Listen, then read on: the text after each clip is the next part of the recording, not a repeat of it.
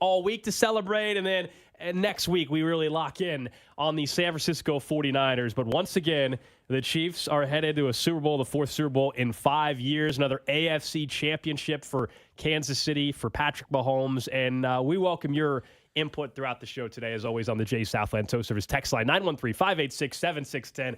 This one feels even better, man. I'll be honest, it just does, thinking back at everything that happened this year. Everything that happened. All the doubt, all the issues, the mistakes. This team's not good enough to get to a Super Bowl. You can't play like this. You can't get there. This is not the year. They're the most vulnerable ever. All that didn't matter. It didn't matter. They're in a Super Bowl, Cody. I used to try to come on the air, in those moments, the Royals are going to the World Series, try to say something profound. Look up Shakespearean quotes or whatever nonsense. No. I mean, it is very simple to put into words. This does feel a little sweeter this year because of that. Absolutely. But also because of everything else that's with it. They're going to their fourth Super Bowl in 5 years. That sentence shouldn't sound as normal to me as it feels. Because at this point, I'm just used to it. And there were times this year, plenty of times, you and I, Gold, were like, well, it's nice a month ago when the company said, hey, by the way, if the Chiefs go to the Super Bowl this year, you guys are going to go to Vegas for radio. And we're like, sounds good, man. And they're just losing to Green Bay. And I'm like, thanks for the heads up. I guess I'll keep an eye on that in a few weeks. And then, no. Should have never doubted, not even for 1 second. And you and I stopped. The second I watched them play against Miami, that's when I'm like, oh, I still know what the Chiefs are like at their best. And then we all picked them to beat Buffalo. Yeah, that's right. That's what they look like. And then they get to the Ravens, and for a second I had some doubt. Some thoughts that maybe, I don't know, is that a better, more talented team? And then what do we come around to? Now, one team has Patrick Mahomes and yours doesn't. And if your team has Patrick Mahomes, I'll see you in the Super Bowl. And if it doesn't, your ass better be in the NFC. Otherwise, we won't be meeting at the same time at the end game here. Which exactly how the Chiefs are here again. It's nuts. I can't believe they're back in the Super Bowl again, but here we are. Think about where we're all at on Christmas Day.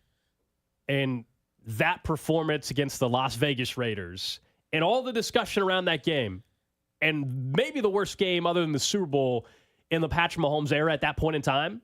And then fast forward to here, January 29th, and now it's 2 weeks of prep for the Super Bowl in Las Vegas. And so the up and down, very difficult at times season that it was for the Chiefs. And, there was even a point in time where you were, for a slight bit outside of Kansas City, people were wondering, could they recover? And would the Broncos actually all of a sudden come out of nowhere and push for the division? It's crazy. There was a brief conversation about the division. There was at least a conversation about that. They end up as the 3 seed and oh man, this is the toughest path that you're going to have to go on of any team in the last, decade or two to get to a Super Bowl. You're going to have to host a Dolphins team. Yeah, they're coming here, but still, you're going to have to host a Dolphins team. You're making too many mistakes. Then you got to go to Buffalo, and then you got to go to the big, bad Baltimore Ravens, and maybe one of the best defenses we've seen in a long time, and Lamar Jackson's an MVP. How are they going to do it? And you said it. Ultimately, we said on Friday, the swing is Patrick Mahomes. Correct. What we downplayed, and what I think still this entire season nationally, what has been downplayed, this defense, man. Mahomes is going to get his props because that's the legacy aspect. Sure. But this defense, and we'll give Spags some credit here in about 10 minutes. I know we were already planning on talking about him individually, but this team, everything. If you are a Cincy fan, a Baltimore fan, a Buffalo fan, a Jags fan, whoever the teams that were perceived to have a chance to come out of the AFC when the season started, held the Jets before Aaron Rodgers got hurt, and of that. In a year where the Chiefs were vulnerable, sorry, Patrick Mahomes is inevitable. Doesn't matter. Honestly, next year in October, we could be sitting here and the Chiefs are having a tough loss, and man, this offensive line is just really, really struggling. Man, this defense, they just don't tackle very well. It doesn't effing matter in September, October, November, December. All that matters is January and soon to be February again, because when it matters most, the best players step up. Travis Kelce, Patrick Mahomes, Chris Jones, add L'Jarius Sneed to this conversation of best players, by the way.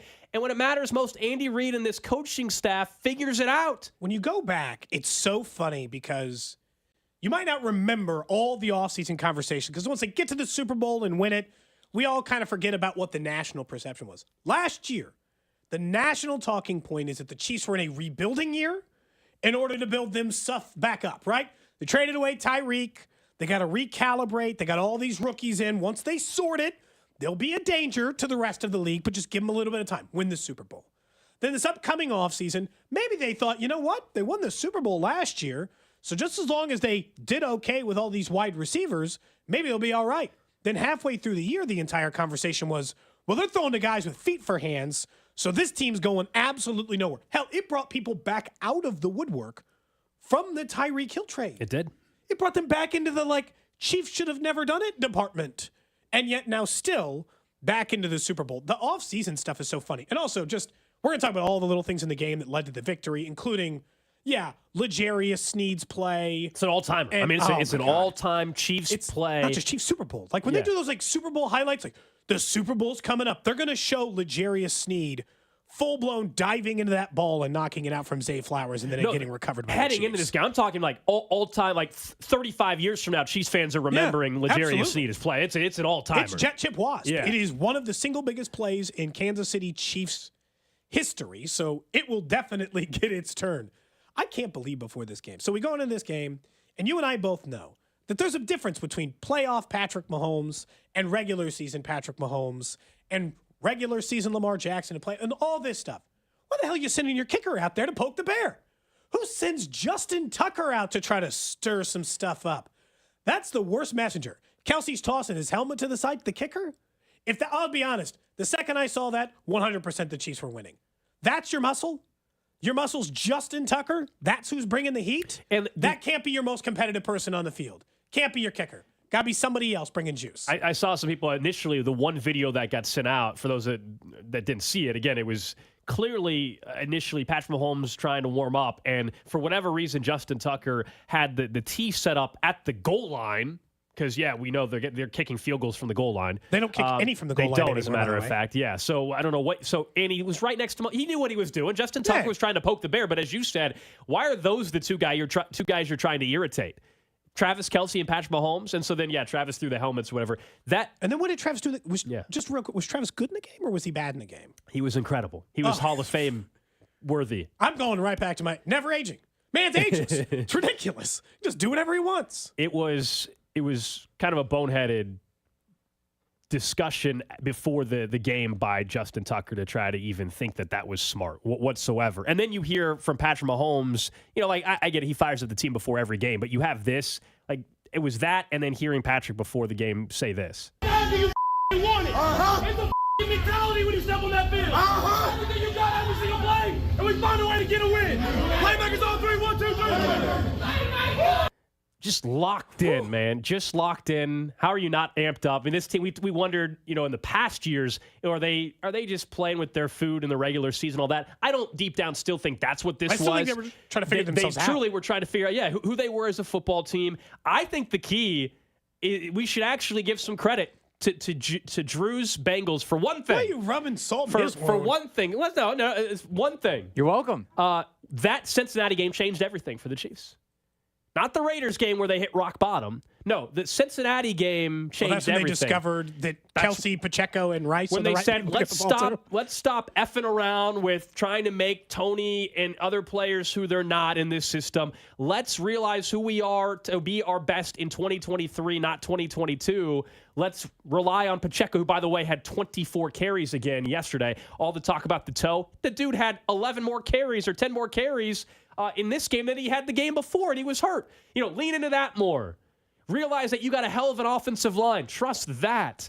Lean into the Hall of Fame tight end, the rookie who doesn't play like a rookie at wide receiver, Rashee Rice. All of that they realized, and to go with the defense that didn't get enough love all year. Everybody wanted to talk about the Ravens and Browns all season. The Chiefs are the best defense in football. They have been. We've been trying to tell people, Nash. I know it always sounds like a homer coming from us. Every week when Dusty fires off that tweet, and it's all of us picking the Chiefs, except for Rob. Sorry, Rob. It's me. One's going to be a bit rough for you later. 2 o'clock's going to be a bit bleak. I think today in the 1 o'clock hour. It's not going to be good. We're going to try to get Speck and Rob in the 1 o'clock hour. The presidents of the Chiefs Haters Club? Yes, because Speck, his annual tradition of sending out a tweet that says the Chiefs just they don't have the Super Bowl vibes. 2 years in a row, and last year they went there and won. This year they're going to Super Bowl, and I think they're going to win the Super Bowl too, just the way this team is playing. We'll have plenty of time to discuss the matchup, but and then Rob picking the Ravens. We tried to warn people last week, by the way, to bet the Chiefs early. Because that line, as much as it was like 3 right away, 2.5 immediately, and then now it's 1, you were never going to get a better line than this week. But also, it felt sweeter because the Chiefs line kept going up. Of the 3.5-point dogs, 4-point dogs. By kickoff at some books, there were 4.5 point. 5 at Circa. 5 at Circa in Vegas. Circa. They couldn't get people to bet on the Chiefs for this game against the Ravens. And, of course, the Chiefs went outright. Patrick Mahomes now 10-1-1 against the spread as an underdog. Again, the Brady, Gronk, Mahomes, Kelsey comparisons and the Patriots, that's exactly what's playing out again. Sometimes history does repeat itself. That's what's happening. It's just happening very quick. That is what is happening right now with these two players individually, but also as a team where you can't explain it. And you're like, that dude probably has no business winning a game on paper, but the games aren't played on paper. No. You don't plug it into a computer and kick out a result. They have to actually go out and play. And that was the Chiefs. That's what the Chiefs were. They punched the Ravens in the mouth. We've talked in the past about maybe the Chiefs haven't always been the most physical team. They were the way tougher and more physical team. A lot of this comes back to the same thing, which is, again, we've said before, and you and I have taken this stance, that the Chiefs are the best defense in the league. Not one of the best defense in the league. And if there was any question remaining about that, the fact that they have faced the 3rd, 4th, and 6th ranked offenses from this season and are allowing 13.6 points per game tells you everything. And it was a delight. You know what it is? How much the team loves Spags. The defensive players love Spags. He's flexing in that video Pete Sweeney sent out after with the rest of them. They all had shirts made that said, "In Spags, we trust." They're all wearing, they're all wearing them on the sideline for me. I kind of want to get one of those shirts. I want one of those In Spags We Trust shirts. Yeah, me too. Because honestly, at this point, what question remains? They had some of the single biggest. I get it. Patrick and Travis made a couple of big plays too, no doubt. You think? Made a couple of them. Yeah. But the Omenihu strip sack, even though that didn't lead to points, the L'Jarius Sneed at the goal line, as you mentioned, one of the single biggest plays in Chiefs history. Yeah. They're getting fifth safeties getting interceptions in games. Not one, they're way down the depth chart. No Willie Gay. Doesn't matter. Just roll out whoever. We're down. Bolton missed half the. Doesn't matter. They have been the best defense all year, and this was their masterpiece, right? This is their Mona Lisa of defensive efforts. Lamar Jackson and the Ravens are a great offense, and they had no answers for this defense. They did something to Baltimore that nobody has been able to do. I mean, this is, again, a very good Baltimore Ravens team, but that was something you hadn't seen all year, an opponent have that kind of success defensively. And you mentioned it's like the masterpiece. I think, considering the stage and all of that. But Spags has put together a masterclass time and time again. The Ravens' point totals the last 13 games, okay, with their starters in. And this is against really good teams. They hammered the 49ers a couple weeks ago. I'll actually read all of them just because it just emphasizes, frankly, how good this defense was yesterday. These are the point totals, the last 13. For the Ravens, 24, 38, 31, 37, 31, 34, 20, 37, 23, 33, 56, 34. And the Chiefs held them to 10. 10 points. It was a pure masterclass from Steve Spagnuolo yet again. So in Spags we trust. Yeah, we should all be trusting Steve Spagnuolo. How the hell he wasn't a finalist for Assistant Coach of the Year in the NFL is ludicrous. How this guy doesn't get any looks, it's our gain. Everybody else is lost. Yeah, great. And he looks to be a head defensive coach. Coordinator for life as far as I care. He should have been getting another opportunity. Great for Kansas City that he's not. He's been sensational, and nobody was able to do to Lamar Jackson an MVP season what they were able to do. And you're right about individual players. That goes to credit Brett Veach. You got Deion Bush and guys further down the depth chart stepping up and making plays. Mike Edwards all year making plays seemed like at the time like, okay, veteran signing, whatever. Drew Tranquill, Charles Omenihu. I mean, go on and on and on, man. That's a full 53. All the focus about the wide receiver room being disappointing and everything. Let's also bring up the great success at building the 53 that stepped up on the defensive end due to injuries throughout the year at times. The fact that they drafted on the offensive side even Rashee Rice, who has turned out to be a stud. And by the way, not that Zay Flowers isn't going to be a good player. It was the other rookie wide receiver that everybody was saying, they should have drafted and stuff, was the guy that made the mistake of the game. Flowers sprints out to the near side. Snead's on him. Shotgun position as they now shift. And they've got a wide receiver, Aguilar, tight to the right side. Back to throw is Lamar Jackson. Over the middle, caught by Zay Flowers, and lunges for the end zone. They're going to say the ball's out. They're going to say the ball is out in the end zone. The Chiefs think they have the ball in the end zone. No official has been given yet. They're going to say a touchback. The Chiefs recover the ball in the end zone. Zay Flowers caught the ball and fumbles the ball into the end zone. Mitch Holthus, of course, on the call yesterday. You talk about just as big of a play. L'Jarius Sneed has been sensational all year. He got but to have disrespected. the wherewithal, no All-Pro, no Pro Bowl. Are you kidding me? And this guy came up with a textbook punch-out. I mean, it doesn't even get any better than that. He was disrespected for All-Pro and Pro Bowl. The entire defense took it to heart. Like, they all rallied around him. But the Chiefs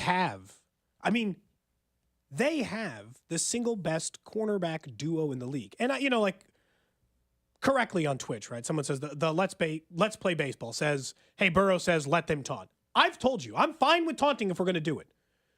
But Zay Flowers absolutely had to take his medicine. He not just taunted. Dude, he earned the taunt. He spun the ball in his face. He yelled. He made physical contact. They're always going to call that, He went maximum taunting. He didn't just chirp a little bit. He made sure L'Jarius Sneed knew. And then just a few plays later, he knocks the ball out on the half-yard line. You're going to have to watch that replay for the rest of your life. That game could have been different. The vibe of that game is very different if the Ravens score there versus the Chiefs getting the ball back. It changed the complete complexity of the end, the second half of that game. It would have been, a 3-point game with 12 and a half, 13 minutes to go. I mean, Yes. we're all of a sudden, things getting really dicey. Starting to sweat a little. Now, the way the defense was playing, look, I mean, they were shutting them down. But, that was just so massive. Talk about the full rookie experience for Zay Flowers, because he's a very talented player. He had a touchdown earlier in the game. But to have, the taunting call and then just a few plays later come up with as big of a mistake as you can make. And this week for a goal line fumble to favor the Chiefs. Last week it was McCole Hardman fumbling at the goal line. This week the Chiefs get the fumble forced at the goal line to swing it. And these are the type of plays that, frankly, at times were not going the Chiefs' way all regular season. No. They were the team fumbling it. They were also a defense that really wasn't taking the ball away. If there was one even slight knock, it was that, they just don't force turnovers. Look what they just came up with as big of a turnover, came up with two, by the way, big of a turnovers as you could possibly have in that spot. We talked a lot and this is why people like the Ravens defense more. This is why they liked a lot of defenses more than the Chiefs. Was just simply that. They take the ball away and you don't. Obviously, statistically, the Chiefs were just as good as any of those other teams, just as good as Cleveland, and just as good at limiting the pass or limiting the run, because we talked about that too. All week long, all I had to hear about is how the Chiefs' run defense is trash and the Ravens are getting ready to take advantage of it. Not mentioning that the team who ranked right next to them in the yards allowed per rush category was the Ravens. And guess who got punched in the damn mouth, defensively and offensively, at the line of scrimmage? And it was them. The run by the defense. And look, obviously Patrick Mahomes, you couldn't just win a Super Bowl with this defense. It's great. Yeah. It's great. I don't think it's just like Peyton Manning can just will his broken ass body down the finish line and just like he did with the Broncos, yeah. But it is the reason they're playing in this game. It is as big of a reason they're playing this game as Patrick Mahomes is crazy as that is to say in any given year. And I don't care. Never apologize for that, by the way. For anybody, if you're outside of Kansas City, be like, Mahomes is only in here because his defense. Who cares? Let him. What are you sour graping about? Because your team's never been to a Super Bowl? It's been 30 damn years? Who cares how you get there? Tom Brady won plenty on the back of the defense. You don't care how good the Chiefs are. Patrick Mahomes has played nearly perfect in this postseason, and the defense has played nearly perfect to go with it. Turns out that'll get you to the Super Bowl. Yeah, that stuff doesn't matter anyway, because if we're comparing legacy stuff, which we'll have 2 weeks to do and talk dynasty and all of that leading up to the Super Bowl in Vegas, the fact is that Brady also had 3 Super Bowl rings where his defense was clearly the superior unit and carried him. So this notion that it never happened even for Tom Brady is laughable. But you're right. I mean, the defense is sensational, but Patrick Mahomes was perfect, literally perfect in the first quarter. Yep. Perfect. Nearly perfect in the first half. Yeah, he was flat out sensational. And yeah, I mean, I think we've mentioned being in these spots before, offensively, defensively, and having the leadership and all those characteristics. And, how much do you rely on experience versus an inexperienced bunch? And the fact that this team has been to 6 AFC title games and then now they're going to their 4th Super Bowl in 5 years, that stuff does matter for these moments. It'll be the same thing when we talk about this matchup against the 49ers. It does matter that Brock Purdy is playing in his first Super Bowl. And it's right? like and Mahomes fifth is playing in playoff his game, maybe. fourth. You know, that stuff does matter. Look at the mistakes. Like, all the mistakes the Chiefs made in the regular season, they haven't made in the postseason. I don't think that's just like an odd coincidence. You know, there's something to be said when the pressure is on. And in this case, when a lot of people counted them out, so there maybe wasn't even as much pressure on Mahomes and Kelsey. But what do? You step up and make these big-time plays, and you're the team that didn't have the terrible penalties. Yeah, they got a couple holding calls this go-around, more so than they did the first two playoff games, but they didn't have the 3 turnovers like the Ravens did. They didn't have the personal foul penalties. The Ravens had, four, I think, personal foul penalties in this Mahomes game. in the face. How'd they think? And they had, there were several that weren't called. And in an experience, like Travis Kelce baited Kyle Van Noy into the headbutt. Baited him. He did. Beautiful experience, man. It matters. And that's something that cannot be discounted throughout this run. And when they go and now head to another Super Bowl and are going to take on a 49ers team that, has some similar pieces that played in 2019 and all that. But this is the Chiefs clearly are the more experienced team in that game, too. It's got to be kind of weird to be. I always, sometimes in these moments, I think about not just the players. Like, imagine if you just got drafted from this team 4 years ago. like, you've just been on this team. This is your only NFL team. Like, you got. McDuffie's 2 for 2. McDuffie's 2 for 2 now. Or if you're Jalen Watson or Isaiah Pacheco or Leo Chanel, all those guys had just rolled into the league. Won the Super Bowl their rookie year. Chanel's climbing up the side of buses, right back in the Super Bowl again. You're I imagine the rest of your NFL career will feel like such a bummer versus this. You're roll if you're Clyde. I mean, if you stay on the Chiefs, though, you're going to go to a couple more of these. Patrick Mahomes is 28 years old. Get used to it, rest of the NFL. We'll talk dynasty next week and stuff. Get used. This is not ending anytime soon. This was, as you said to start the show, this was supposed to be the year like last year where they're rebuilding a year ago, and this year they got all these problems, and yet here they still are. They are positioned still extremely well going forward with this roster, a young roster. They're positioned better. This again was not supposed to be their best positioning. They could actually fix their wide receiver room a little bit in the offseason. Well, they're going to. And then okay, maybe, I still think there's a good chance Snead could be coming back, especially based on everything he's done this postseason. He's priority 1 for me in the offseason. Before wide receiver, all of a sudden. Getting the L'Jarius Snead contract done is, job number 1. Worry about that first, and then let's figure out the rest later. But it's got to be so weird to be one of these young players just roll in the league. He's only 28. Patrick Mahomes, that's always the thing. And I know we're going to talk more about him individually in a second, but the fact that this man rolled into the league 7 years ago, has been a starter for 6. And by the way, in retrospect, I love you, Alex Smith. Should have been starting that first one. No offense, but damn it. I kind of wish he'd been starting that first year too. 6 years as a starter, 4 Super Bowl appearances, a shot for 3 Super Bowl wins, and his worst, we said this last week, but it still stands true, his worst season on record. If it just goes horribly for Patrick Mahomes, oh my God, what a mess. Overtime loss in the AFC Championship game. It takes 5 quarters in the second to last game of the year to take the man down. That is the shortest amount of time he makes it. It's just stupid. It's a Red Monday. It's a Victory Monday in Kansas City. The Chiefs are headed to the Super Bowl once again. Of course, our Red Monday is brought to you by the Xfinity 10G, get a reliable home network so everyone can work, stream, and game at the same time. A Hall of Fame level performance from Travis Kelce. We'll hear from him. We'll talk about that performance and someone else that for the second week in a row deserves some more love. You're listening to Cody and Gold. Don't miss the Chiefs Red Half Hour every weekday starting at 11:30 on your official broadcast partner of the Chiefs, 610 Sports Radio. Happy Super Bowl to all who celebrate from FanDuel, America's #1 sportsbook app. And if you're like me, Super Bowl Sunday is about being with your friends. It's about getting the best seat on the couch, grabbing your favorite snacks, and placing some super bets. That's what I love most, taking the point spread, the over-under, the coin toss, the player props. It's a lot of fun. It's the last football game until the summer. And FanDuel has so many ways for you to end the season with a W or 2 or 3. New customers can join today, and you'll get $200 in bonus bets if your first bet of $5 or more wins. All you need to do is visit FanDuel.com/CDOT. Use my promo code to sign up. That's FanDuel.com/CDOT. Make every moment more with FanDuel, an official sportsbook partner of the NFL, and also 610 Sports Radio. 21 and present in Kansas. $10 first deposit required. Bonus issued. A non-withdrawable bonus bet that expires 7 days after receipt. FanDuel is offering online sports wagering in Kansas under agreement with Kansas Star Casino LLC. Gambling problem? Getting help is your best bet. Call 1-800-522-4700 or visit ksgamblinghelp.com. Make Gates Barbecue your go-to for the big game watch party. Whether you're the host or a guest, the big game watch party won't be complete without Gates Barbecue sauce and seasonings. Gates seasonings go great on popcorn as a fun topping for dips or sprinkle on chips for that extra flavor pop.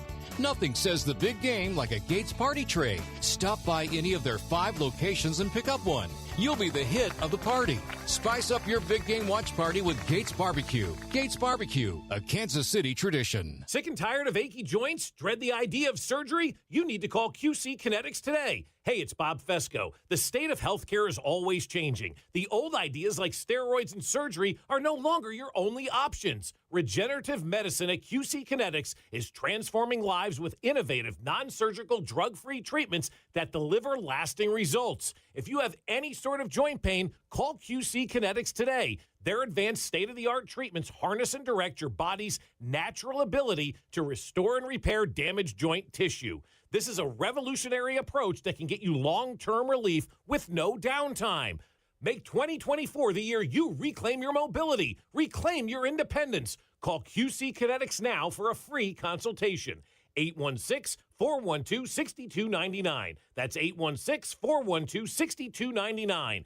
QC Kinetics off 435 in State Line and in Gladstone. 816-412-6299. This is a special alert to all Americans who own a vehicle with less than 200,000 miles with an auto warranty about to expire or with no warranty coverage at all. Due to a decline in the economy, CarShield is announcing a low-cost month-to-month vehicle protection plan that is now available to the public to save any driver out-of-pocket expenses on future auto repairs. Call now to find out how you can pay almost nothing for covered auto repairs. Yes, you heard that correctly. Pay almost nothing for covered auto repairs. An open phone line has been established for all drivers to call for a free quick quote. Call 800-973-7809 now. Drivers who are covered will not have to pay for covered repairs again. This protection plan is at an all-time low. Additionally, drivers who activate this vehicle protection today will also receive free roadside assistance, free towing, and car rental options at no additional cost. Call us for your free quick quote today. 800-973-7809. That's 800-973-7809. What do you have to lose? Call 800-973-7809. Again, 800-973-7809. Get the appliances you need right away at Lowe's. Explore the largest assortment of brands you trust, like Whirlpool, Samsung, and LG, in-store or online at the best values. Plus, take advantage of our everyday financing offers on top items, from refrigerators to laundry pairs. And there's more. Get your new appliances delivered or installed quickly at your convenience. Because Lowe's knows appliances, Lowe's knows home improvement. Subject to credit approval. Getting your biggest tax refund from Jackson Hewitt can lead to some spirited reactions. Jackson Hewitt! Jackson Hewitt is so sure that you'll get your biggest refund that if they don't, you get your money back plus $100. Jackson Hewitt! And Jackson Hewitt also guarantees the accuracy of your return for life. So don't just sit there. For your biggest refund guaranteed, walk into a Jackson Hewitt today and dance out Jackson Hewitt! Prescriptions require an online consultation with a healthcare provider who will determine if appropriate restrictions apply. See website for details and important safety information. Subscription required. Price varies based on product and subscription plan. Hey guys, did you know there's a generic form of Viagra that works just the same, but is 95% cheaper? And you can get it online? Go to hims.com/joy. Through Hims, you'll get a free medical consultation, discreet shipping if prescribed, and the process is 100% online. To start your free online visit, go to hims.com/joy. That's HIMS.com/JOY. From the team that brought you Amy Poehler's Say More with Dr. Sheila comes the comedy podcast, The Chris Chapman Do-Over, starring Ike Barinholtz as controversial shock jock Chris Chapman, who returns to the airwaves after being canceled. This is your boy, Chris Chapman. My old show was a victim of a little thing called cancel culture, and I vowed to take a long break and really reflect. But I'm here to announce I'm back, better than ever. The improvised Chris Chapman Do-Over is an Odyssey and Paper Kite production, starring Ike Barinholtz as Chris Chapman. Listen on the free Odyssey app or wherever you get your podcasts. The 610 Sports Radio phone line is brought to you by Onder Law Injury Lawyers. Visit getjim.com. 10th play of the Chiefs drive is 1st and 10 after the penalty at the Raven 19 near hash. Mahomes to throw against a 4-man rush. Fires it near side to Kelce. Comes back to the ball and holds it in. Touchdown! Kansas City! Patrick Mahomes absolutely took duct tape and just wrapped the ball around the waist of Travis Kelce for a 19-yard touchdown. Mitch Holthus on the call, Chiefs Radio I hadn't heard that Network. call yet. Yeah, that's a good one. That's a good one. One of many great ones from Mitch Holthus yesterday. That was the touchdown to Travis Kelce. I mean, that was a vintage Travis Kelce drive. Big time catches throughout the entire drive. The entire game was a vintage Travis Kelce performance. This is what he does in the postseason. This wasn't, even, I know you were joking a little bit. You're like, mentioning about him falling off or not falling off and all that. And the talk earlier in the season when people nationally were actually calling him washed. They were dumb enough to say that, which was crazy for a guy that was 16 yards away from 1,000. He's obviously, at times during the regular season, looked like he lost a step. But when it matters most, he's playing like the Hall of Fame tight end he is. Think about the last 12 playoff games for Kelce. I mean, these numbers are insane. We already mentioned the Jerry Rice record. But the last 12, his worst 2 games during that stretch, 7 catches, 71 yards, no touchdowns. 7 catches, 78 yards, and a touchdown, and 5 catches, 75 yards, and 2 touchdowns. Those are his worst of the 12. Meanwhile, there are 1, 2, 3, 4, 500-plus yard playoff performances in his last 12 for Kelce. In all, his last 12 games in the postseason, 104 catches, 1,178 yards, 13 touchdowns. It's even crazy. It's so stupid.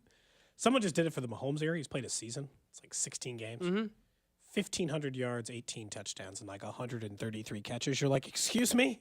You're like, yeah, no, he's just pretty much like Jerry Rice prime regular season come postseason time. Well, this has been my stance on him. He doesn't, maybe he is old enough, Gold, that he's like, you know what, save a little juice for later. Or he really did need that week off, and his body was a little more beat up, and those things do happen. When the lights are on, Travis Kelce puts up absolutely not just good numbers, bonkers numbers for the postseason. He's an unstoppable force. He's making acrobatic catches again. That catch on the touchdown and the third down, both. Or the fourth. The down, touchdown and the fourth down were incredible catches. That save by him on the fourth down was big at that time in the game too. He just made so many plays. They had no particular answer for him, and it was just normal Kelce. We're just getting 10 yards a pop on you 10 times over, and there's nothing you can do. Those were the catches you were used to seeing. And a lot of times we hadn't seen this year, even though we had the yardage. You hadn't seen those type of catches. It looked like, I keep making the comparison, it's obviously, it looked like Brady and Gronk in the playoffs. Yeah. It's the same type of stuff where you're like, these two again, that has to be how everybody across the league views what is happening. It's like, I thought we were done with these two guys. Yeah, these are the next version of Brady and Gronk, and in a lot of categories are going to end up being better than Brady and Gronk. And Kelce's already passed in the postseason. The duo of Mahomes and Kelce, they've already surpassed what they did in terms of the touchdown numbers and receiving numbers, which is wild to think about. And the third down play too, Mahomes even talked. Oh, I'll play this for you. That Kelce ran the wrong route, and it didn't even matter. I mean, of course, Travis ran the wrong route, and he ended up getting the football. No, the offensive line did a great job protecting. I was trying to find a way to run, but they were doing a good job of containing me with the D line. And then Travis just worked his way to get open, and when he's one-on-one, I give him a chance, and I threw the ball, and he made a heck of a catch. I mean, he's a special player, man, and I always say it, but when the lights get brighter, he plays better.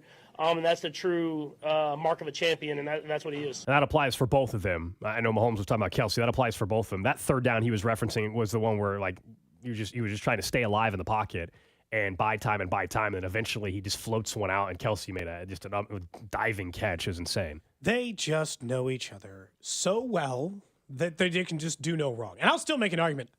I can't name a single person on the planet having a better run than Travis Kelce. His life is nuts. Oh, this last year, calendar year. Dude. Plus. He's got the number one podcast on the planet. He's dating the world's biggest superstar, and he just wins all the time. Hosted SNL, all these things. Hosted SNL. It's like the calendar year for Travis Kelce is unmatched. He had more commercials this year than Patrick Mahomes.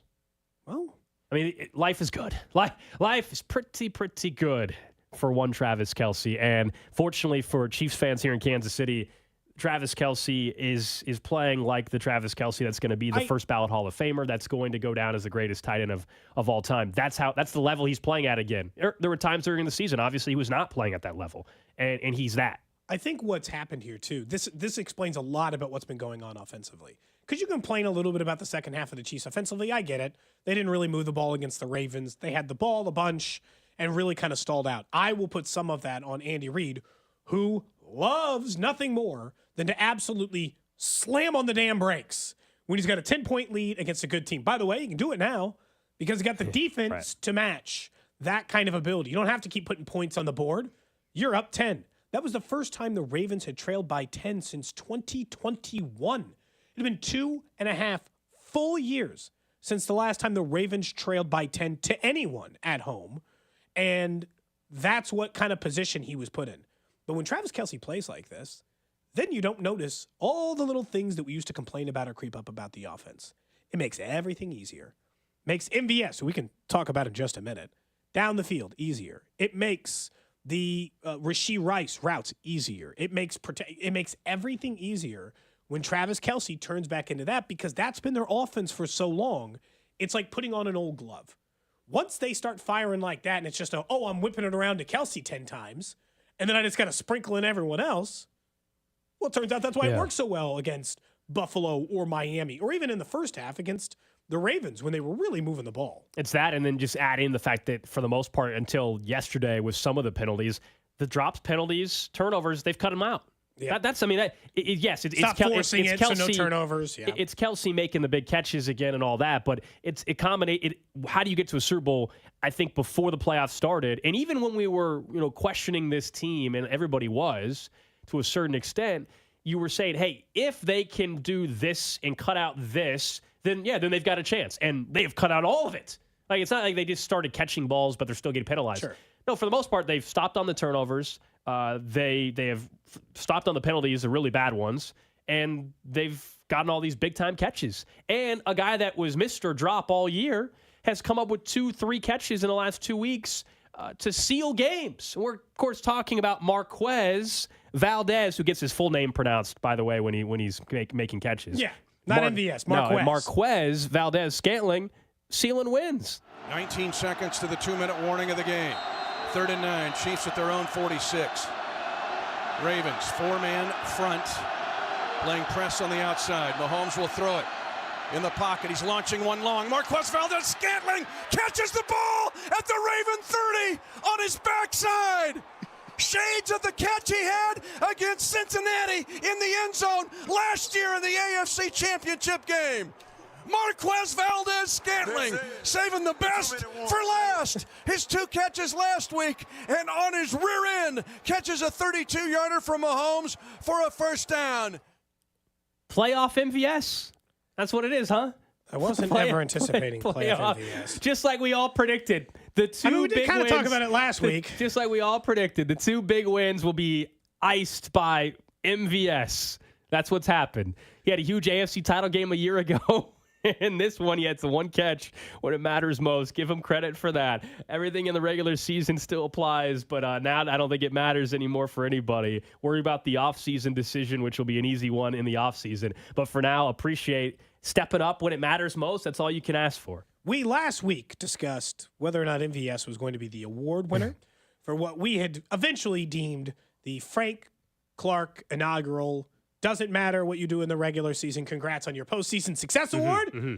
I would like to officially, without even seeing the final game, bestow that award upon MVS. Yeah, he's already sealed that. He's earned it. Man's got it. It's a lock. Look, I think the text line says it's like salt on a dish. You don't want to pour it everywhere. Just use them a little bit. I don't think that that's a wrong way to put it. I think what we realize now is it kind of goes hand in hand with what we'd said earlier in the show, which is you and I knew this entire year.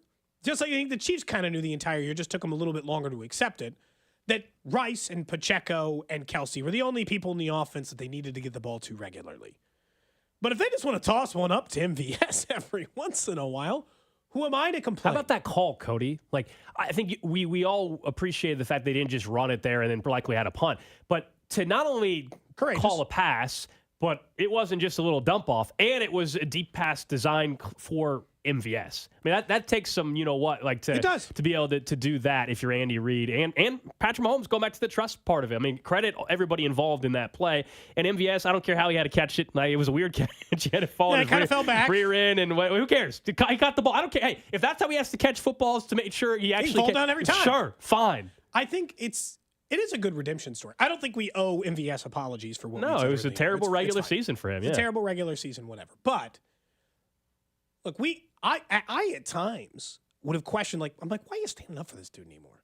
Why are you all like, MVS would be like, Patrick Mahomes would stand up for him. MVS would be like, I don't even know what you're talking about, bad season. Like, he would take less accountability than everyone else around him. I'm like, God, why is everyone standing? But they stood up for him for the right reason, because eventually it was going to work out. Like, they didn't want to bury the guy because they knew at some point they were probably going to rely on MVS. And again, he deserves all the credit in the world for turning his season into something. This could have just been a lost season. He could have just let the regular season stuff bury him. You know how that works. Look at Kadarius Toney, who we can talk about maybe later in the week. He's a good example of how your season gets lost and you let it be lost forever. It never recover. You never come back around, and you find yourself just washing away in the lost of a lost season. He was bad in the regular season and still found some way to matter in the postseason. I'll give him a ton of credit for that.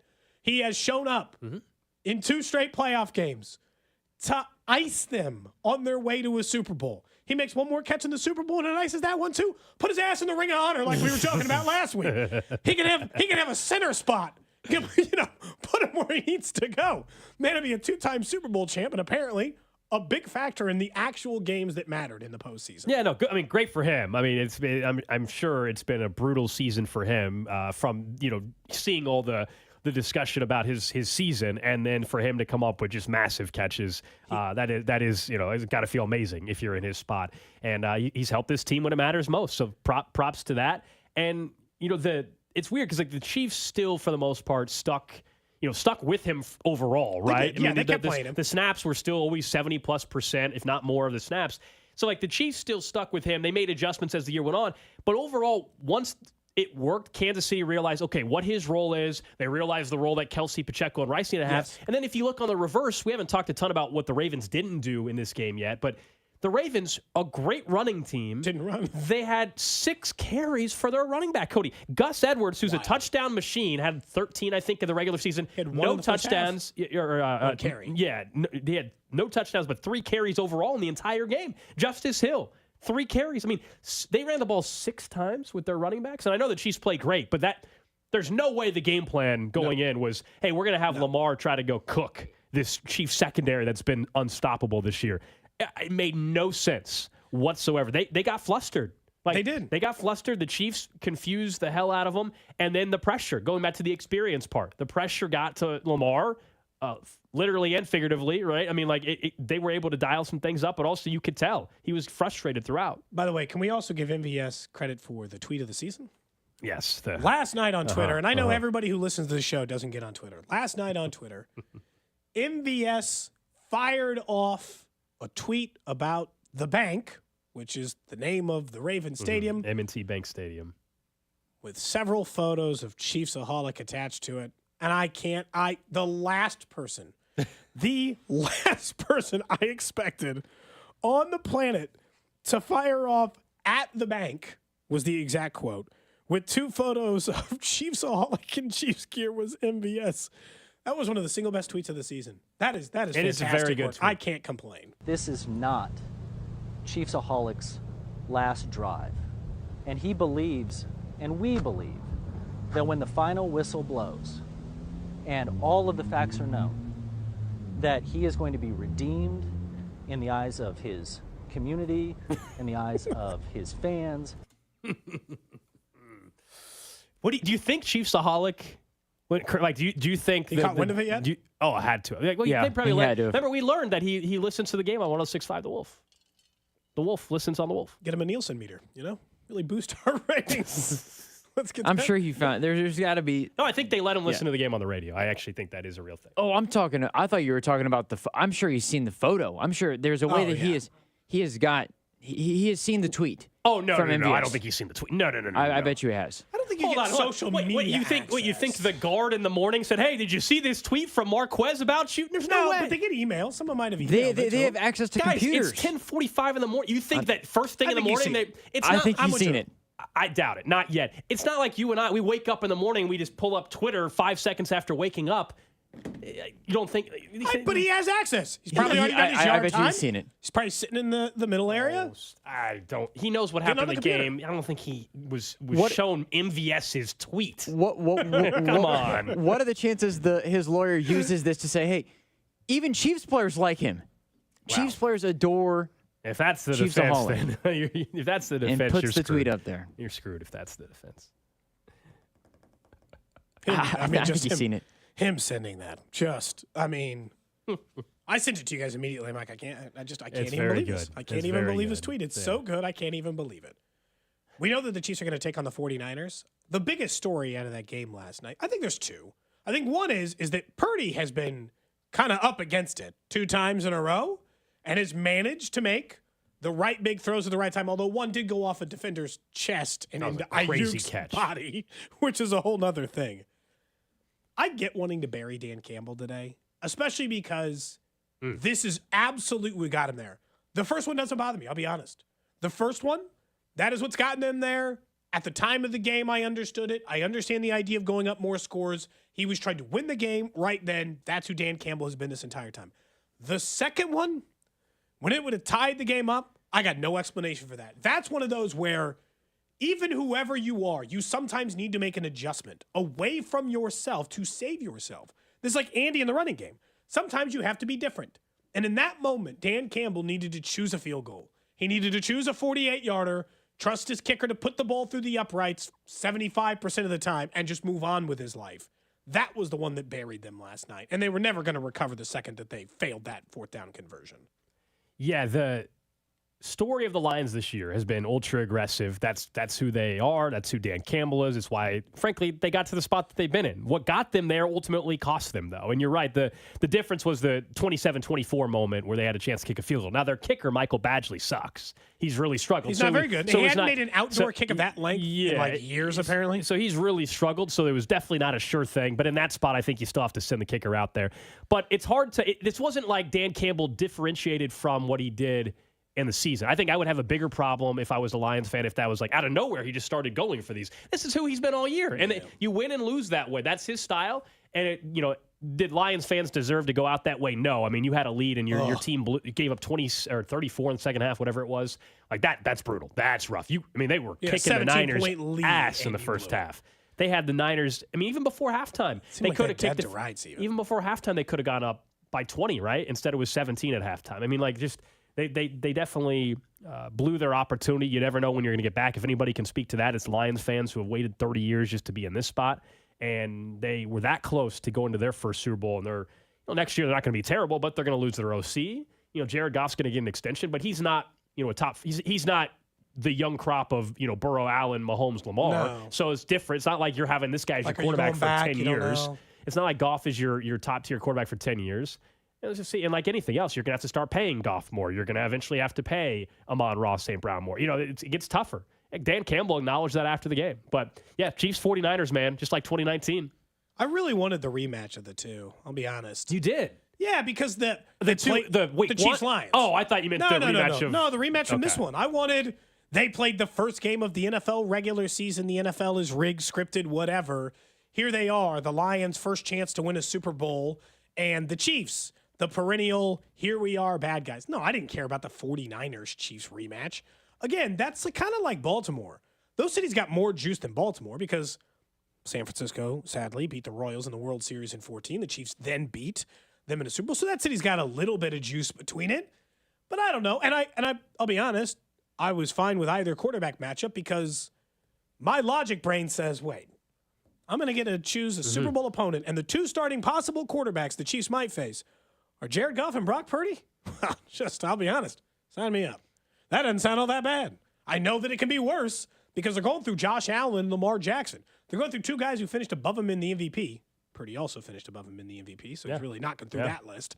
But I know. I wanted Chiefs Lions again. So did I. They blew that not just because of Dan Campbell, though. They blew it based on performance. If they could just hold on to the football, you might have a different experience. Yeah, Their Jahmyr wide Gibbs. receivers failed them in the second half. And they also, same thing, got away from the run.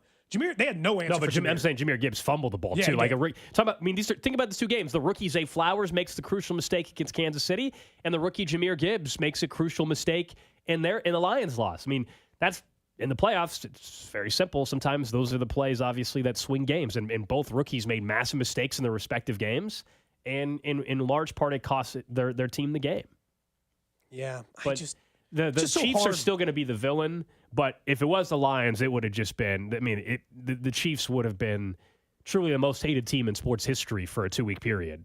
But because it's the 49ers, it won't be quite to that extreme. And we'll see. I mean, also Vegas is just, the Chiefs angle playing in Vegas is great because they're comfortable there.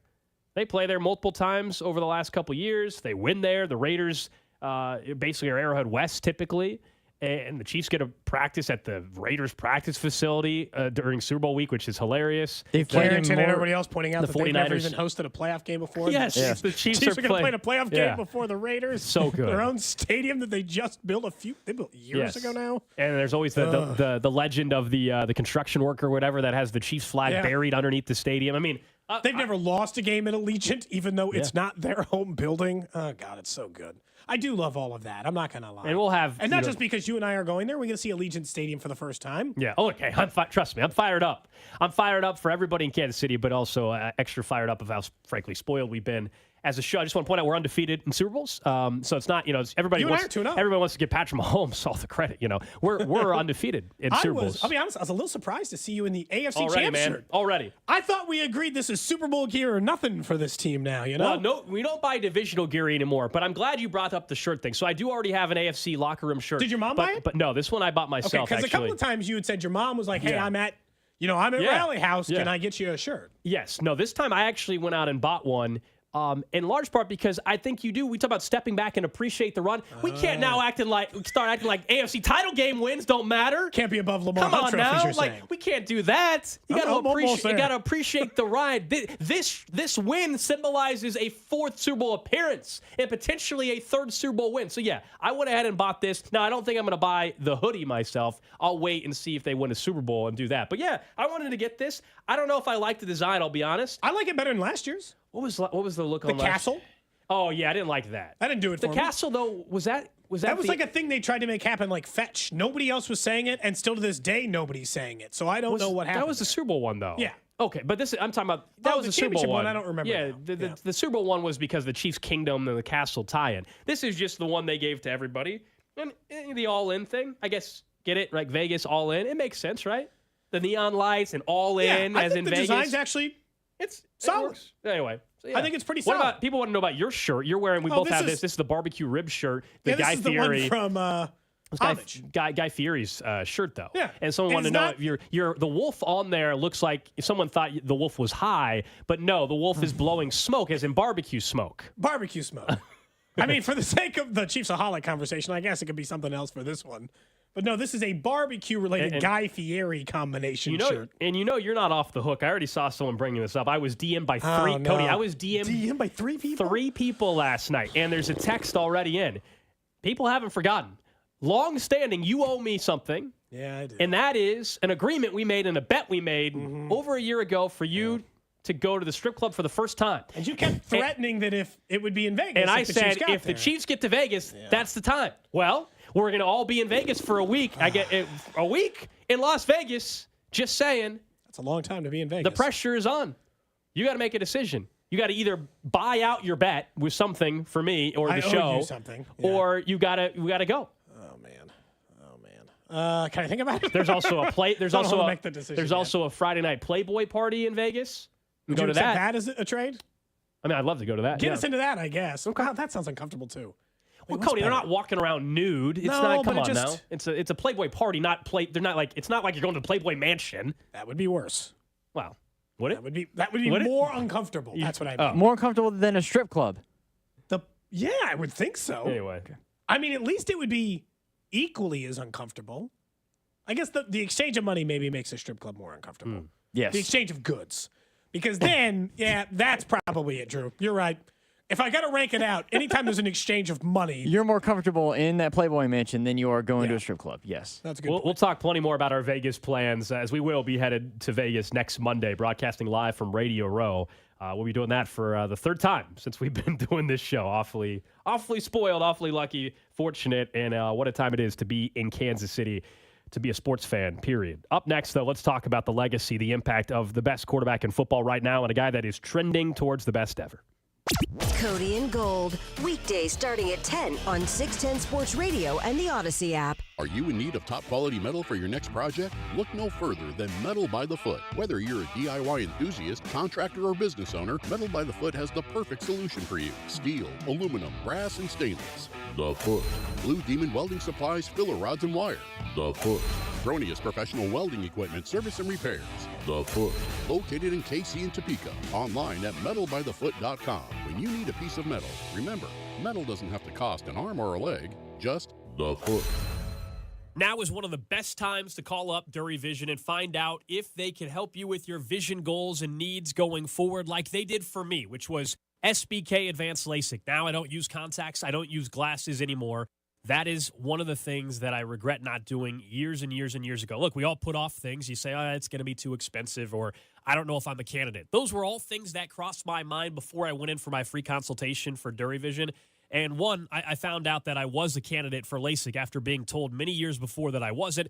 And if financial issues are the reason for that, they offer financing options, including right now an opportunity to save up to $1,000 off that LASIK procedure with their friends and family discount. It's a program that's normally reserved just for friends and family, but it's open to you as well. You just got to go online to duryvision.com or give them a call at 913-491-3330. That's 913-491-3330 and schedule that free consultation. You can even conduct it virtually over Zoom. That's duryvision.com. Texting enrolls you in a recurring automated marketing text messages. Consent not required to purchase. Message and data rates may apply.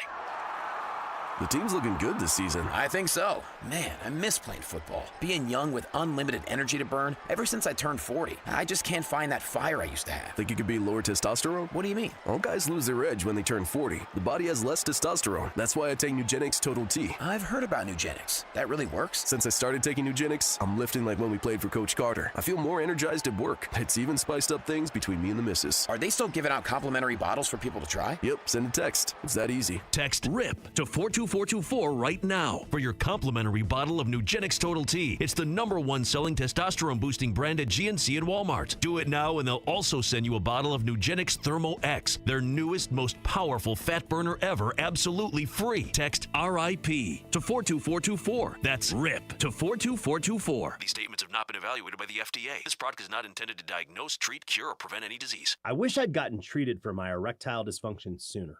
Men, I hear this all the time from our patients. This is Jeff for Heartland Men's Health, and if ED is a problem in your life, resolve to get it treated today and stop having it affect you and the one you love. ED is simply a medical condition, and it's fully treatable. And at Heartland Men's Health, we have treatments that are effective in well over 90% of cases, which means if you're like most guys, your ED will be a thing of the past. In fact, you could be having great sex within a day or two of your first appointment, and you'll likely find you're performing like you haven't in a long time. It's the new year. Resolve to get your ED treated and change your life. Call us at Heartland Men's Health. Your initial visit is only $99 and includes blood work, a medical consult, and if medically advised, a test dose. And if that test dose doesn't work in the office, your visit is free. Call 844-447-6600. That's 844-447-6600 or go to heartlandmenshealth.com. Heartland Men's Health, a Promenic restorative health practice. At Grainger, we're for the ones who specialize in saving the day and for the ones who've mastered the art of keeping business moving. We offer industrial-grade supplies for every industry with same-day pickup and next-day delivery on most orders, all backed by real people ready to help. So you can get the right answers and products right when you need them. Call quickgrainger.com or just stop by. Grainger, for the ones who get it done.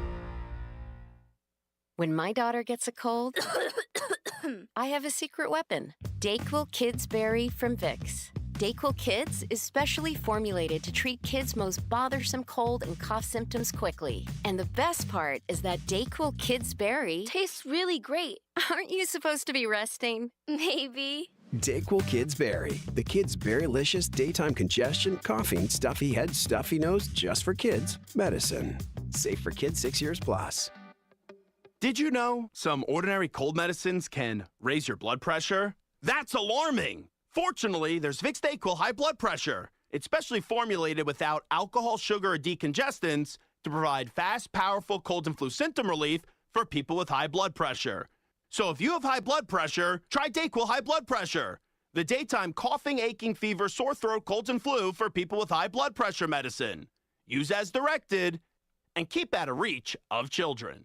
Paid actor portrayal. Life can be so unpredictable. After losing my dad, it made me think about my family if something were to happen to me. I had heard about life insurance through Ethos and how easy it was to get coverage. They were right. In 10 minutes, I was covered. And boom, family protected. Ethos fast and easy online term life insurance up to $2 million in coverage with no medical exam. Some policies as low as $1 a day. Answer a few health questions and get your free quote at checkethos.com. That's checkethos.com. NFL playoff coverage on 610 Sports Radio is brought to you by Twin Peaks. Eats, drinks, scenic views. He'll get it again behind left guard. Triangle out, pushing, touchdown! Kansas City! The Ravens defense has only averaged giving up 16 points a game this year. The Chiefs have 14 if they get the PAT in their first 2 drives. Proud to be your official broadcast partner of the Kansas City Chiefs. 610 Sports Radio. KCSP Kansas City. WDAF HD2 Liberty. Always live on the free Odyssey app. You don't take it for granted either. You never know how many you're going to get to, if you're going to get to any. And so it truly is special. Just to do it with these guys after what we've been through all season long, guys coming together, it really is special. But I told them, the job's not done. Our job now is to prepare ourselves to play a good football team in the Super Bowl and try to get that ring. 6 years, 6 AFC title game appearances, 4 Super Bowl appearances, going for his 3rd ring. It's plain and simple at this point with Patrick Mahomes. There were still a small number of people, and it seemed to grow as the Taylor Swift stuff happened because more and more people wanted to hate the Chiefs. But sure, more and more people were still trying to find ways to discount Mahomes or discount what this team could do. And I don't know, other than just completely being either A, a moron, or B, a complete troll just because you want to be an a-hole. I don't know how on earth you can, at this point ever, the rest of his career, claim that he is not the best quarterback in football and that it's not even close, and also doubt him. There was graphics on national television yesterday on NFL Network, when they were breaking down the advantages of each team. They're listing running back advantage, specialist advantage, wide receiver advantage. Quarterback was listed. And NFL Network yesterday had the nerve to say the QB advantage in a AFC title game was the Ravens, not the Chiefs, who have Patrick Mahomes, who is trending now at age 28 with his 4th Super Bowl appearance. He's trending on the Tom Brady path. So he's not the only one. You might remember Dan Orlovsky had his power rankings of the most scary quarterbacks in the postseason left. He had Patrick Mahomes 3rd. Yeah. Then there was Jason McIntyre's list, who said ranking the quarterbacks based on play this season is the way he put it, to try to soften it. Mm-hmm. He had Mahomes 7th on the list. So yeah, it's not surprising. But this is not a joke anymore. This is not something that, hey, we asked that question because in his first year as a starter, he was really good, and by year 2, he's winning Super Bowls and all that stuff. If he wins this Super Bowl in a couple of weeks, he'll be one of only 5 quarterbacks ever to have 3 or more rings. He will be the 2nd youngest quarterback ever to get 3. Tom Brady was 27 when he got his 3rd. Patrick Mahomes would be 28. And then just a quick reminder, because I couldn't believe it when I looked it up that it took this long. Tom Brady didn't win his 4th until he was 37 years old. 10-year gap. He waited 10 years and then won 4 more after the age of 37, which, by the way, is nuts in its own right. But he is firmly on the path. It'd be one other person in the history of the planet that would have won at this rate, this quickly, and had this amount of success, and it's only Patrick Mahomes. I think what surprised us all was Guys, other great players show up in the league. I just didn't think they would replace that level of greatness this quick. The rest of the league didn't even get a break. They technically were in the league together for a few years. They got no break. And then Patrick Mahomes shows up just to ruin your lives because the pace he's on is astronomical. He's set to break every record, just all of them by a lot. Yeah, I mean, it's ridiculous. At this point, when you're thinking about bigger picture discussions, and no, it is not crazy to start talking about the path of the greatest of all time. He's not the greatest of all time right now if you look at the accomplishments and all that, but he is pacing for that. And this is why, and it's specifically like the Albert Breers, who are based in Boston, among others, that are usually out there, and I already saw it this morning. I'm not making this up. I've already seen the quickly defense of Tom Brady's legacy. Look, Tom Brady is the GOAT. Tom Brady's incredible. Look, I don't think Tom Brady's unretiring now because he's worried. You wouldn't have to defend it with anyone else. No, but there's clearly a feeling of being threatened by Tom Brady supporters, fans, whatever. And it's to what you said, which is so quickly after your guy he just retired and he's the greatest quarterback of all time. And now you have someone that is pacing the same way, if not above, depending on what happens in 2 weeks, for that exact same type of legacy. And that's threatening to them. And so it's annoying to them. And I don't know, maybe if the shoe was on the other foot, we would feel threatened too. I don't know. I don't know how I would feel. But that is clearly what is going on with this discussion and why there's a lot of hate towards him or the Chiefs, because people feel threatened by someone that is quickly going to, potentially surpass, but if not match, maybe when it's all said and done, the legacy of the great Tom Brady. And so there's a lot of hate out there for what he has already accomplished. I think a lot of this just goes down to the type of playoff performer he is. So now in AFC title games, he has 15 touchdowns, 2 interceptions. He's averaging over 300 yards a game and a passer rating of like 110. So he is, by all accounts, nearly perfect in AFC title game appearances, okay? I mean, he's nearly perfect. He threw an interception in 11 of 16 regular season games this year. And he had several fumbles in there. He turned the ball over about once a game on average. A little bit more, but about once a game. Personally turned it over, not the team. He personally turned it over about once a game on average. He has 0 this entire postseason.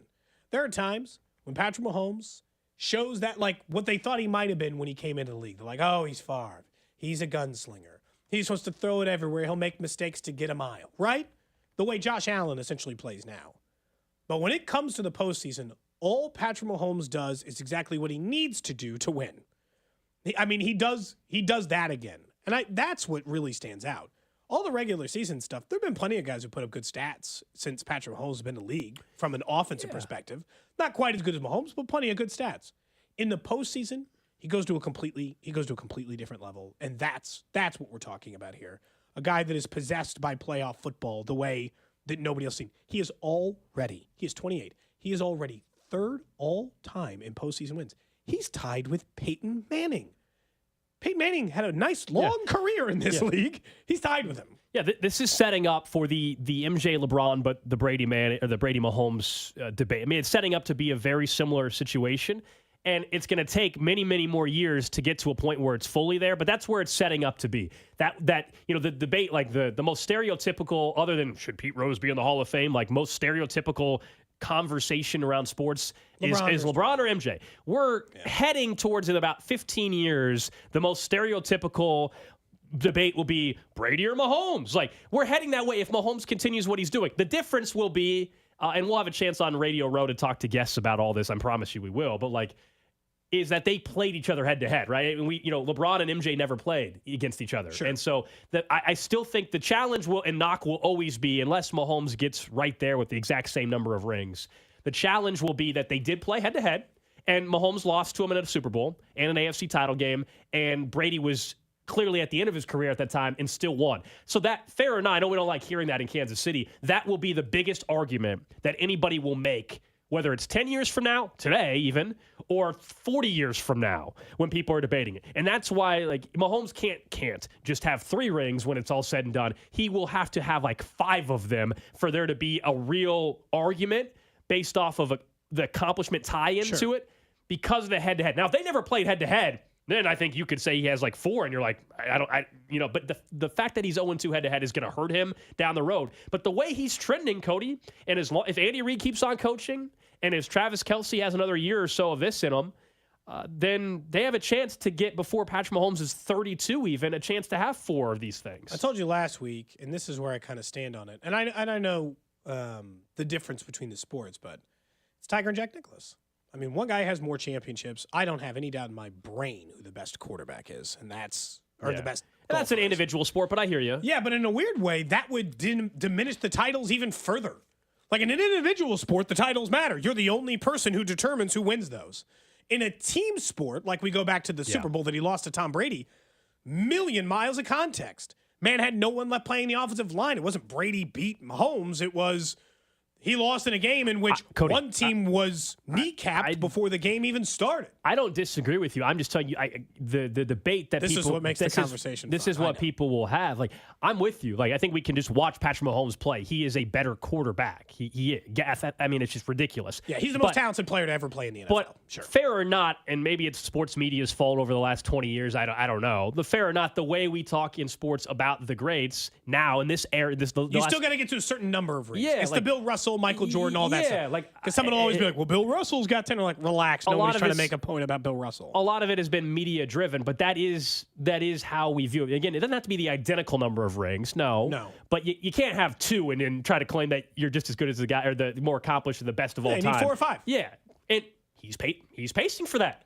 He's pacing for well above that. He could have going. Well, if he hasn't won it yet. If he gets his 3rd, he will be pacing above that. He'll get one every other year. Yeah. So let's see, another 12 years. That's 6 rings. Problem solved.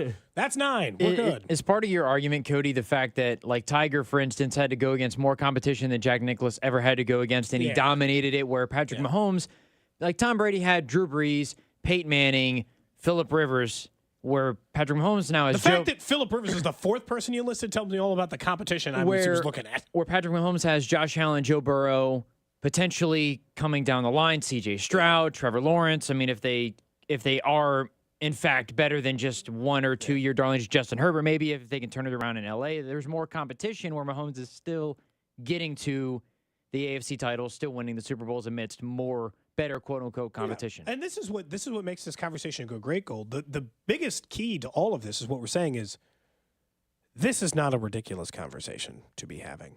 When I'm watching Patrick Mahomes do, he's on the path. I'm not like you just don't see all that often. What he is doing, you don't see like in all of sport. He is like this is where you've really accomplished something. That this is not just he's accomplishing things very few or none accomplish in the NFL. No, I mean in sport. This is like Gretzky stuff, Babe. Like let me throw out the other cross-sport comparisons. He's doing that kind of thing. But in his sport, that's what makes it so fun to watch. And then yesterday, in addition to that, it was I am so refreshed by the Chiefs and so much more confident in the Chiefs since you mentioned the Cincinnati game. Because I don't know what happened in that Raiders game. I still just call that a wash. Really, since Cincinnati on, except for the one game. God, the Chiefs did it in the first half again. Just stick to the script. When they walked in that game last night, you and I had to know, hey, what could have gone wrong at 2 o'clock? What are the things they're going to try to do? We talked about the Ravens' plan. No way the Ravens' plan was, what if we only give our running backs the ball 6 times? It's easy to get out of your plan. Chiefs get out of their plan last night, or they just give it to Pacheco, Rice, and Kelce again. It's the way it works, man. When you do that, I got no complaints. It's now been, 4 games. They play an 18-week schedule, and for 17 of the 18 weeks, you could say this team was trying to be something they weren't. And for the Cincinnati game, for the Dolphin game, for the Buffalo game, and for the Ravens game, they leaned into their best players. I know it's shocking and stunning idea. And it's paid off. It's why they are in the Super Bowl.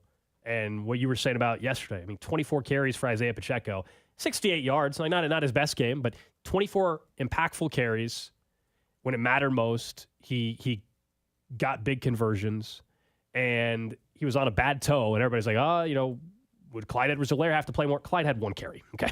Clyde had 1 carry. It was Isaiah Pacheco on the ground. Travis Kelce with a Hall of Fame performance, 11 catches, $116. And then the rookie who's not a rookie, Rashee Rice, 8 catches for 46 yards. Not a big stat line, but impactful catches when he made them. And then you sprinkle in like, and he had a touchdown call back, by the way. Rasheed Rice almost, because looking back, soft holding call. It was. Not saying it's not. It's that fringe of like, hey, it's stuck somewhere in the middle between a hold and not a hold, but. Their best players who they fed the ball to. And then, as we always said, it's fine. Of course, you have to sprinkle in other guys. Like, you can't, the way the snaps work. And guess what? Justin Watson had one catch, very impactful catch, 16 yards, moved the chains. Like, and that's it. That's what you're, versus, think about where they were in week 10. They were asking Justin Watson to get 11 targets. Yeah, like 10, 11 targets. Boy, that's when we know the offense was really out of whack. And and think about now this is more realistic to who they need to be. Lean on your defense, and it's created this perfect storm of a team that it's still funny to me that as we sit today, they're still underdogs against the 49ers. The line has gone down, but they were quick. They opened up as 3.5 point underdogs, 3 point underdogs, I should say, not 3.5. And it quickly got bet down to 1.5. Yeah, because I sent 3 by the time you had gotten on FanDuel. It was down to 2.5. Yeah. And by the time the other game was even at halftime, it was 1. It was quick. From 3 to 2.5 was instantaneously almost. Like they might have realized the line error almost the second that it occurred, and then just slowly working itself down. But this is who they are, which is fine. You can really function with an offense. This goes back to the wide receiver conversation we were saying earlier. When you said, hey, L'Jarius Sneed is priority number 1. Getting a deal with him. And you and I would not have said that about him versus Chris Jones a year ago. But he's priority number 1. That's the man you need to get a contract to. The reason why I'm, not just because they're in the Super Bowl, that helps, but Rasheed Rice has renewed confidence in you can put some pieces around him and make the wide receivers look good. We can make this work. Because Pacheco will be back in a Chiefs uniform next year. Kelsey will be back in a Chiefs uniform next year. Rice will be back in a Chiefs uniform next year, which means I already have a functioning offense. Doing nothing else in the offseason. I have an offense that works. Today, I have an offense that works because we can all see it, that in any game in which the only players that they target 85% of the time are those 3, the Chiefs win. That's it. It's as simple as that. Use those guys primarily and win. I'm with you for this year. I do think I know. Oh, I want more. I want moves. I'm just saying. It sounds weird because Kelsey just had a Hall of Fame level performance. Yes, he did. But I don't think you can go in next season thinking he's going to be that player again. I just don't think you can operate that way. I think as a team you have to make more plans. That's what you I'm and saying. I have said I think he'll be fine next year. In terms of you can't, as great as they're playing right now, you can't go into next season and saying we're just good with those 3 and that's our. You know what I mean? Like sure. You still would, I'm sure, love to get back to where you were top 3 offensive football, Cody, and you were able to just light up the scoreboard. I don't think they're long-term happy with just being what they were. Let's not forget what they were in the regular season offensively, but they've done what they need to do to be effective and be a daunting opponent that still gets disrespected even in a Super Bowl matchup. But I kind of love it. Again, the villain role is great. It's fun. It looks good on Patrick Mahomes and this Chiefs team. Looks pretty damn good. Oh man, dude, they were leaning it. They like the graphics that are like who they're rooting for when you go back to 2019. Yeah, the old Bane, Dark Knight Rises. It's you either die or live long enough to become the villain. Yeah, great. I don't care about becoming the villain. You're right. It was. No, just embrace the hate. Embrace the hate. It's only the next 2 weeks. It's going to happen again. It absolutely embrace the hate. It would have been even worse if the Lions were in the Super Bowl, but you just have to embrace it. That was even after the last Super Bowl win. We meant when you are either Mahomes at the level or you're the Chiefs at the level you're at as an organization, people are going to hate you. You brought up all the names just when we were talking about legacies of great athletes, of Gretzky and LeBron and Brady. There's a lot of people that don't like those individuals, specifically LeBron in this situation, because of how great they were, and it's threatening to them. Same thing is happening for Mahomes and for this Chiefs organization. The same way we couldn't stand the Patriots winning. All that applies here, and you just have to embrace it. And, the East Coast, New England, they're just a-holes about it. I'm not saying be that, but embrace the hate. Embrace the hate. I don't know. I kind of do like when people dig up tweets from people on social media where they were just dead wrong on the Chiefs. Well, that's what I'm saying. It's kind of that's what I'm saying. Well, I retweeted. I kind of enjoy it. I retweeted a couple. Did you? Will Compton, who played in the league, now does stuff for Barstool or whatever. Before the game, Ravens are about to smack the Chiefs today. That one didn't turn out very well. There's a lot of other ones after the Justin Tucker, Mahomes, Kelsey. Taylor one's the only one who can save us from Taylor. There was the exchange, of course, where for whatever reason Justin Tucker tried to poke the bear and have his tee set up right in front of Mahomes' warm up. That video went out, and of course I saw from a few national media members, oh, Justin Tucker's going to kick a game-winning field goal. You don't want to piss him off, as if you should piss off Kelsey and Mahomes. Hello. And also, in the NFL rulebook, because I looked this up, because everyone was calling like Travis Kelsey and Patrick Mahomes like jerks for like throwing his stuff to the side and stuff. In the rulebook, it says to be not inside the like 30 or 40 yard line of the opposing team. That is their area in which to warm up. Justin Tucker doesn't need to be down there. He's just down there to try to Yeah, that was. He's just trying to stir it up. Had the T set up at the freaking goal line. I mean, nobody's kicking. You don't kick the ball from the goal line. So even when you were doing extra he was points, just trying it was to from the irritate. two. He was just trying to irritate Kelsey Mahomes. But if anything, it woke them up even more than they already needed to be. Yeah, no, just a mistake. Trash of the day. I mean, I could just do all the trash takes from Twitter around the Ravens. You just want to bring Rob in for 4 minutes and let him explain his Ravens pick for trash of the day? For picking the Baltimore Ravens. We could definitely do that. No, this one takes us to Kentucky, where a convenience store is doing something interesting with the bathrooms. We've all been on road trips. Maybe you're bold enough and you're driving to Vegas. How long a drive is that? 15 hours? Oh, it's more than that. Oh, man, it's got to be more than that, right? I don't think it is. I think it's 10, if I looked it up correct. No. Or 15. It No, might be 15. No, I can't even get out of Colorado. Las Vegas is like 3 hours from L.A. There's no way you could drive to L.A. in 14 hours. I did look it up. It might have been 15. I might have looked up looking up something else. Las Vegas, New Mexico. You were Las looking Vegas, up? Missouri. Las Vegas, Missouri. Took a few extra stops. I didn't look up the drive time. Before you give the trash of the day, the 35 hours. No, that's hold on. What are you walking? No, this is 19 it is 19 hours. No, why does this say 35 hours? It pulled up that I'm in Washington D.C. That's why, for some reason. 19 Yeah, hours. that might have been why I was in a different location somehow. Anyway, yeah. So I bring up convenience stores. You've been to some convenience stores on road Yes. trips. Some of them are disgusting, right? This chain of convenience stores in Kentucky attracting visitors, going viral online for an unusual feature, a button that turns the bathroom into a disco dance party. Now, why you want the convenience store bathroom to do that? They have big red buttons installed in the bathroom with a sign reading, "Do not push," with a winking photo, which is really weird. And the push of the button activates colored lights, a disco ball, and music in the bathroom, turning it to a dance club. I just want to go to the bathroom and leave and get out of your convenience store. What are you installing a disco club for? I gotta be honest, though. I'd probably push the button. Like, if I didn't that know that part's it was funny. a disco thing, Yeah. if they just put a big red button on the wall in a convenience store bathroom, like I just went to, like, Quick Trip, Yeah. and there was just a big red button that said, "Do not push," I'd be like, I want to push the button, obviously. It sounds weird though. I don't know, Convenience they're just adding store, a little, convenience store button in a convenience store bathroom and a button that says "Do not push." It just with a winky face next to it. It's a little weird. So Someone says immediately they're worried that it's going to turn sexual. Like, just yeah, it's a little immediately. weird. It's a little weird. Also, a lot of people referencing Vegas KC right at 24 hours, 19 hours if you don't stop, which you got to stop. I mean, right? you have to stop at some Also, point. someone says you butchered the hell of the Dark Knight quote. I did. It's fine. I don't care. Fix it later. It's Harvey Dent. It's not Bane. I got it. It's lived long enough. How about you? If I'm on a road trip and I'm going to a convenience store bathroom, my goal is to get in and out of there as quickly as possible and get back on the road. I don't. This is about expediency. And normally I'm looking for, I do like to hit chains I'm familiar with that I think that they keep a clean bathroom.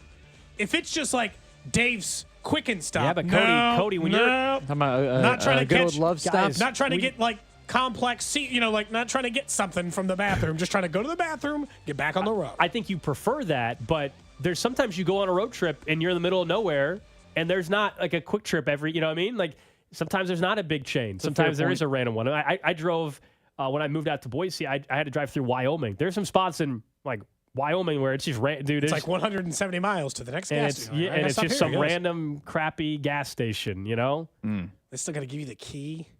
No, that's a bad sign. Yeah. That's a tough sign, man.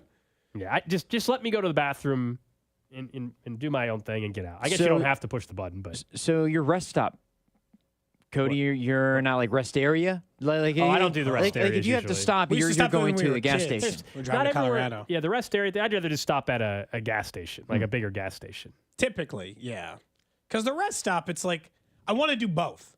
Like, if I'm going to go to the bathroom, if I got a half a tank, I'm topping it off. It doesn't matter what the situation is. I want to knock out both and just get gas. It's got to be daytime for me to use the rest stop. I get creepy movie vibes.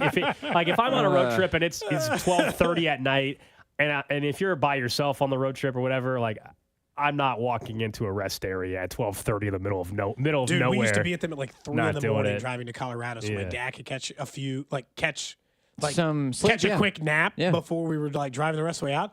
We just like be playing out in the grass at 3 in the morning. I'm like, you know that we should have been like sold into trafficking or something, right? How the hell did we not get kidnapped? You just like closing up the windows. We're just playing out in the grass at 3 a.m. That is the trash of the day. Up next, we get right back into the Chiefs, who are headed to a Super Bowl once again, and all the talk all season didn't matter. Didn't matter one bit. That's next. Cody and Gold. Watch the show on YouTube by subscribing to the @610 Sports KC channel. 610 Sports Radio. Last year at the Super Bowl, Rob Gronkowski went wide left on the FanDuel Kick of Destiny, but he's back for the Kick of Destiny 2. And this time you can play along. All you have to do is choose if Gronk will make or miss. Get your free pick in right now, because if you're right, you'll win a share of $10 million in bonus bets. Everybody can get in on the action when Gronk takes his shot at redemption before Super Bowl 58. So whether you are team make or miss, just head to FanDuel Sportsbook app to get your pick in. It's absolutely free. And then tune in before the game to see Gronk's kick live, and you'll win a share of $10 million in bonus bets if you're right. New to FanDuel? Just visit FanDuel.com/CDOT to sign up. Make every moment more with FanDuel, an official sports betting partner of the NFL, and also 610 Sports Radio. 21 and present in Kansas. No purchase necessary. $10 million prize pool to be split equally among all eligible participants who made the correct pick. Prize issued at non-withdrawable bonus bets that expires 7 days after receipt. Restrictions apply. See terms at FanDuel.com/sportsbook. FanDuel is offering online sports wagering in Kansas under agreement with Kansas Star Casino, LLC. Gambling problem. Getting help is your best bet. Call 1-800-522-4700 or visit ksgamblinghelp.com. Make Gates Barbecue your go-to for the big game watch party. Whether you're the host or a guest, the big game watch party won't be complete without Gates Barbecue sauce and seasonings. Gates seasonings go great on popcorn as a fun topping for dips, or sprinkle on chips for that extra flavor pop. Nothing says the big game like a Gates party tray. Stop by any of their 5 locations and pick up one. You'll be the hit of the party. Spice up your big game watch party with Gates Barbecue. Gates Barbecue, a Kansas City tradition. Hi, it's Trey Smith, and in order for our team to get a victory, we need honesty, teamwork, work ethic, humility, and the golden rule. That's why my truck is from the dealer that embodies all those values, Victory Chrysler Dodge Jeep Ram. And Victory Chrysler Dodge Jeep Ram also supports Giving Hope, whose sole purpose is to feed and clothe the needy in Wyandotte County and beyond. Giving back in the highest integrity, that's how Jeff and his team do business. For your next vehicle, visit or go to victorychrysler-dodge-jeepram.com. Texting enrolls you in a recurring automated marketing text messages. Consent not required to purchase. Message and data rates may apply. The team's looking good this season. I think so. Man, I miss playing football. Being young with unlimited energy to burn. Ever since I turned 40, I just can't find that fire I used to have. Think you could be lower testosterone? What do you mean? All guys lose their edge when they turn 40. The body has less testosterone. That's why I take Nugenix Total T. I've heard about Nugenix. That really works? Since I started taking Nugenix, I'm lifting like when we played for Coach Carter. I feel more energized at work. It's even spiced up things between me and the missus. Are they still giving out complimentary bottles for people to try? Yep, send a text. It's that easy. Text RIP to 42424 right now for your complimentary bottle of Nugenix Total T. It's the #1 selling testosterone boosting brand at GNC and Walmart. Do it now and they'll also send you a bottle of Nugenix Thermo X, their newest, most powerful fat burner ever, absolutely free. Text RIP to 42424. That's RIP to 42424. These statements have not been evaluated by the FDA. This product is not intended to diagnose, treat, cure, or prevent any disease. Patients everywhere are experiencing joint pain relief thanks to QC Kinetics regenerative treatments. So how does this non-surgical approach work? QC Kinetics Medical Director Dr. Aaron Wolkoff explains. Is like when you get a paper cut and the cells that come onto that scene first stop the bleeding, and then it recruits more cells to form new skin and new soft tissue. And then you look down a week later, 2 weeks later, and it's like nothing happened and that paper cut never existed. In this same way, QC Kinetics uses your natural biologics to help repair and restore aching knees, hips, shoulders, and backs. We take those same similar cells in different areas that are arthritic, are painful, and we cause this kind of internal self-healing that can resolve patients' pain. Relief without surgery. See if you're a candidate for QC Kinetics regenerative treatments. Call QC Kinetics, 816-412-6299. That's 816-412-6299. 816-412-6299. With your choice of select sandwich, nugs, fries, and a drink, Wendy's $5 Biggie Bag is your go-to. Your nugget wingman. Your hot and crispy fry co-pilot. Just like us. We're like the bag boys. What? Bag boys, what you gonna do? What you gonna do when we bring your food? For a deal you can count on, bet on Biggie and choose wisely. Choose Wendy's. Bag boys. U.S. price and participation may vary. Includes choice of JVC or crispy chicken sandwich with 4-piece nugs, junior fry, and small soft drink. Third-party delivery pricing may be higher. For the ones who get it done, the most important part is the one you need now. And the best partner is the one who can deliver. That's why millions of maintenance and repair pros trust Grainger, because we have professional-grade supplies for every industry, even hard-to-find products. And we have same-day pickup and next-day delivery on most orders. But most importantly, we have an unwavering commitment to help keep you up and running. Call, click Grainger.com, or just stop by. Grainger, for the ones who get it done. Nachos! Hey, I'll take some. And some Frank's Red Hot. Nah. You're just gonna eat these boring nachos with no flavor. Frank it up! Frank it up! This guy finally gets it. It's the perfect blend of flavor and heat. Frank's Red Hot. I put that on everything. Her words weren't written under peaceful shade, but under fear for her life. I don't think of all the misery, but of the beauty that still remains. The words of Anne Frank continue to fill us with hope. Hope. Pass it on from PassItOn.com. The 610 Sports Radio phone line is brought to you by Onder Law Injury Lawyers. Visit GetJim.com. Chiefs Kingdom. This is Mitch Holtis, and welcome into the Chiefs Red Half Hour on Cody and Gold. Every day at 11:30 on your official broadcast partner of the Chiefs, 610 Sports Radio.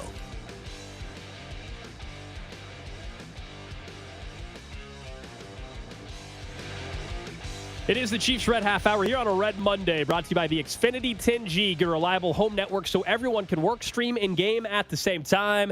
A victory Red Monday. The Chiefs off to their 4th Super Bowl in 5 years. Just keep saying that out loud. It's just fun to say. It's nothing that I ever thought we'd say. Doesn't sound normal. Growing up in Kansas City, if you would have thought in my lifetime the Chiefs would have made 1 Super Bowl, I would have said, that's incredible. Sign me up for that one. And here we are, and it is 4 Super Bowl trips for the Chiefs in the Patrick Mahomes era. And we're going to hear from Andy Reid coming up in about 25 minutes or so. He will speak right here on 610 Sports Radio. Not kidding. This morning, because I sent out a tweet last night like everybody, which is just like, my kids are 5 and 7. They know nothing, but Ruby's been alive for 7 years. She's never seen the Chiefs not win the division.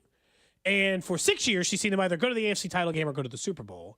And now she's just starting to get that age at 7 where, like, she's starting to understand some of the surrounding stuff around it. She knew that if the Chiefs won, I was going to the Super Bowl. Right. And so, she was asking a lot of questions about it, like, where was I going to stay? Like, she likes to know a lot of stuff. Yeah. She got up, like, maybe 10 minutes early this morning. And she, like, stood next to the bed and be like, hey, can I go downstairs or whatever? And I was like, yeah. And the very first thing she asked me, she said, did the Lions win or the 49ers win? So she's starting to understand it a little bit. I said the 49ers won. She's like, I thought the Lions were going to win. Because I think when she went to bed, they were still in fairness, when she went to bed, they were really cruising. They were. I did see people petitioning for you to continue having kids because your kids know nothing but Chiefs wins. Well, my kids know a lot of success, man. There's a lot of spoiled kids out there. My nephews are all spoiled as well. Like they're going to the Super Bowl. They're like, neat. You're like, okay, relax. Still appreciate it, like you said. Yeah, my nephew's very spoiled. The Royals have won a championship. The Jayhawks have won a championship. The Chiefs have won 2 championships and are going to their 4th Super Bowl since one of my nephews has been alive. Yeah, it's kind of crazy. So again, it's the gold. It really is. It is the golden era of Kansas City sports. Spoiled. We have a chance to go to our 3rd Super Bowl in the last 5 years, Gold. So pretty good for us, I guess. Yeah, I mean, you do have to pinch yourself a little bit, not to talk about us or whatever, but just like, yeah, we both grew up in Kansas City. This is the team that I grew up rooting for, like you, and to think out timing and everything works out, that we're doing what we love to do for a living, and we happen to be here when the Chiefs are in their golden era of sports, and this town, it's pretty special. Have you considered retiring on top? Like, they talk about with Andy Reid or Travis Kelce.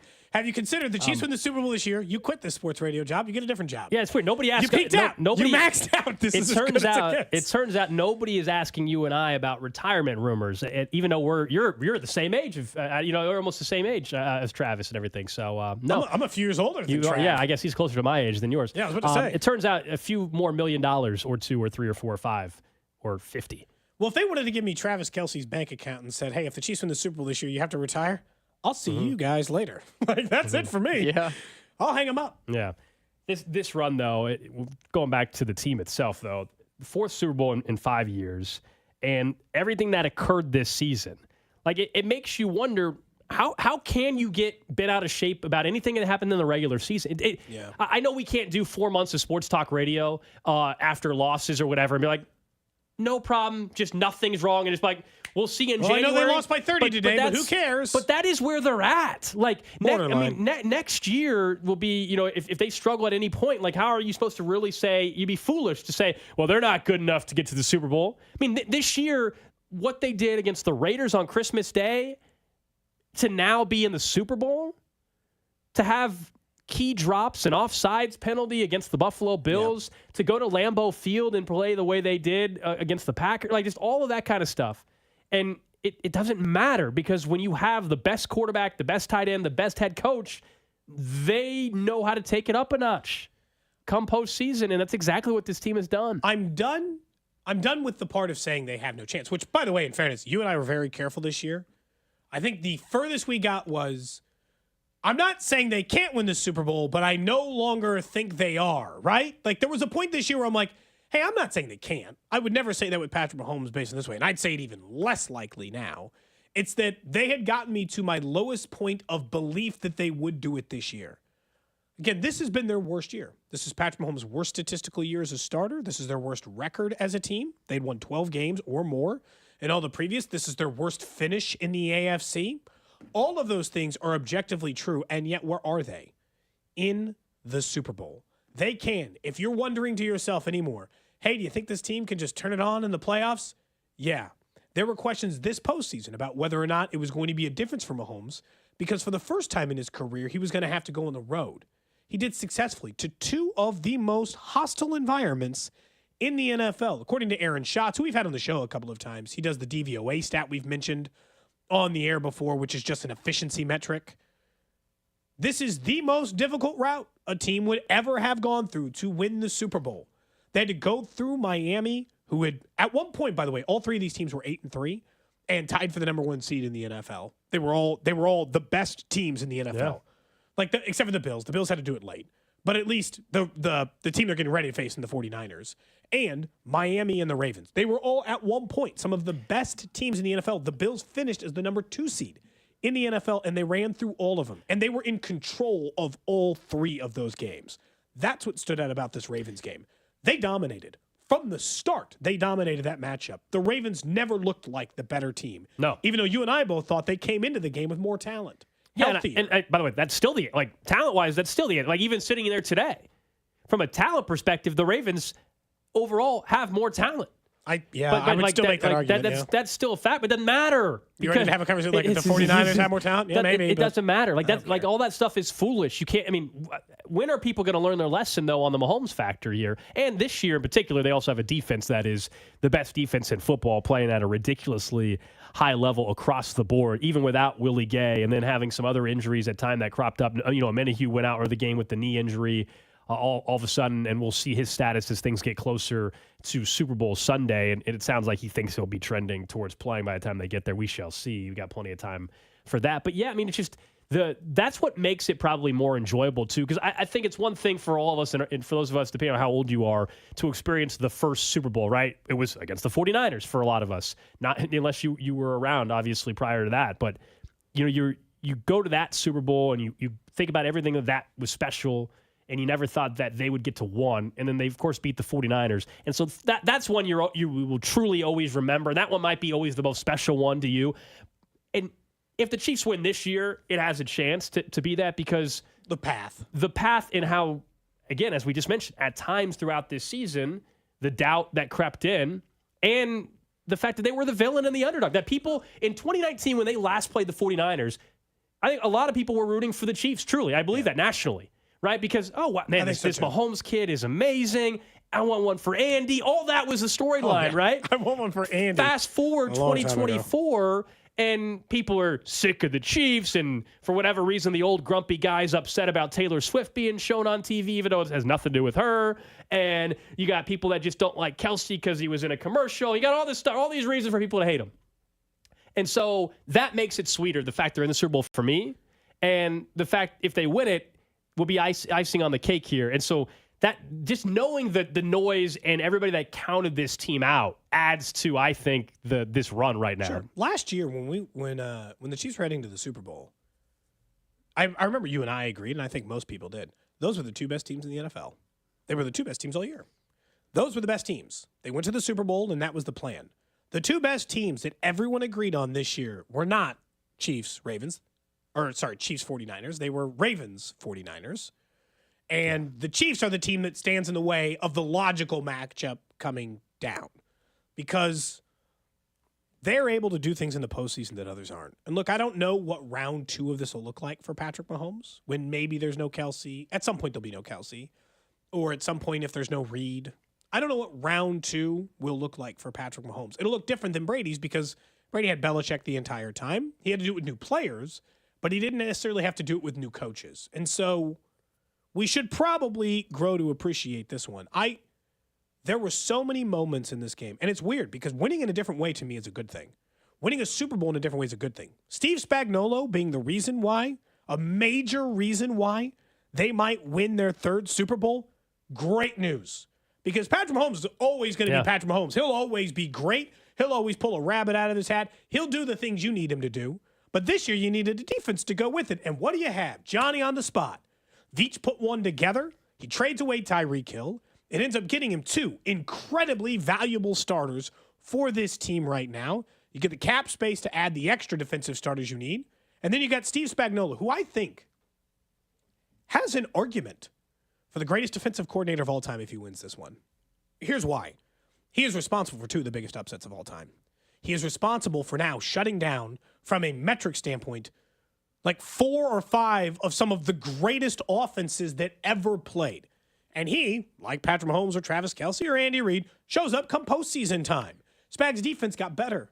That was their best performance. Spags has an argument for the best defensive coordinator of all time if he wins this. He's been sensational. I believe he's now tied, Cody, for most Super Bowl appearances as a defensive or as a coordinator as a whole in NFL history. Something like that, I believe, I saw from Elias Sports last night. So that already puts him in a special category. And he has had a lot of master classes throughout this season. This game yesterday was the best that we have ever seen, considering what Lamar had been doing. You know, you go through and look at what the Ravens offense was. Their last 13 games, they scored 24, 38, 31, 37, 31, 34, 20, 37, 23, 33, 56, 34. And the Chiefs give up 10. 10. We had referenced the second half numbers where they were only giving up 7 points or less in the second half on average this season. They gave up 10 the entire game for a guy that's going to be likely the unanimous MVP. And they did it without Willie Gay Jr. And I'll admit, we all were nervous when we saw that Willie Gay was inactive because he's the guy that's supposed to spy Lamar Jackson. Oh, no. What are they going to do without him? Leo Chanel is going to have to be magnificent. Well, they got unreal performances from Snead. Drew Tranquil was sensational. Chris Jones, as you pointed out, big bonus on the line. Got his $1 million, didn't he? He was phenomenal. Charles Omenihu gets the strip sack. Karlaftis cleaned it up a couple times. Yeah. Mike Dan, go through Turk Ward. It was a perfect game plan. And we have said that a lot this year about Steve Spagnuolo. That's why the team printed up, Justin Reed printed up those In Spags We Trust shirts, which I guess now he's going to sell for his charity at some point. So if you're into that shirt, you'll have a chance to buy one of those. Yeah, shirt? You got to get it. I want him to have it in so we can get. I want it in time before we get to Vegas. I want that more than I want the we're AFC champions again shirt. All in, yeah. Which is again, it's part of that's just like the spoil part. I'm like, how many AFC championship shirts does one person need? That's now 4 of them. Crazy that they've won in the last 5 years, which is wild in its own mind. I feel like that was the overarching or the underscoring theme, I guess, of the game is obviously Andy did a great job of coaching, and you could say Andy outcoached Harbaugh, but I think it was Spags just completely dismantled Todd Monken. He got him flustered where he was not running the ball anymore, as we talked about a little bit earlier.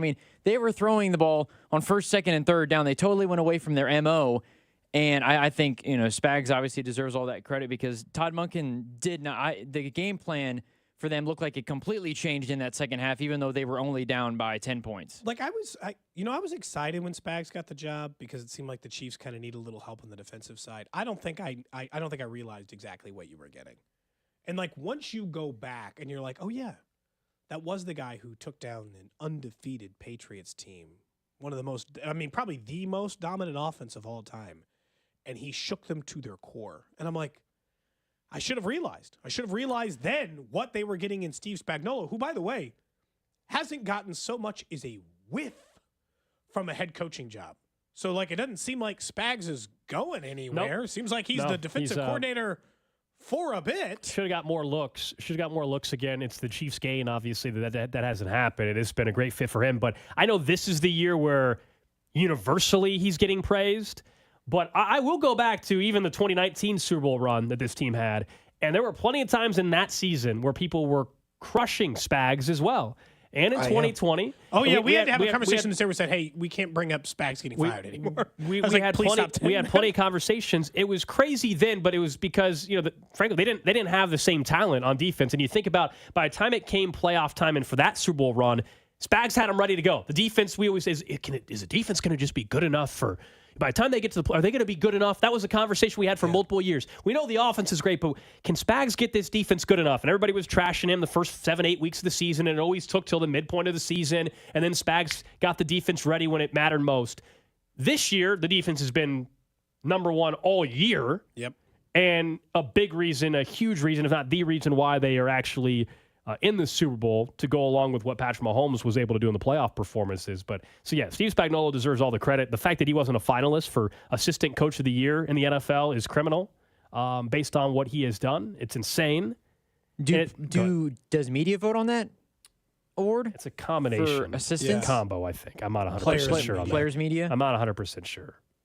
It's just there were a lot of defensive coordinators who got a lot of buzz this year, and they're all getting head coaching jobs or interviews for head coaching jobs. It's because he's older, too. I'm telling you, that's what it is, Cody. It's because he's older. And because they watched him fail once. They watched him be a head coach once, and it didn't work out for Spags. But now, in retrospect, yeah, of course he got a head coaching job. His players, this cannot be undersold. His players love him. Yes. They freaking love Steve Spagnuolo. Did you see how happy they were to show him the In Spags We Trust t-shirts? Did you see how happy they were? Yeah. When they took a photo all flexing together that included Steve Spagnuolo? They love the man. That matters a lot when you're talking about a defense and the players are going to have to play for that defensive coach. We've seen it where they stop believing a little bit in the coach towards the end of the Bob Sutton era. And again, Bob Sutton, I know this sounds crazy. Bob Sutton used to run out top 5 defenses pretty regularly. People don't remember that because of how poorly it ended. But they stopped listening to him at the end, man. They could not care what his message was. They were never going to listen to Bob Sutton again. They're like, this guy's an idiot, and we're out. Like, we're done. We're quit. It's going the opposite way for Spags. If there were ever questions in which they might have struggled a little bit earlier on, they do whatever he wants come postseason. And this year, versus the other ones, they didn't need him to, show up come week 10. They dominated the entire year. And then in the postseason, they have now been, I think it's correctly put out, 4 points better per game, somehow a half a touchdown better now in the postseason, even though they faced the 3rd, 4th, and 6th ranked offenses so far. Getting ready, by the way, to face the 2nd ranked offense in the Super Bowl. Yeah, and the concern in the playoff run, whether it was on this show or you did different radio hits across the country, and everybody's asking you what worries you. It's not worried about the defense, not worried about them. Same thing non-starter for me, against the 49ers. Not worried about the defense. Any concern that we'll have time to talk about of heading into the matchup with the Niners in the Super Bowl will probably still be on offense, right? That would probably still be your concern, if you have any at all. Not the defense. I don't care who they face. It doesn't matter with this defensive unit this year. It just doesn't. I will say they shut down every number one wide receiver. And I know the Ravens wide receiver core isn't great, but Beckham really didn't do anything. Zay Flowers had the one touchdown and the one catch before he turned into a rookie and made ridiculous mistakes, including Mark Andrews didn't do anything really. Mark Andrews, I think Mark Andrews was more of a decoy anyway. They shut down. You hear Isaiah Likely's name ever? Yeah, he had one catch or 2 catches, something like that. Yeah. The entire Aguilar game plan. the entire game plan was beautiful from Spags. It was disastrous from Todd Monken, and give the Chiefs defense credit for forcing it that way. But that was pitiful on the Ravens. What was it? 6 total runs you said? Yes, from the running backs. Yeah, and they average. They were averaging. I guess this is Lamar included, but 8 yards a carry. I mean, they went away from everything that they did the entire season. Spags they frustrated Lamar too. I think that's a huge part of it. They really got him frustrated. This just goes back to like, hey, it's a different era. Like, hey, it's a different time to be a Chiefs fan than it used to be before. The Chiefs clearly own the NFL record for playoff passes caught by a quarterback who threw them and then knocked out someone else because Lamar, although they could have just, I still won't understand, and this is always hard to like convince yourself in the moment. The second the ball's in the air, there were 4 people standing by Lamar. You all are allowed to destroy that man. Wreck him. Don't let him just run and catch him. Hit him. But it didn't mean anything. That used to mean something. When Marcus Mariota used to have a ball go off his hands and he scored a touchdown, it meant your season was over. These things used to get you. They used to matter.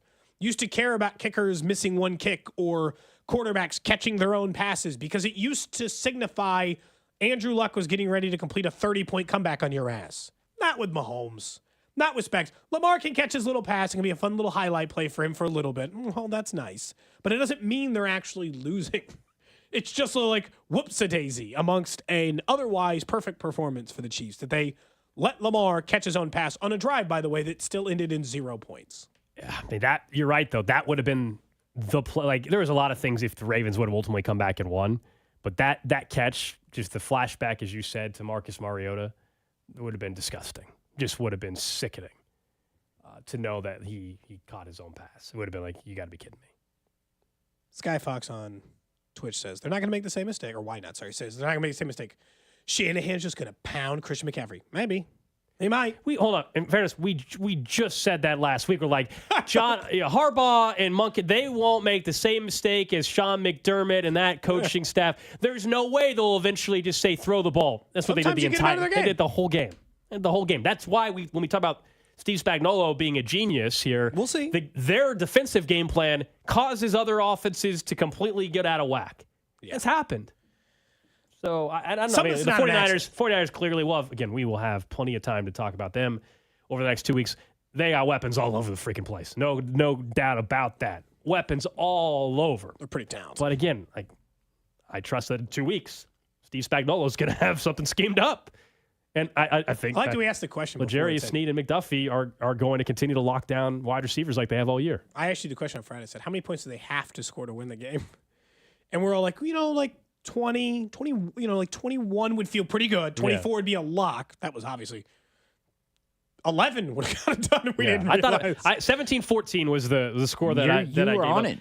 For a half second, I thought I was actually going to end 17-14. I thought the Ravens were going to get a touchdown on that last drive. Close. So, yeah. Cody hates when I bring up score. Cody hates it. He hates when people tweet at me. I don't think you get to take credit. This is a grenades argument. I was pretty close. You're like, yeah, that's fine. It's a pet peeve of Cody's. It bugs him because last week it was 27-24, and I said 27-23, and a few random people tweeted at me and said, hey, nice call, Gold. I was confused. It irritated Cody. He doesn't like when other people get close on predictions, and if it's not the identical prediction. I'm not saying I got it right, but I was the closest of the group. That's why people texted me. Closest to the pin. Yes. In a golf situation, you're absolutely closest to the pin. The rest of us all thought the game was going to end in the low 20s. Yeah, it went way under the 44.5. Yeah, not particularly for the game. All right, let's go out to Arrowhead coming up in about 5 minutes or so. Andy Reid going to address the media as they get set to take on the 49ers in the Super Bowl.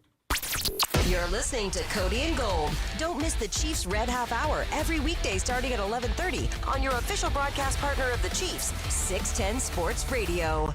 Hey guys, Speed Up here from Fesco in the Morning. Back in June, I had a life-changing decision that I had to make. Weighed 444 pounds on high blood pressure medication. I needed to make sure that I was around for all my girls' big days. So I made that call to Slim. Right now, I'm down over 97 pounds. If you started a weight loss plan at the beginning of the month and you're frustrated with lack of results, well, Slim for Life is the answer. Take it from me. I'm living proof. Slim for Life is the answer to permanent weight loss. Yes, they offer the semaglutide meds to any of their plans. The difference is with Slim for Life, the prescription semaglutides are temporary, but the results from the weight loss program are permanent. What makes Slim for Life different from any other program? They teach you the secrets of weight loss, re-engaging your metabolism and teaching you how to eat. Are you ready to take that first step like I did? Well, you just need to get started. Make the call. Book that free consultation. Let them know that you heard it from B-Dub and you can lose up to 100 pounds for only $99. Plus, you can add those semaglutide meds to any plan for $99 for 4 weeks. 833-SLIM today. That's the number you need to call. 833-754-6863. Or you can hit them online at slim4life.com. All services included, exclusive of products. It's touchdown Kansas City for homeowners.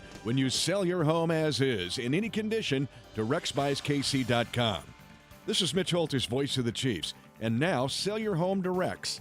No matter the condition or situation, with closing details designed to fit your schedule, needs, and wants. Thanks, Mitch. This is Rex, owner of RexBuysKC.com, your local home buyer. We offer instant cash offers on the first visit. We pay you more. We give you unlimited options on how to sell your home as is with no out-of-pocket repair cost, no closing cost, fees, or commissions, and will close in as little as 7 days. Call now at 816-330-6000 or go online to RexBuysKC.com. Rex will buy your home for more with huge cash offers, fair and honest dealings, and options that make selling your home quick and hassle-free. Homeowners, call now, 816-330-6000 or go online at RexBuysKC.com. Now is one of the best times to call up Dury Vision and find out if they can help you with your vision goals and needs going forward like they did for me, which was SBK Advanced LASIK. Now I don't use contacts. I don't use glasses anymore. That is one of the things that I regret not doing years and years and years ago. Look, we all put off things. You say, oh, it's going to be too expensive, or I don't know if I'm a candidate. Those were all things that crossed my mind before I went in for my free consultation for Dury Vision. And one, I found out that I was a candidate for LASIK after being told many years before that I wasn't. And if financial issues are the reason for that, they offer financing options, including right now an opportunity to save up to $1,000 off that LASIK procedure with their friends and family discount. It's a program that's normally reserved just for friends and family, but it's open to you as well. You just got to go online to duryvision.com or give them a call at 913-491-3330. That's 913-491-3330 and schedule that free consultation. You can even conduct it virtually over Zoom. That's duryvision.com. At Shane Company, we believe we're all made to shine. This Valentine's Day, celebrate the love of your life, your best friend, or your best self with unique fine jewelry from Shane Company. We're passionate about sourcing the most beautiful and vibrant gemstones from around the world so everyone can shine bright. We take the time to ensure each piece of jewelry is expertly crafted so it can be treasured forever. Visit Shane Company and discover Valentine's Day gifts for everyone, your new crush or your soulmate. Let them know how much you care with fine jewelry designed by us, guaranteed for life, for free. Radiant red rubies, pink sapphires, diamond hearts, gorgeous jewelry with all the colors and symbols of love. This Valentine's Day, give a necklace with a gemstone as special as your love, a gold ring engraved with a date you'll never forget, earrings that make their eyes sparkle. Give a gift that was made to shine. Shane Company. Fine jewelry since 1929. Milagro Tequila and Jackson County Tow present FAC 23. See 14 bouts stream live worldwide from the Cable Dahmer Arena Friday, February 2nd. The bantamweight title is on the line with Alejandro Gomez taking on Jacob Brawl. Kansas City's own Mo Zwolak will battle Brazilian Jiu-Jitsu black belt Jair Jr. Get tickets through Ticketmaster at the Cable Dahmer Arena box office. Sponsored by Dream Machine Motorsports, Hoy Excavating, Herzog, Tintmaster, and Wholesale Batteries. Some days I cover up because of my moderate to severe plaque psoriasis. Now I'm hitting the road with clearer skin thanks to Skyrizi, Risankizumab Riza, a prescription-only 150 milligram injection for adults who are candidates for systemic or phototherapy. With Skyrizi, 3 out of 4 people achieved 90% clearer skin at 4 months. And Skyrizi is just 4 doses a year after 2 starter doses. Don't use if allergic to Skyrizi. Serious allergic reactions and an increased risk of infections or a lower ability to fight them may occur. Before treatment, your doctor should check for infection and tuberculosis. Tell your doctor if you have an infection or symptoms such as fever, sweats, chills, muscle aches, or cough, or if you plan to or recently received a vaccine. Thanks to Skyrizi, there's nothing on my skin, and that means everything. Ask your doctor today about Skyrizi, the #1 dermatologist prescribed biologic in psoriasis, and visit skyrizi.com or call 1-866-SKY-RIZZI to learn more. All right, let's go right out to Arrowhead as Chiefs head coach Andy Reid is speaking to the media here on 610 Sports Radio. It was the O-line coming out and setting a tempo there with aggressive play.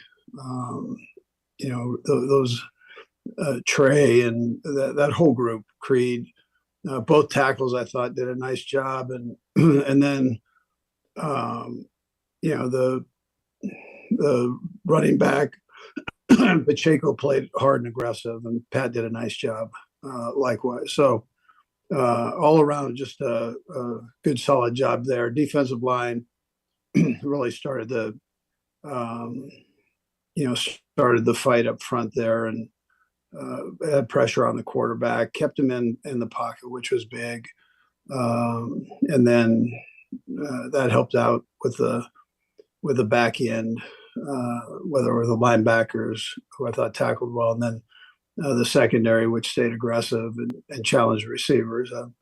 Again, I thought George and Chris did a nice job up front there, and then the guys that had to fill in, I thought they did well when asked to step in and do their job. So, and then special teams wise, we did a good job there. So, with that, time's yours. You're listening to 610 Sports Radio in Kansas City, KCSP Kansas City, WDAF HD2 Liberty, and Odyssey Station. Wanted to ask you about the Christmas Day game against the Raiders. Not much was working that day, and really maybe for some weeks leading up to that, and it was hard to see you being where you are now. Were there things you were seeing at that time even that were led you to believe that this was realistic, that you could reach this stage here? And Brad will have a second question as well. I think, Adam, that was a good wake-up call for us. They came out with great emotion. Antonio had them ready to go, but that emotion was the thing that jumped out at you that they played with. And I think it gave our guys a nice little, for a better term, a wake-up call, that listen, we need to step things up here. Things aren't just going to, fall in our lap. And so we're taking everybody's best shot. And here's a team that went through some adversity, and they stepped up and were able to present themselves like they did. So, that we were able to learn from it and move on. I felt all along, though, we had the ability to do that. We just, like I said, we needed just a little kick in the tail there. So yeah, okay. And I'm sure you've seen what Kadarius Toney posted about his situation on social media. What's his status with the team? Will he be practicing with you this week when you guys get going? Yeah, I actually haven't seen it. I mean, I've heard people talk about it, but he'll be back out there, and we'll see how he does. Let's go next to Seren Petro. Go ahead, Seren. Coach, just as a follow-up to Adam's question, so his status with the team is unchanged. It remains just an injury situation. I found it difficult to follow what he was saying, but it did seem to be that he was saying he was not hurt. Can you expand upon what his situation is a little more, Coach? Yeah, well, I mean, obviously he's been on the injury report, so I mean, I got that part is that's not made up by any means, but he's been working through some things, and he'll be back out there. Let's go next to Todd Palmer. Go ahead, Todd. Hey, Andy, I was just curious. A lot is made about Patrick Mahomes and legacy and things like that. I just didn't know, how much do you think about Pat and his legacy in the league, as kind of these moments come along? Yeah, I mean, Todd, he's we see it every day. You're right. We don't take that for granted. We respect the job that he does, and we appreciate it, and we know we're seeing something special. And he's still young in this business, so that's a great thing for the Chiefs. It's a great thing for the city, and it's somebody that you can build around. And Brett Veach does a great job with that, of making sure that other positions are relative to that. So it's a positive thing that we're very aware of, I guess, is the best way I could say it. Let's go next to Pete Sweeney. Go ahead, Pete. Hey, Coach, I know you've done this a few times now with this Super Bowl bye week, but I was wondering if you could preview the week and just kind of talk to how you might balance making sure that these guys do take advantage of the rest while game planning. Yeah. By the way, I want to just put a shout out for Allegretti too for stepping in and doing the job he did in Bush. Those were two guys I thought did a nice job stepping in. Yeah. So Pete, the way I'll look here, the guys come in today, and they have we have a team meeting a little bit later today, and then they have a couple days off, and then they'll come back and on Wednesday or Thursday, and we'll kind of start our normal week. We'll try to get everything done here the best we can, and then once we get down there, it's a good review for us, and still keep ourselves in shape, in football shape. So we're ready to go. Yeah. Let's go next to Matt Derrick. Go ahead, Matt. Hey, Coach. It's a popular narrative about Patrick that this is the best defense that he's ever played with. But in your years of coaching, where does this defense, stack up to you as far as the ones that you've had, and how important was it for you bringing Steve in 2019? Yeah, well, I guess I can start with that. I mean, that was important. We have a history together, so I knew what to expect and where he would go with things. He had a young bunch and an older group that was tremendous for us, but they had kind of aged out, and we had this influx of new young guys, and what he did with them I thought was great. Of teaching, all of his guys did that. They did a great job of teaching, and the kids were receptive to it, and then you're seeing the rewards of that now. Is it one of the better defenses? Yeah, I'd say it's one of the better defenses that I've been around. We had some real good ones in Philadelphia, and some of the early defenses here. I don't want to slight those guys. They did a nice job for us. So, but surely this is a team. This is a defense that has helped guide this team along as the offense was growing. So, and now that both are playing well, it's that's a tribute to everybody involved. What Steve has done, and then what Nags has done on the offensive side of helping it grow. Let's go next to Todd Lebo. Go, Todd. Hey, Coach, one of the things the defense has done all year is performed very well, but they hadn't really been getting the turnovers. And it closed a couple times on different deals. Obviously, that's been really big for you here, especially against Baltimore, getting those turnovers. How do you go about creating that again? Turnovers are a fickle thing, I guess, but can you coach that stuff? Well, it's you got to have a dance partner. So they've got to make sure that that we're doing the right things defensively and putting ourselves in the right positions to have an opportunity to make a turnover, and then the other side's got to give you that opportunity. So I would say though, Todd, that it was great to see.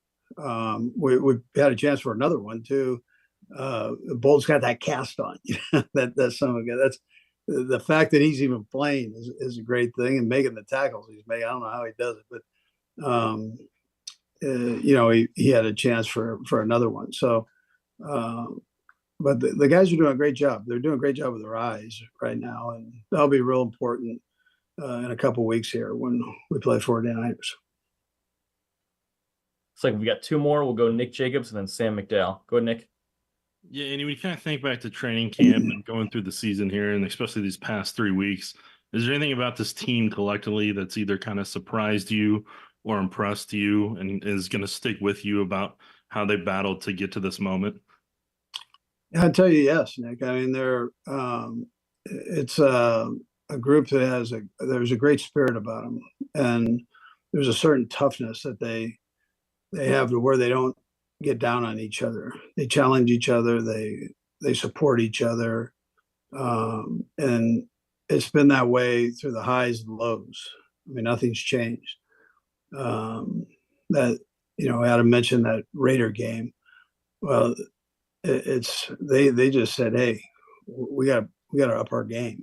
It wasn't us as coaches jumping up and down on them. They took it within themselves to say, we know what we are and can be. We've got to do it.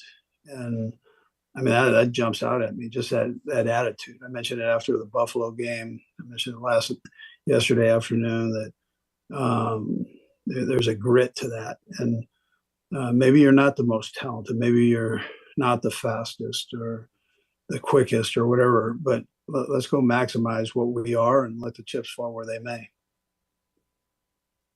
We'll go last, Sam McDowell. Go ahead, Sam. Hey, Andy.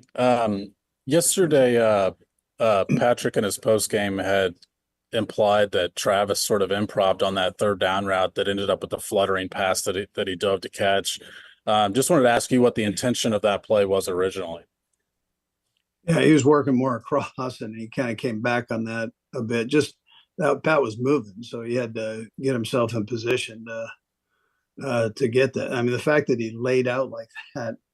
I mean, I've seen him do a lot of things. I really haven't seen that right there where he had to be in that position, parallel to the ground and 2 inches off of the ground to make the catch. That's tough without the ball hitting the turf there. So it was a great job by him, and something I guess he's kept in the pocket for a while, and it showed us. Thanks, Andy. Yeah.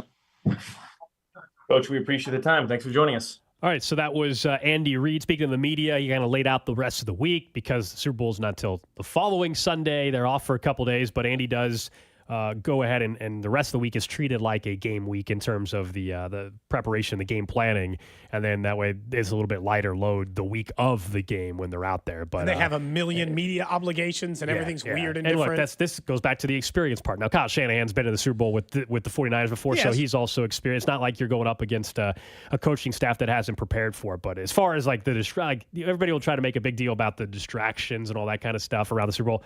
Not worried about that with this team. They've done through this is their stars. There's their fourth Super Bowl with a lot of these guys, at least at the key positions, and obviously a coaching staff that's been through this plenty of times as well. No injury update or anything there. We weren't expecting that. Adam It's way Schefter too earlier far on out. TV was making it sound like it was more like a torn pec for Joe Thuney. So I'm really not talking about optimistic I'm talking about like out of the game. I mean, as far as I'm concerned, Joe Thuney's probably not playing. Yeah, but I'm talking more on the Willie Gay Jr. neck stuff. We won't know for sure. Although you would think in 2 weeks the neck will be fine, but we'll find out. I will say this. Andy got asked twice about it, and I see people in the text. I'll be like, hey, you guys going to talk about Kadarius Toney? Eventually. Yeah. Look, at some point, will we talk about what he said on social media? Probably. But I'm not bringing down the vibe today. He didn't play. I'll be honest. He didn't play. I'm not talking about a man who didn't play in a game when the Chiefs are on their way to their fourth Super Bowl in their fifth year. Not today. Not letting him bring the whole vibe down, right? That's no good. That would be like if somebody had dropped a pass early in the game that didn't eventually lead to it. I understand last week we were talking about McCole Hardman because we thought it might have had an impact on the game. Tony hasn't had an impact on the game the entire year. So if I'm going to spend time about maybe him being in his last legs in a Chiefs uniform, that can be later. Oh, he's had an impact on a game. He's definitely made an impact on a game. That's fine. But yeah, I have no interest in really talking about somebody today that didn't even make the trip out to out to Baltimore. So I'm good. I'm trying with to bring that. the vibe down. Yeah, I'm happy. We'll talk about that later. If you're wondering, Andy just said that basically he was asked about the claim, which was that is he not really hurt? And Andy said it's not made up by any means. But yeah, we'll have 2 weeks to talk about that and whether or not Kadarius Toney is trending towards being active in the Super Bowl or not. Andy said he'll be back out there. I took that as in just that he'll be back at practice. I don't think. Bink texted me. He's like, did he say that Toney's going to be playing again? I go, well, he says me back out there, meaning practice. I don't think that was he'll be active in the Super Bowl. That was very unclear. I would still be surprised by that. It's Andy's way of saying he's still on this team. By the way, they still have enough wide receivers he could be healthy and active. That's certainly Kadarius Toney 75-1 to win the Super Bowl MVP. For those of you that are feeling like throwing away your money, so yeah, if you want to throw away Vegas your money, would love to take your cash. If you want to bet that, just please give that money to the show instead, please. Is it okay? Like I think that a lot of people have followed this Taylor Swift and Travis Kelce story closely for a variety of reasons, including the fact that Taylor Swift's massive public. They seem so happy and nice. Yeah. Travis is having an incredible postseason again, and somebody pointed out in his 16 games in the playoffs with Patrick Mahomes, a full season, 1,500 yards, 18 touchdowns, and 133 catches, which is insane. in his own right. He is on the doorstep of so many receiving records. Hell, he was 7 catches short of Jerry Rice. He had it in a quarter and a half. We were in the 8-minute mark of the second quarter, and Travis Kelce had already tied and then passed Jerry Rice for all-time playoff receptions. The Taylor stuff's going to get nuts these next 2 weeks. The people who were deep diving over whether or not she could make it from Tokyo, what the time difference is, what time would she arrive in Vegas, get back in Tokyo for her performance. By all accounts, Taylor will be there at the Super Bowl. Yeah, it wasn't just Can't like make it, fringe. no question. It's not even just fringe people. Like CNN had somebody on breaking it down the other day. They her travel plans. So yes, it is very possible that because the time zone, she could be back for Super Bowl Sunday with 23 hours or something to spare from a concert in Tokyo. So my guess is yes, she'll be at the Super Bowl. But no, they look very happy. That was cool to see the photo of Andy Reid and her pointing at each other. That was pretty cool. Everyone's in now. Yeah. It took a second. Can you imagine how far we've come in that story? People used to say this was fake. Yes. This was a made-up publicity relationship. And that's, again, that There's has not still gone people through who are saying that, right? No, but it's gone through the cycle. Because initially that was it's just a whole fake marketing ploy. Then when it became obvious, like, how can you even claim that it is that? Then people just tried to start hating on other things, right? You know, because like as if she's telling CBS to show her. In fact, you could tell during the broadcast, it looked like she had mouthed, like, go away. Like, basically, like, stop showing me. Yeah. So the opposite. She's done absolutely nothing It wrong. also appeared she I don't know mouthed, why like- people are, people sometimes just like to be ticked off about anything. If they're both happy, then who cares? And by all accounts, they look extremely happy with each other. It was really cool that she got to go down on the field in that moment. That's the first time I think she's really been down on the field versus just being up in the suite. So yeah. Well, and she got the full view of Travis Kelce, playoff performer. Look, he was great last week too, but she's rolling into these playoff games after watching them slug through a regular season and be like, yeah, Travis is a pretty good player. I thought the audio win some showed games. someone had audio of her down on the field when she was hugging Travis. I thought she said, "I've never seen you like that before." or Yeah, she whatever. said. She something said, like "I can't that. believe you did that." Something. Yeah. I can't believe you did that. And she also, it appears, by the way, from the lip readers, like he was trying to be polite and be like, "Are you sure you would like to be this affectionate in front of all these people?" And she said, "I don't give an F." And you're Good like, for "Yeah, her. Good for you know her. what? Yeah. Right approach. I don't either." But so when she got the full view of what Travis Kelce is in the postseason, because Travis Kelce is the single greatest tight end in NFL history in just the regular season. And then when he gets to the postseason, Gold, he is a completely different level of player. As in, the only man to pretty much ever slow down Travis Kelce in a postseason game was Bill Belichick. That's it. The single greatest defensive mind maybe ever in the NFL is the only person to ever show me any kind of what if we slowed Travis Kelce down. I don't know how the 49ers are going to spend their next 2 weeks, but defensively, the only thing they should be worried about to slow the Chiefs down is there a way to limit what Travis Kelce does for this offense? Because over the last 2 games, it appears like the answer is no. What would you, at this point, they had Kyle Hamilton on him. Kyle Hamilton is an all-pro caliber safety. What did Travis Kelce still do on that? No, if he's playing at if he's playing at this level, Cody, he's back to what we were discussing, prior to the week 1, knee injury that I still think impacted him, and week 18 not playing was a huge deal. And then you add in the playoff intensity, but you're back to having to completely treat him like a Hall of Fame tight end. I don't think some teams for a little while thought that they Weren't still had to. respecting him the same way. Now yeah. you do, and that opens things up for Rashee Rice. And I think it, in a weird way, it also opens up the passing game or the running game a little bit. And they get 2 weeks. Like, not only does Andy get 2 weeks to game plan, Travis Kelce, anybody that's older on the team, anybody that's banged up, like Willie Gay and Mike Edwards, among others, Charles Omenihu, all those guys get time to get healthy and rested. So it's a fresh bunch. And, there will be different wrinkles that Andy has up his sleeve, just like Kyle Shanahan will as well. I do still like the just inclusive nature of it. Because, I've heard other people be like, oh, my kids are more invested, or their daughters. Like, my uncle was in town. I told you guys, I watched the game yesterday with my grandpa. It was his 94th birthday yesterday. So, a whole bunch of family. We all watched it. We brought a TV. Nice. My nephew brought, his TV from home so that everybody could, Wait, you brought the TV? Well, because he's got a TV, but it's not real big. And there was a lot of us, right? Gotcha. We needed a couple of rooms to spread out because I had aunts and uncles from out of town and all the nieces and nephews. He probably had, 10 great-grandchildren there, right? It was maybe more. It was the crew. Everyone showed up to watch it with him. And even, But like, my uncle was like, his daughter's like, she's like straight up did not care about football until 6 months ago. Like football meant nothing to her. Like she never even mentioned it or showed any interest in it. Taylor Swift showed up interested. My daughter last night was asked, she said, is Taylor Swift going to be at the game? Because she sees her. I said, yeah, she'll be at the Super Bowl, I think. She's like, will you sit next to her? I was like, that won't be happening. That side of this equation, not a thing. I just like watching Travis go back to it. Like if you had some doubt, be like, hey, can he hold up for a few more years? If you can still perform like this in the postseason, you still got juice. Still got juice. I know, Gold. I know people will be like, well, maybe the 1,000-yard thing, which died already. Maybe he won't go back to 1,000. What if he's a 900-yard receiver again?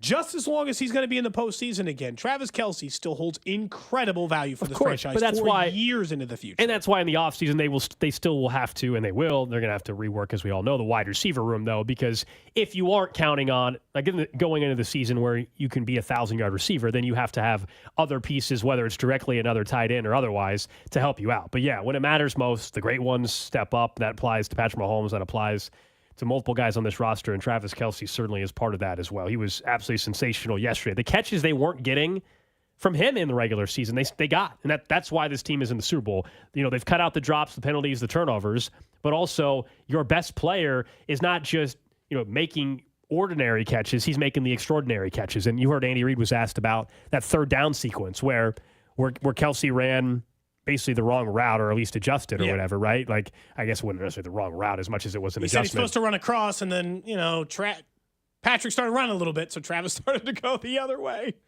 He's supposed to go over the middle, and somehow he ends up at the corner pylon. The other part of that is not only end up there, but Patrick is still like, it's just Travis, and he's standing over there by himself, so I'll give him a shot.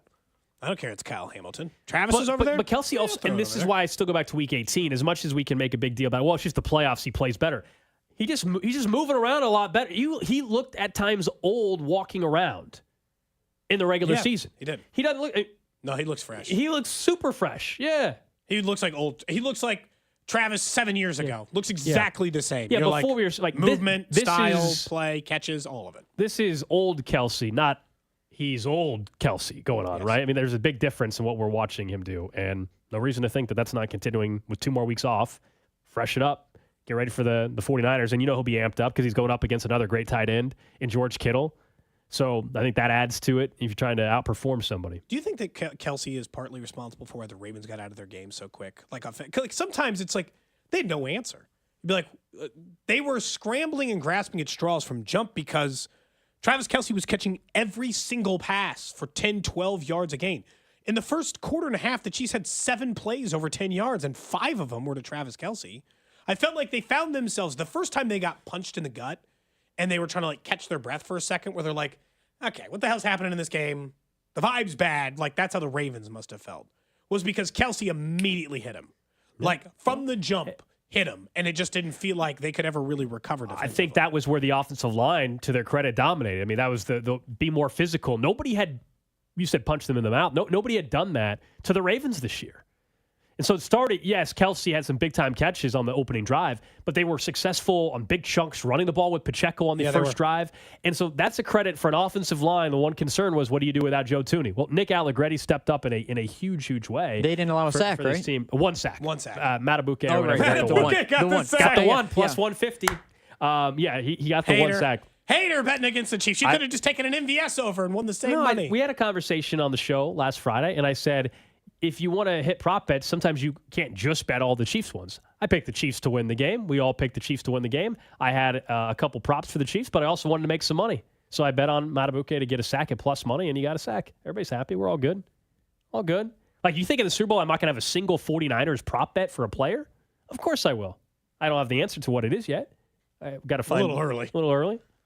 Yeah, of course. Although those are starting out soon. Super Bowl MVP market's already out there. I'll have some bets on a few Chiefs players. I'll have at least one bet on the Niners players, too. It's going to be like Debo catches or whatever. I mean, Mahomes and Purdy are the 2 favorites, to win MVP because they're quarterbacks. I know, stunning. But further down the board, there's some intriguing ones. Kelce's 22-1 to be Super Bowl MVP. Kelce might have won it. Remember, we had the conversation before. Said, hey, if they did this like they do the American League in baseball, and there was an AFC Championship game MVP, is it Travis Kelce? Probably. Mahomes had a great game too, but it's probably Kelce in that instance. Like, it's hard to give it to Snead because he didn't have, normally if you're a defensive player, you have to have the touchdown. Yep. Yeah. Like, you can't just be great defensively like Chris Jones or Snead were.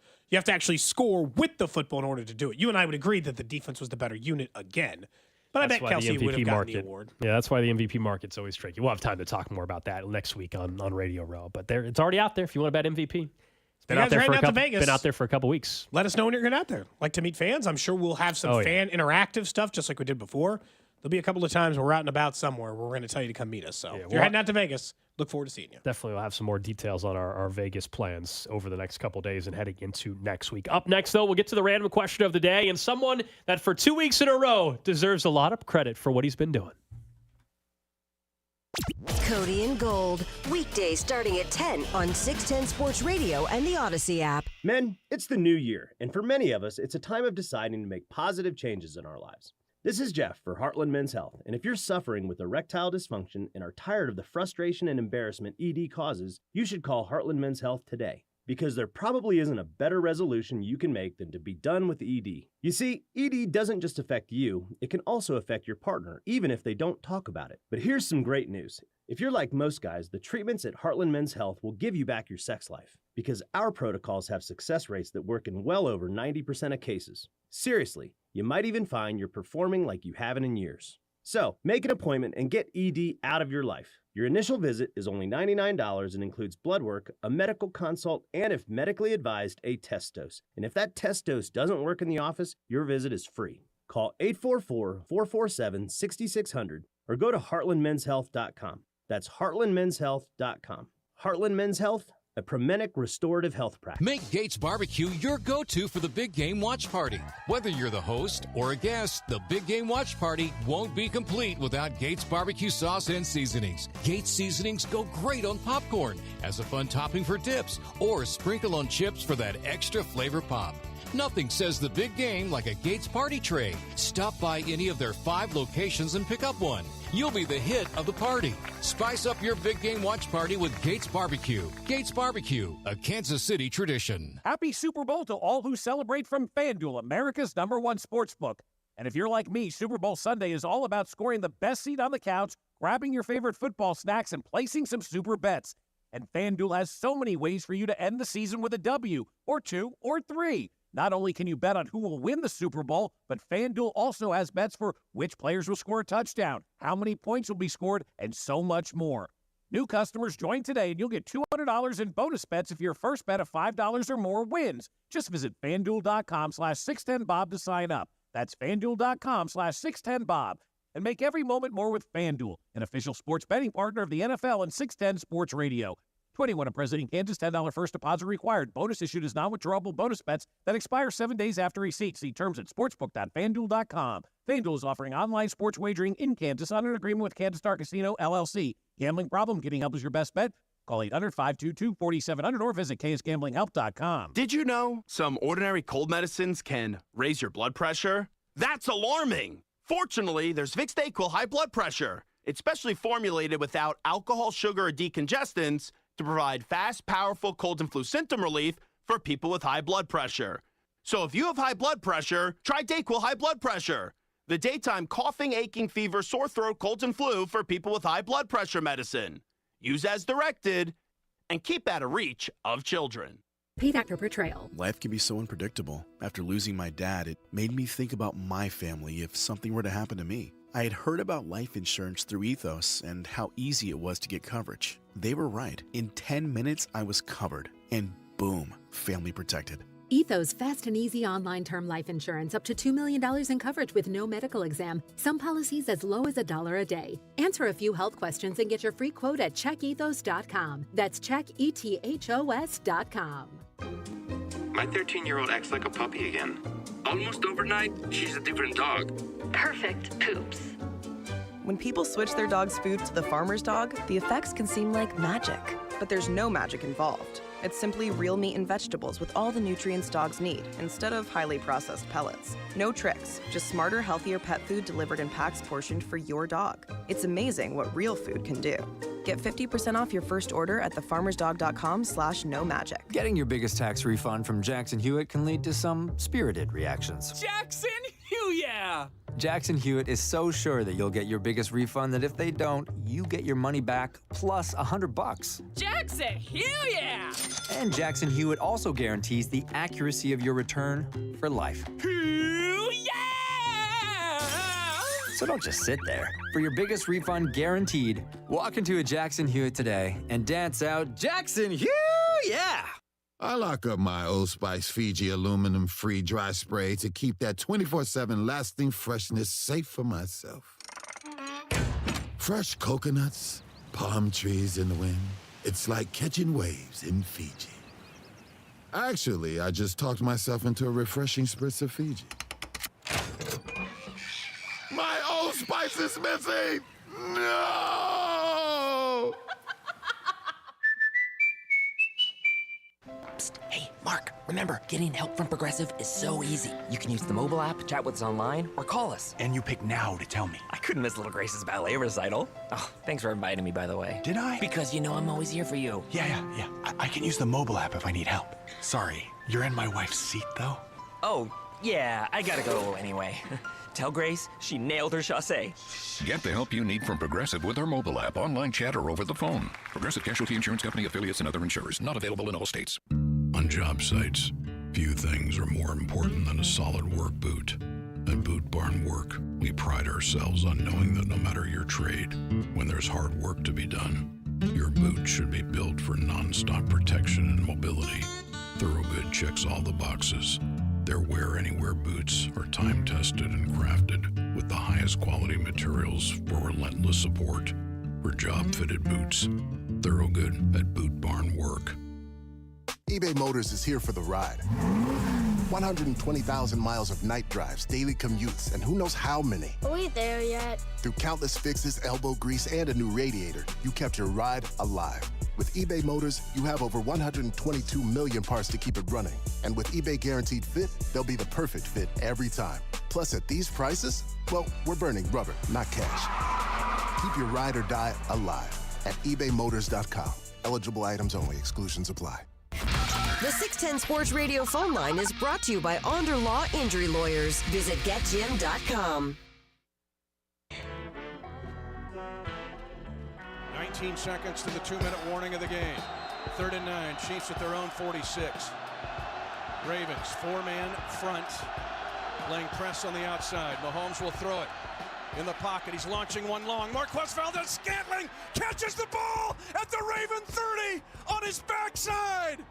Shades of the catch he had against Cincinnati in the end zone last year in the AFC Championship game.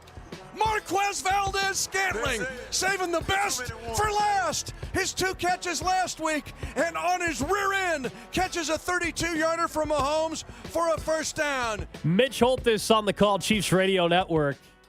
Marquez Valdez-Scantling, just like we all thought, when it matters most, would ice back-to-back playoff games and have another impactful moment in an AFC title game. Sorry, Drew, for the Cincinnati reference in that one. I'm sure you didn't enjoy that. He did catch a touchdown last year against your Cincinnati Bengals. He had a great game against Cincinnati last year. It was over 100 yards. This one was just one catch, but it iced the game. I don't care how he has to catch the football. He's found a way the last 2 weeks to catch the football. And for that, he deserves credit. It's got to feel amazing if you're Marquez. Nothing changes. Here in about 3 weeks or so, they will still need to cut him. But let's enjoy the moment together and appreciate the catches in the moment that he's having. And hopefully he comes with another big catch in the Super Bowl. Props to him. It's got to feel great. What a redemption story. What a great redemption arc. We buried him this year. And by the way, you better come with like time-stamped receipts. If you try to slide into this text line and be like, you guys said he was done. We all said he was done. Who the hell was on the other side of that argument? I'm dead serious. Find me one person that was like ardently defending MVS this whole time. Well, the regular season's still the regular season. But again, he deserves credit. I don't care. He deserves credit right now for what he's done the last 2 weeks, which is come up with some big-time catches to seal wins and to help this team get to a Super Bowl. That's where we're at with him. No, like that's all you need. That's all you need again from him. The Super Bowl. Maybe you'll need one catch. Could be a huge catch. One catch. That's all I need from you in the Super Bowl as well. One timely catch. He was buried for a good reason. And then I thought he took zero accountability.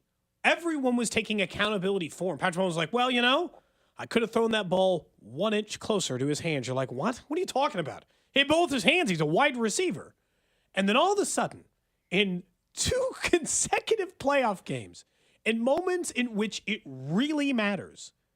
MVS is back. Look, He's made the tougher catches, too. That's what's funny. I thought the Like- deeper. Well, he made 2 good catches in the last game, and then he made obviously this one here. This is what he should have been this entire time. I think partially he's helped by the fact that they've discovered themselves a little bit, going back to us saying, "Hey, throw it to Pacheco, Kelsey, and Rice, and kind of nobody else. Just give them the ball." He's helped by that. But even in the early part of the year, that was what went wrong with MVS's season. You and I had said the entire time, it's not that he was never open deep. It's that it didn't matter. It didn't matter that he was ever open. They were unsuccessful in getting the ball to MVS ever. And then when the ball did get to him, man couldn't catch it. And look, one time he got pass interference and they didn't call it. But I didn't think, there's no way at any point this season. I mean, I doubted maybe I doubted their Super Bowl chances. I sure as hell didn't think MVS was going to show up. This is why the award we gave out last week matters. We decide, I think moving forward, as long as this show is on the air, you and I, let's say we get lucky and we get to do another 10. We do another 10 years. With Patrick Mahomes as the starting quarterback, the Kansas City Chiefs are allowed one player who does not have to show up for the regular season. I will let it go, and you can just be a postseason performer. It used to be Frank Clark. It is now MVS. I don't care who it is going forward. It'll be somebody after MVS because somebody earlier in the text line said, "Hey, does this make you change your mind about paying MVS? Paying MVS $14 million? No. Again, it's not changed my mind in that department." Let's enjoy the time we're all spending together, okay? Let's enjoy that time for the next couple of weeks. And then the same result will happen. At some point, 3-4 weeks from now, whatever it is, they will still need to cut him. But let's enjoy the time we have together while it lasts, and let's keep making some catches if you're Marquez Valdez-Scantling. Thank you very much for your service. Appreciate it. I can't believe it was him. And in the past, in the future, the playoff Frank Award, I would still prefer it be someone that's not making $11 or $12 million a year that no shows in the regular season. You'd prefer to be like Sky Moore on the last year of his rookie deal or something. Yes. He can win it next year, maybe. But good for him. He had a huge smile on his face. He should feel great. I mean, I'm sure it feels incredible to step up in these moments after being criticized all year. Fairly, but still, it's good to see that for him. Did you everybody see his tweet? Yeah, it's a great one. Okay, so at the bank, and then the Chiefsaholic things. Yeah, M&T Bank Stadium in Baltimore. It's just so good. It's just so good. He was maybe the most unlikely playoff hero. You could have sooner convinced me Justin Watson was going to have multiple big catches in this postseason before I thought he had one big catch. I mean, that's the that was on a third down too. You said it right though. It's like it's asking these guys just occasionally to come up with one play instead of earlier in the year. Justin Watson, this game had one catch for 16, and it was a huge conversion. You're right, Drew. And back in like week 9 or whatever it was, they were trying to get him 10 or 11 targets. That's the difference. Now it's like I can trust Justin Watson maybe to make one big play a game or MVS to make one big play a game. Where they were in trouble was early in the season, and for a majority of the season, they were asking MVS to make 4 or 5 of them and Watson to make 7 or 8 of them. And like, that's not who they are. Justin Watson, been a great special teamer, has been much better than I think anybody thought in terms of when they signed him, but he's a 5th receiver, not a guy that should be getting 10 targets. And so here you ask for a big opportunity, a big catch, and he gets it for you. What did he have, 38 yards in that game last night? Who? MVS. Yeah, the one catch. Was it a 38-yard gainer? I don't know if it was. Well, he had one other catch. He had 2. I thought it was 38 total. I'm not sure why. I think he had like a 4-yard catch or whatever. I think that one was like 34 yards. No, just trying to do some quick math. No, 2 for 38 in this game. Okay, 38 yards. You know what that is? It's MVS's season. It's MVS's every other season in the rest of his life. 648 yards. 38 yards a game, Gold, is 646 yards receiving over the course of a season. What he did last night is who he is. We're cool with it when you're right. Doing the job you're supposed to be doing. The frustration again for MVS was like the standing up for him. But to the Chiefs' credit, this is something that I'll admit I was wrong on. There were a couple of times this year that I'm like, bury someone instead. The going up and being like, it's going to be okay, champ stuff, we're done there. Kelsey putting his arm around, like I was done with it. I could not understand the ardent defense of just what was poor football play when it had gotten to week 14, 15, and 16. Look, I get it week 2 or 3. But it felt like it was like kicking the ass time. It was like, hey, grow up. Be an adult, right? Like maybe you have like a couple of nice conversations, then eventually you got to have the big boy talk. No, they just stood by his man. And then last night after the postgame, that's all what they were saying too. Like Patrick Mahomes still in the biggest moment to seal a game on a 3rd and 9 that was going to give Lamar Jackson the ball back with 2 minutes to go and a couple of timeouts, or I guess 2 minutes to go, no timeouts. Yeah. He was going to give them the ball back. He still threw the ball 30 yards down the field in MVS. I can't believe he did it again. It was a hell of a call, gutsy call as well. Have we checked in? Has anybody? I know Joe Burrow tweeted during the game. I know he Joe chimed Burrow in. said that he wanted them to be able to taunt. He said let him taunt, which was a good sign for Bengals fans to know that the wrist injury while he's sitting on his ass at home during the playoffs must be feeling good enough to tweet about the Chiefs. He never is on social media. So I'm saying, so the wrist must be feeling good. So that's a good sign for the Bengals' future. But then, as we've checked in on Jamar Chase, has he chimed in? Jamar, you go first. Who's going to the Super Bowl? An AFC, NFC team? Anybody but the Chiefs. How's he doing? Can we follow up? Who would he like to win the Super Bowl? I'm guessing he's going to pick the 49ers, which is fine. But I wonder if he's doing okay. I'm hoping he didn't watch the game and he was on a beach in Cancun or something. I was hoping that's where Jamar Chase is at. I wonder how that is something I've wondered is how many of these athletes watch the games and how many of them actually don't care. I feel like Joe Burrow is a guy that's always going to watch the games. I feel like Patrick Mahomes, Patrick's always going to watch the games. You know, he's a football guy. He goes on the Manning cast and everything. I don't know if Jamar Chase, I don't think Jamar Chase comes across as that guy. I'm not watching the game if I'm not in it, you know, or if I'm not prepping for a game, I'm not watching. I feel like that's, Jamar's look, I'll say this. It's still just Brady and Burrow, and that's content to me. If they win For what?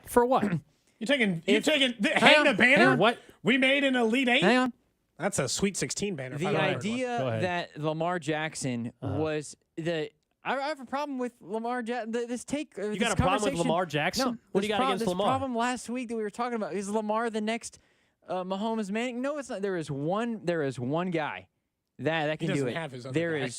There is one guy that can do it, and it is who's currently playing. And that's Joe Burrow. Wow. And nobody else should bring up anybody else's name ever again. It is the one guy that can be cool, calm, and collected in the moment is Joe Burrow. Granted, he's just Joe Flacco, and he got him once, you know? Maybe Burrow's just Joe Flacco. He got him once. Except for he didn't win his Super Bowl.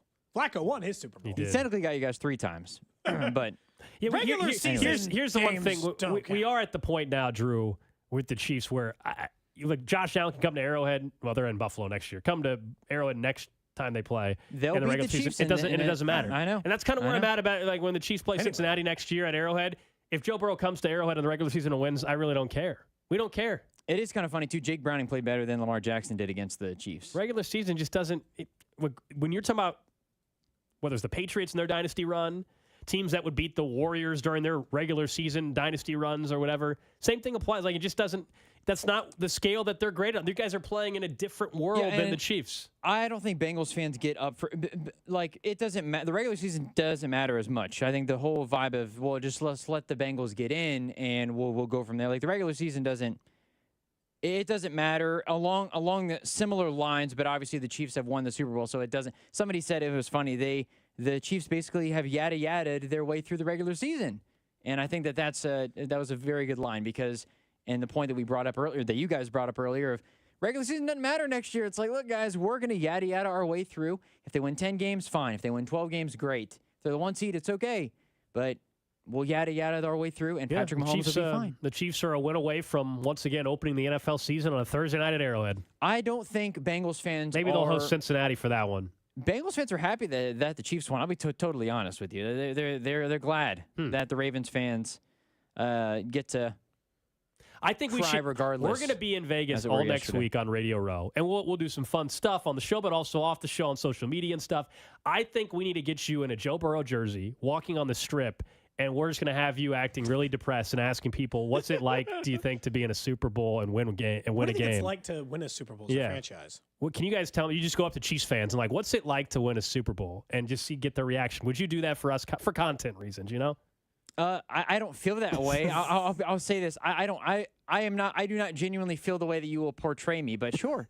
I have the Joe Burrow I would jersey. like for us to get you on video walking on the strip, sad in a Burrow jersey, and asking Chiefs fans that walk by, what's it like to win a Super Bowl, just to see the reaction that they give to you and what you do. I'm really looking forward to, though, Joe Burrow not having T. Higgins and being able to still go and win games so that people can stop with the narrative of all of this whole thing. Again, I mean, I don't know. It's going to be fun. Next year, I'm looking forward to hopefully being able to go to the game. Random question. For you, Gold. For you, Drew. Over in the text line, 913-586-7610. Of course, you can hit us up on our Twitter, Twitch, at 610 Sports KC. We live stream the show. Plan is to try to live stream it down at Radio Row. Just got to make sure the technology cooperates with us. But that would be the plan, so subscribe over there. Today is obviously going to be in a theme, Vegas theme, because, of course, that's where we are. So the question I have for you today, I'll give you my answer so you can have a second to think about it, because I know it'll take you a second. Okay. What is, in your opinion, the best either movie scene, television episode, or television scene surrounding Vegas? And why is the answer the Entourage episode of Vegas? That might be the best. Look, I think The Hangover might be grossly overrated as a flick. So we can get into that in a minute. But the Vegas scene from Entourage, there's a lot of movies that surround Vegas. I could mention a scene from Rounders when he's betting against Johnny Chan. Great scene.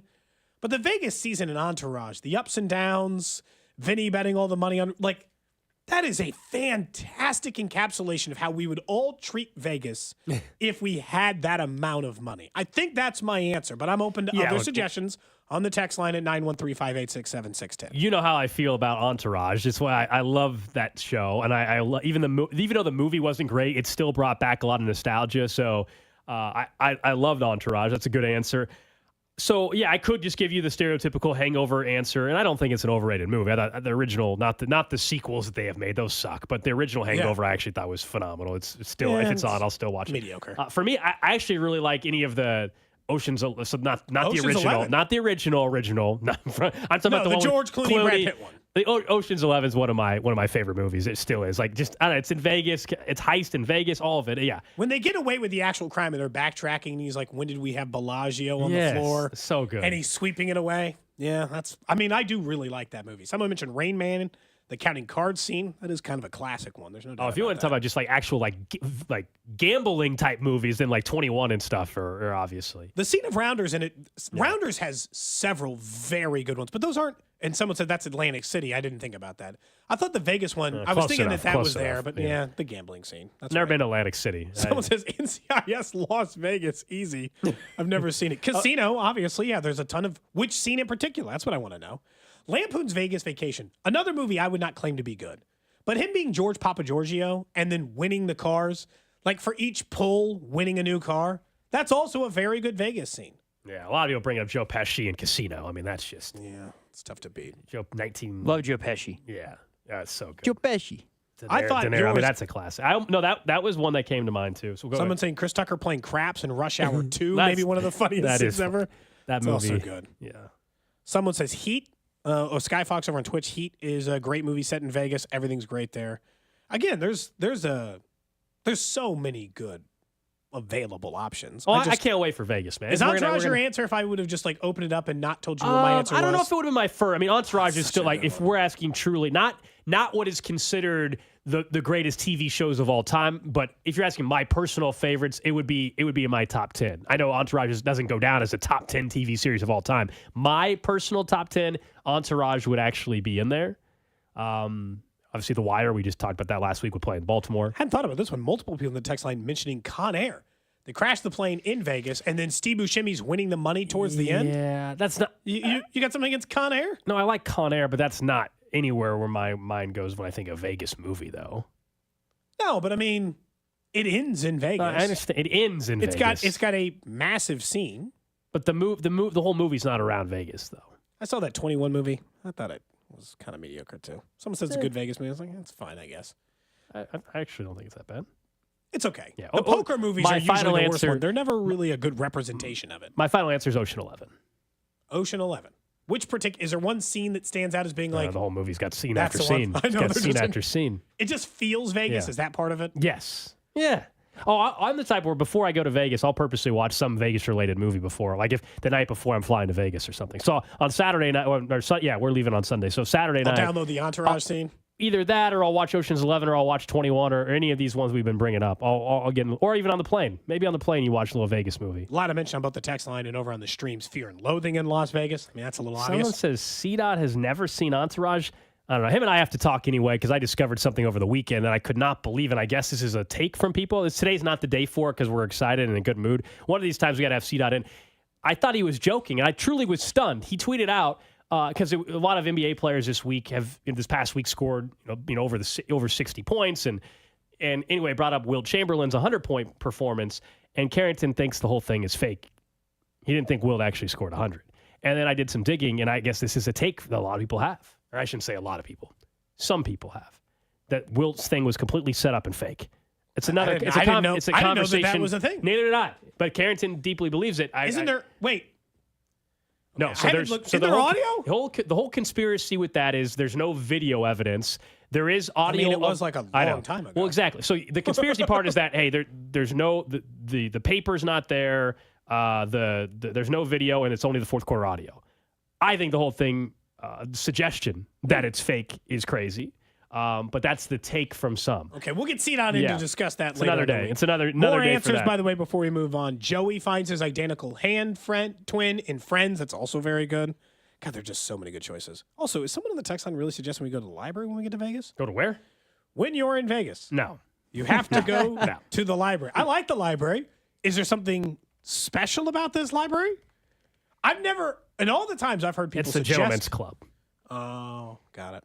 I don't think they mean the actual library. I just Googled. Yeah, there's not, a gentleman's club called Vegas Public Library. Yeah, which Cody, again, if you missed it, something's going to have to give because Cody owes this show / me through a bet that he was supposed to have his first strip club experience, even though he cheated a month or two ago.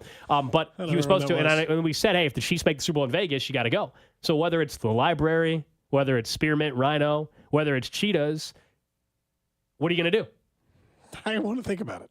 I don't feel like I should have to answer that today. Oh, okay. I'd like to think about it. Mm-hmm. I want to think. I don't like the sound of any of it. I'll just say that.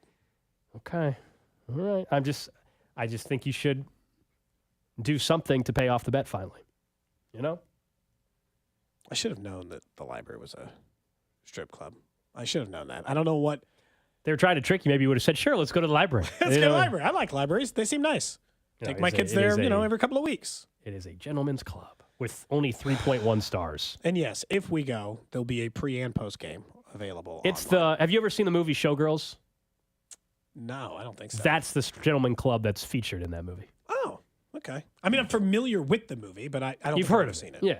I think I would have been like 10 when that movie came out. I was 4. I know that. I don't feel like my parents. We had a pretty loose TV guideline, but I don't think we had that loose of a TV guideline like, letting a 10-year-old watch Showgirls. Someone says if you could bring one book to a strip club, what book would it be? That'll be the random question tomorrow.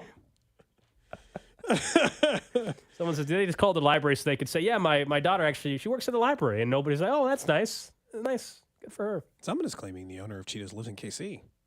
Says they could hook Who us knows? up. Is that true? Oh, now Cody's interested. No, I'm just curious. That just seems like a weird connection. Mm-hmm. That's all.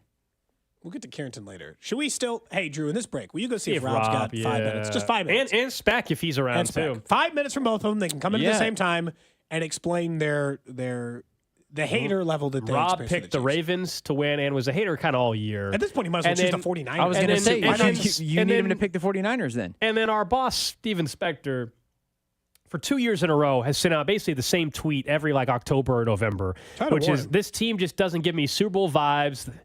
Our old producer did the same thing a year ago as well. Too much doubt. I had to make a song about it. Patrick Mahomes resides in Kansas City. You can't ever say they don't have vibes to win a Super Bowl. Can't ever say it. That doesn't exist. No Super Bowl vibes. They just exist with Super Bowl vibes. That's all that matters. Yeah. That's how they live their lives. Yeah, Rob, the only person at this station that picked the Ravens to win. And he's not he didn't want to look like a homer. Well, he's wrong. He was just flat out wrong. Yeah. Yeah, he was wrong. We'll see if one of them wants to come in studio. Coming up next, we'll also get back into the Lions and 49ers game. Just briefly, we'll have all week next week and this week to talk 49ers, but still how that game went down and what it means for the Chiefs in the Super Bowl. Cody and Gold. Watch the show on YouTube by subscribing to the @610 Sports KC channel. 610 Sports Radio. Hey, it's Bob Fesco. I'm here with Dawn Sharp and Keely Wolfer of the Sharp Homes Real Estate Team. So what's the inventory like now? We're still really, really low. I want to say we're still under Under 2 months. 2 months for sure, yeah. Is that just a Kansas City thing? It always seems like this is like a hot real estate market. I think it's everywhere. Everybody's having an inventory problem. I mean, we're in a lot of masterminding groups with agents all the way across the United States, and everybody's saying the same thing. You know, if we could wave a magic wand, what's one thing you'd want to change about the industry right now? We want inventory. Find out how much your home is worth today at homesforsaleInKC.com. Show your love this Valentine's with exquisite fashion jewelry from Diamonds Direct and save an extra 20%. Now through Valentine's, all fashion favorites at Diamonds Direct are on sale. All earrings, all bracelets, all necklaces, stackable bands, colored gemstone jewelry, and more. Lots of romantic and timeless gifts for under $500. Special financing available too. Don't miss this. An extra 20% savings on all fashion jewelry favorites at Diamonds Direct. Shop in store or online at diamondsdirect.com. Diamonds Direct. Your love, our passion. It's easy to think all money managers are pretty much the same. But at Fisher Investments, we're clearly different. Different? How? You sell high commission investment products, right? No, Fisher Investments doesn't sell any commission-based investment products. Well, you must earn commissions on trades. Nope, never at Fisher.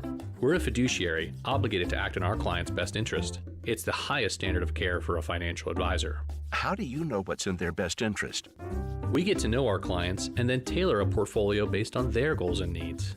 But you probably sneak in some hidden and layered fees. No, we have one transparent management fee, structured so we do better when our clients do better. Wow, you really do look out for your clients. That's because our top priority is helping them achieve a comfortable retirement. It might be why most of our clients come from other money managers. Visit FisherInvestments.com to find out why investors like you switch to us. Fisher Investments. Clearly different money management. Investments and securities involve the risk of loss. Your floors can go from clean to dirty fast. From juice spills, whoops, to muddy paw prints, to little sticky finger marks.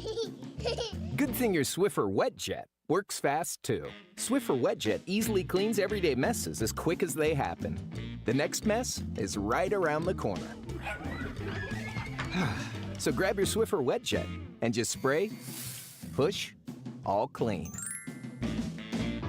Hi, it's Trey Smith, and in order for our team to get a victory, we need honesty, teamwork, work ethic, humility, and the golden rule.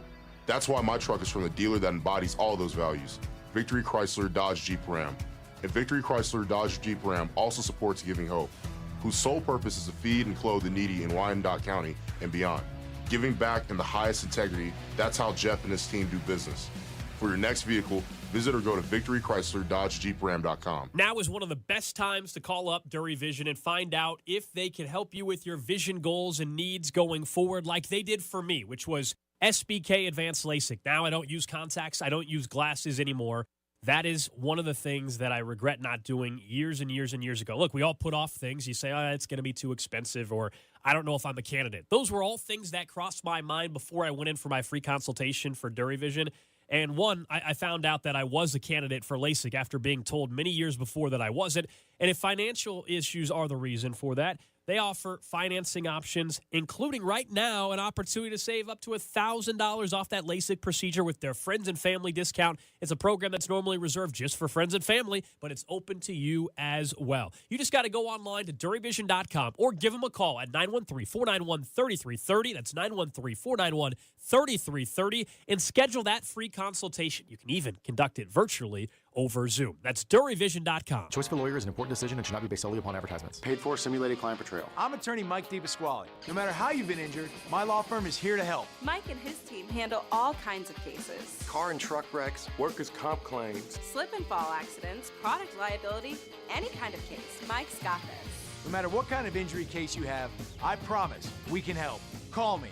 I've got this. Mike's got this. All you need to know.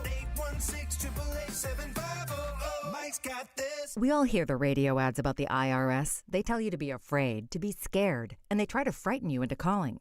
I'm not here to do that. Tax Relief Advocates is different. TRA is here to tell you that if you owe money to the IRS, whether it's $5,000, $50,000, or $500,000, we have a solution. It doesn't matter if you're sitting in your car, at work, or with your kids. No matter where you are, call now. 800-575-6812. Don't lose hope. TRA can eliminate or reduce what you owe to the IRS. There is zero risk to you. If we can't reduce your tax debt, then you pay nothing. Our passion is taxes and helping individuals fix their IRS problems. We have a 5-star rating on Google and Yelp and an A+ with the Better Business Bureau. You don't need to be afraid of the IRS any longer. End your tax nightmare today by visiting us online at TRA.com or call 800-575-6812. That's 800-575-6812. Tax Relief Advocates. Real solutions for real people. Wesley Financial Group is not a law firm. This story is called The Ugly Truth About Timeshare. If you think you've done your family a favor by buying a timeshare, you need my help. Hello, I'm Chuck McDowell, founder of Wesley Financial Group. 10 years ago, I started helping folks cancel their timeshare. In the process, started what's now called the timeshare cancellation industry. The ugly truth is, when you buy a timeshare, you can't tell me how much it's going to cost or when it's going to end. I recently helped a couple that had their maintenance fees go from $800 to $3,200 a year. They also received a $4,000 assessment for a hurricane that was over 1,000 miles away. Sound crazy? The crazy thing is, this never ends. Call my office now. If we take you as a client, I guarantee we'll cancel your timeshare or you'll pay nothing. Call for your free information kit. Call 800-462-3333. That's 800-462-3333. 800-462-3333. NFL playoff coverage on 610 Sports Radio is brought to you by Twin Peaks. Eats, drinks, scenic views. Touchdown, Kansas City! Patrick Mahomes absolutely took duct tape and just wrapped the ball around the waist of Travis Kelce for a 19-yard touchdown. You're listening to the official broadcast partner of the back-to-back AFC champion, Kansas City Chiefs. 610 Sports Radio, KCSP Kansas City, WDAF HD2 Liberty. Always live on the free Odyssey app. 2 minutes remaining in the game, and the Ravens are out of timeouts. The Chiefs are in the victory kneel-down formation. They're going to have to, this is like Buffalo. They're going to be careful with this. Mahomes goes to a knee, and the Chiefs now can run essentially 39 seconds off the clock, and the Ravens can do nothing about it. The clock is at 1:50 to go in the championship, and the Chiefs will have second down, but they are at the Ravens' 24-yard line. 17-10 Kansas City. A 32-yard pass on 3rd and 9 from Mahomes to Marquez Valdez-Scantling. And the Ravens fans are heading to the exits.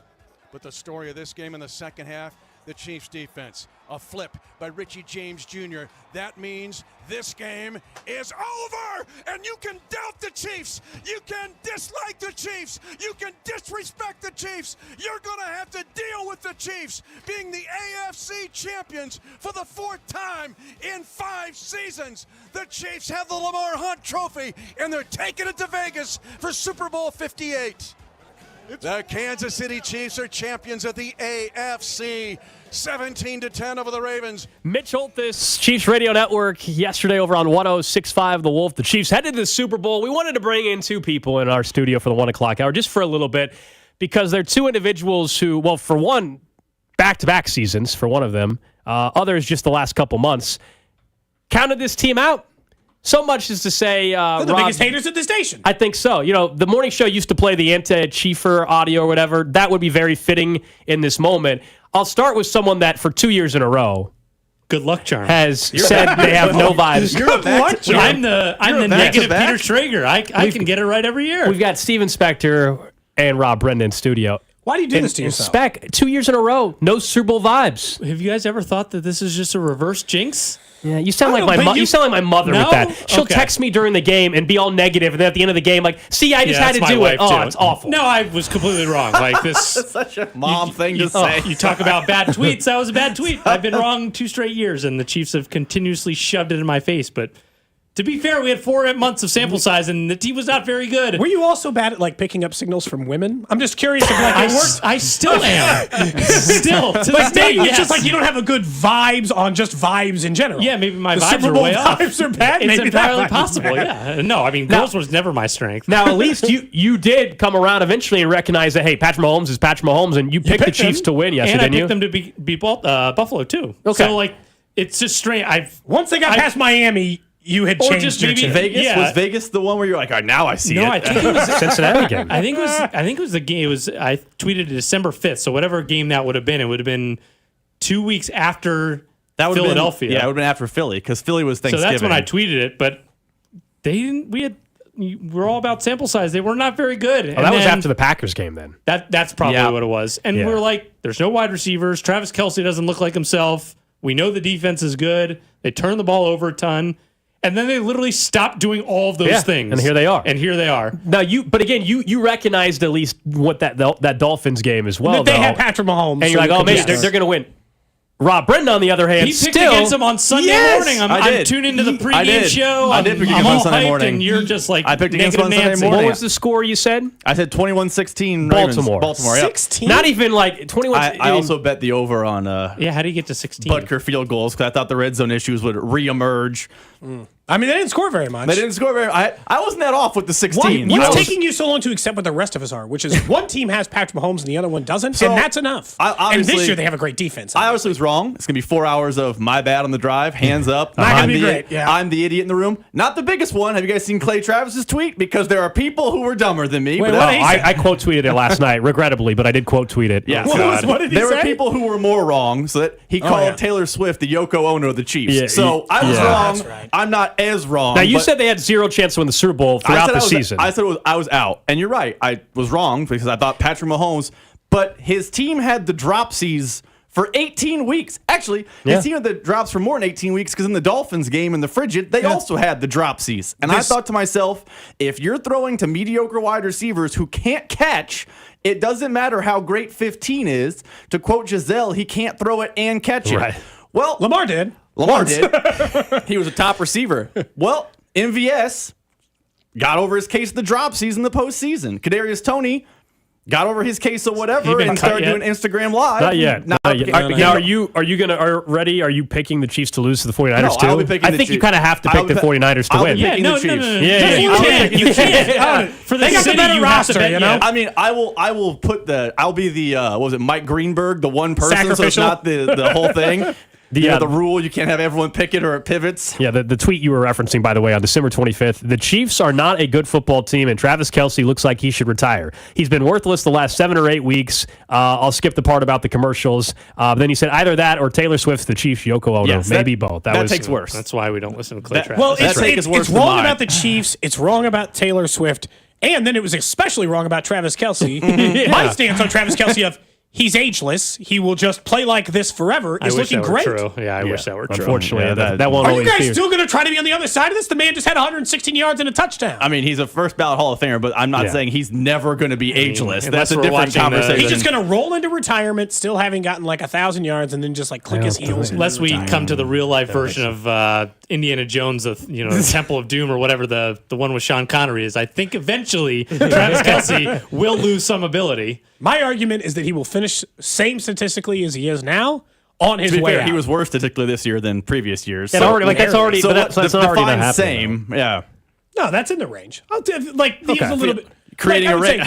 between 9. Like, I don't think nobody's saying his final year he's going to have 400 yards, but also I think he could have like 800 or 750 in his final I don't think year. he's going that far. I think this is the So you're basement saying from the yards. 950 is the baseline. And by the way, he would have been at 1,000 had he just decided to play for the. But that's part of the whole yards. cup. That dude, that's That's also, not. That's to be but fair, you one of the would- reasons you would isn't agree that- ageless, they didn't play him in that Yeah, I game. mean, And he was hurt to start the season. You would agree with that. Like part of the knock on somebody getting older is that maybe they struggle to stay healthier. Except for LeBron.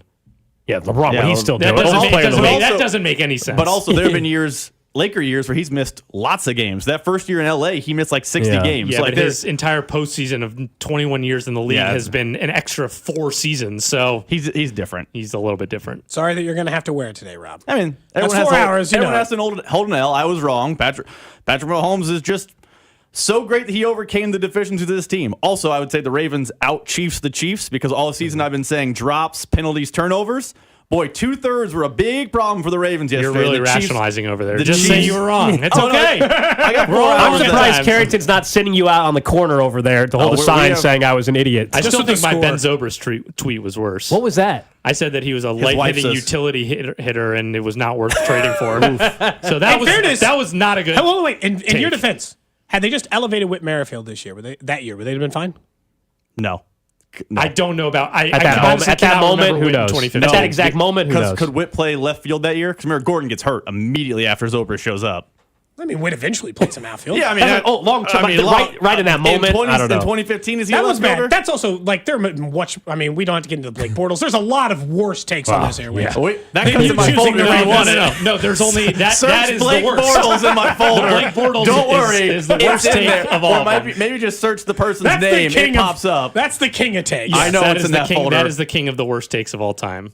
Blake Bortles is starting to follow the same career path as Tom Brady as he is managing his team into the AFC Championship and eventually into the Super Bowl.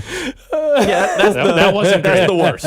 It's impossible to be worse than that. Oh, that's a great one. Well, thanks for coming in, studio. We just want to make guys. sure people knew how wrong you guys were I'm about happy this football to be wrong. team. Rob's still trying to rationalize. Yeah, I'm you've just accepted wrong. it. I'm Yeah. wrong. I am gonna. Do I have to pick the Niners next week? Yes, now you do. I think that's the deal. For the city, 2 you have weeks to in pick the the Niners. We'll let you off the hook because we'll know what it's for. But I think for the sake of when all those scores get tweeted out by Dusty after his show on Sunday. Can I just put 1-0 Niners just so everyone understands? Bob this is does part of it? 35-0, so that's just the opposite. I'll just do 2-0. Boy, that extra point's going to be a killer for the Chiefs. We've 1-0. got 2 of the station's predictions figured out for the Super Bowl. Bob's going to have the Chiefs winning 35-0 against the 49ers, and you will have the Niners winning 2-0 or 1-2-0. You want me to pick who gets the safety? I'll just pick a player. Boy, Fred Warner's going to be a sack. D Ford's still It's got to active. be D Ford. Charvarius Ward, corner blitz. Gets him back. The Blake Bortles take. I always forget about that sometimes. And that's, Well, we went that's an over all-timer. bad takes on the air not that long ago because Carrington saying that Travis Kelce was washed. So we had to get into that a little bit. And then we started talking about all the other bad takes that exist. And then I don't remember, we uncovered one about Bob and maybe he was really going after Travis Kelce too. There was at one point something about trading him or something. He That said, was years he ago, said yeah. trade him and then he's not a playoff. He said he was like, he's not good in the playoffs. He chokes in the playoffs. I will say, when you look back at Travis Kelce, that is the opposite. Some are worse than others, but you do sports talk radio long enough you'll and get some talk bad 20 hours a week, you're going to have a bad take or two, a bad opinion or two, be wrong every once in a while. It's going to happen. I'm pretty sure every single person at this station was wrong on at least one wide receiver this year. Of course. Everyone backed one horse. Of course. And we were all wrong. Mine was Sky Moore, way off. Yeah. Richie James. Wrong. Multiple people had Tony. Other people had MVS. Doesn't matter. We Yeah. were all Well, wrong. that was the whole receiver room, We yeah. all decided we were going to choose. If you chose Rashee Rice and no one else, congratulations. You got it this time. But the rest of us were all wrong. Oh, man. Boy. That's a pretty bad take. It's a red Monday. It's a victory Monday. Feeling good in Kansas. Also, like, it's bad. Everything's just looking up today, you know? I feel the good. weather's great all week long, too. Like, it could have been a loss, and it could have been rainy and gloomy. Maybe that's what it is in Baltimore today. My guess is it's just cloudy and gross, depressing. Although I No, looked at, we don't have looked at that today. the Vegas weather, and it's not looking all that good. No, we'll be That's inside, a tough though, thing a to lot. complain about. Yeah, it's the Super Not Bowl gonna be as week, warm and as it's I going to want, be you know? 50 degrees and rainy all week in Vegas. In But Baltimore, we're it's inside. mostly cloudy and 45. That feels about right for Baltimore. How they Little should be drizzle feeling later. today. That is how it I mean, feels. honestly, you have to be so. I mean, that was your shot. That was your shot to get Mahomes. Lamar Jackson had played stellar all year. Had played incredible in the second half against Houston, and he wasn't good yesterday. Just plain and simple, he was not good, and the Chiefs' defense is the biggest reason why he was not good. Well, now his storyline. So, like, when we go back through and we talked about, like, what these games mean for Mahomes, had been his 4th Super Bowl appearance in 5 years. And for Lamar, even though he had finally gotten a playoff win, everybody knew it was against the Texans. And so now he's got a real test, right? The quarterback of this generation. Get past him, and you get to really, and nobody can tell you anything for a while, you know? That was the way Burrow was walking around for a bit. Nobody can tell me something for a while. I just took down Patrick Mahomes. But instead, his playoff story was a lot like all of his other playoff games. Now, in all of his playoff games, except one, he has two or more turnovers. Like, I mean, he just gives the ball to the opponent. Do you remember? I think it was Thursday or Friday. We did it as a third topic in the Chiefs Red Half Hour because even I was like, well, I don't know that it's really going to happen, but we should probably bring up the fact that when the postseason comes up, Patrick Mahomes turns the ball over statistically less, and when the postseason comes around, Lamar Jackson turns it over statistically more, a lot more. For Lamar Jackson, a person who does not turn the ball over a lot in the regular season, it upticks. Patrick Mahomes, historically great at not turning it over in the regular season, turns it down even less come postseason time. That ended up being a massive swing in this game. The difference between who gave the ball away and who didn't. You had pointed out before the game even started, Lamar Jackson hadn't lost a fumble since Thanksgiving. Yeah, the Chargers game on November 26th. I think he had 5 fumbles all year, if that, something like that. And that was the last one, and that's a credit to the Chiefs' defense. And then I think at some point Lamar just got so flustered with the different looks that they were throwing, and clearly, just got frustrated. And it was just an all-around stellar defensive performance. But you're right on the flip side. What the Chiefs are doing right now, and we don't have to keep everybody knows how special I think this is. Yeah. And in Kansas City, but that's why I know we joked about even like buying the AFC title game T-shirt earlier, like. Don't forget how big that means. That you win that game means you're going to the Super Bowl. Chiefs hadn't won the AFC in so many years. Yes. Then Mahomes showed up and they just win it every year. Yeah, and it's expected. It's expected now, and I still think this year is more enjoyable. Now, look, they got to cap it off with a Super Bowl win for it to be a complete scenario. But knowing what this team was and what the wide receiver room was, and at times things did seem bleak, and all of a sudden for them to still be in a Super Bowl, just looking at the next 10 years even and thinking ahead. And who knows how many of those 10 years Andy Reid will be here, how many of those 10 Kelsey will still be here and all that. Probably not all 10. Probably not. But still realizing that as long as Brett Veach is the general manager of this team, and I know he gets criticized for the wide receiver mess, if you will, but we don't talk still enough, I think, of across the entire 53-man roster and the depth and the signings. I mean, Drew Tranquill continues to be massive for this football team. That was just a 1-year deal. Nothing too great. Just a 1-year deal. A 2-year deal. Mike Edwards, just kind of a 1-year deal. We all thought at the time, okay, whatever. Menahue, a 2-year deal. Guy was suspended the first 6 games of the season. Strip sack from Menahue. Drew Tranquill was almost perfect great yesterday. Mike Edwards has come up big. And then, Mike Edwards gets hurt. So then Deion Bush, special teams player essentially, comes in, 3 plays, gets a pick. I think so much of this goes around. Look, this is a big credit to Brett Veach, who I know we'll talk more about this week and next week and all that stuff. This is a big credit to Brett Veach because those players are good. They've done a really nice job for the Chiefs. The reason why they are able to do their job so well is how well they have drafted and how many great players they have on defense. I had told you in the early part of the Brett Veach year, I'm like, hey, I'd like to see him put some Hall of Famers or some stars, because that's what drafting is about. It's not just being, hey, good players. It's put some stars on the field, because you need that. You need that too to go with just good draft picks or good signings like Drew Tranquill or Charles Menahue. He didn't draft Chris Jones, but Chris Jones is a star. But Trent McDuffie is. He's an all-pro. L'Jarius Sneed also played like an all-pro. And then you couple that with Jalen Watson and Joshua Williams. Have you seen their combined stat line? These are 2 guys who were drafted fairly late last year. They've been sharing the job as third corner this postseason. They have allowed 1 catch for 9 yards across 3 total games. Those are your 3rd and 4th corners we're talking about here. Not to mention the linebackers he built outside. Look at Karlaftis. By the way, I saw Jim Nantz went back to Karlaftis, I think, from Karlaftis. I thought I heard during the game a little bit. I thought it was a little less Karlaftis and more Karlaftis. He had to call his name a couple times because George was out there. He was busy. 5 pressures, I think, and a sack. Yeah, I mean, it's just he is, that doesn't mean that you're immune to criticism, but boy, oh boy, when you step back for all the talk, they screwed up by not bringing in Hopkins and whatever, okay, and that can be true, but their 2nd-round pick, Rashee Rice, looks like, at minimum, a number 2 receiver for the next 4, But I don't want to cap his ceiling yet. And then you start looking through, as you were going through the defense, and where they're at, and knowing that, right, let's see what they can do in the draft. We can be critical of Felix Anudike-Uzomah not even playing at all this year, really. But you can't already say that's a bust. Let's see what he does next year. I pretty much trust. I trust their talent evaluation. I don't know how the hell you can't. No, I mean at this point, dude, there's always been one position at a time. You'd be like, look, for a while, I'm like, draft a DN that matters. They took Karlaftis. He had 10.5 sacks in the regular season. He just got another one in the AFC Championship game. Okay, cool. I got it. You can find some talent at defensive end. And then the last remaining one was, do you mind finding a wide receiver with some ability? It seems like there's a million of good ones in the draft every year. Go find one. And then they found the 2nd best rookie wide receiver in the draft this year. The best was Puka Nacua. He had 1,500 yards. But Rashee Rice was arguably the 2nd best rookie wide receiver out of the entire draft class last year. No, so much of this. And now they're going to be picking 31 or 32 again. I don't care. That's the thing to me. That's a good position. 31 or 32. Even if Felix is a bust, it didn't matter. Out of all the teams that just burn a 1st-round pick, out of all the teams that could afford to burn a 1st-round pick, it was the Kansas City Chiefs because it they're right back in the same situation as if it never even happened. Look, next or this coming off season and training camp stuff, that'll be a huge story about what his impact. That's fair, but that's an off season. But you are correct, Drew. The one point to take from a lot of people, and it was maybe fair at the time. I disagreed with it based off of where this team was positioned. But a lot of people said, I didn't like it. I didn't want a project player. Draft someone that can help you this year.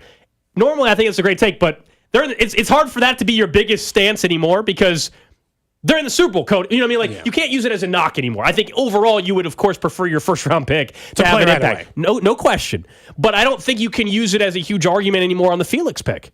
They're in the Super Bowl. So like if your argument is that like I would have rather have had someone that could have helped this team this year, and I would say, well, help them do what? Get to the Super Bowl? They're in the Super Bowl.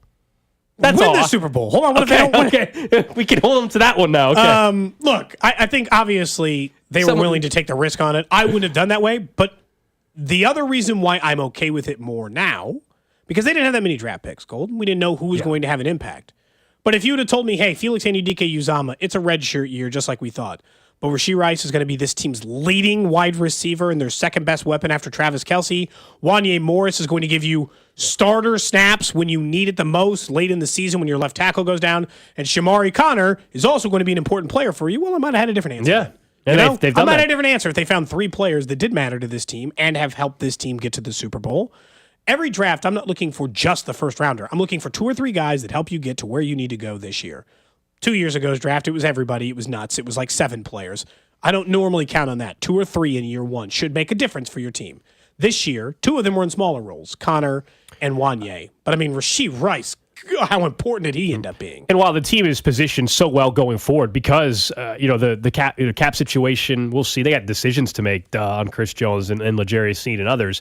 But there's a very young roster overall, specifically on the defensive side of the ball. I mean, very young roster. Now, Brett Veach's job, I think, gets tougher just because when you're talking about last year and how that whole Felix Anudike-Uzomah situation presented itself anyway, reports were they couldn't really find trade partners up and down in the draft. And it's only getting more chat. You think a team like Buffalo and they're picking at pick 24 or 25, you think they're trading with the Chiefs? Hell no. You think Cincinnati, Cincinnati's higher. You think Cincinnati's trading with the Chiefs? Absolutely not. You think Baltimore, who you just beat, do you think they're trading with? Nope. I gotta be honest, I think I gotta let my, like a Dunze or like some of those names we were kicking around when there was a chance There's no chance that they get him. The chance the Chiefs might pick it like 24 and they could go to 14. 31 or 32, hopefully 32. Which means the only players I can be dreaming about is like pick 22, 23. I can't really get any higher than that and be reasonable about it. Yeah. Now I'm team trade back. Team trade back. You know I don't know. I don't know who's going to be there 32. Trade back.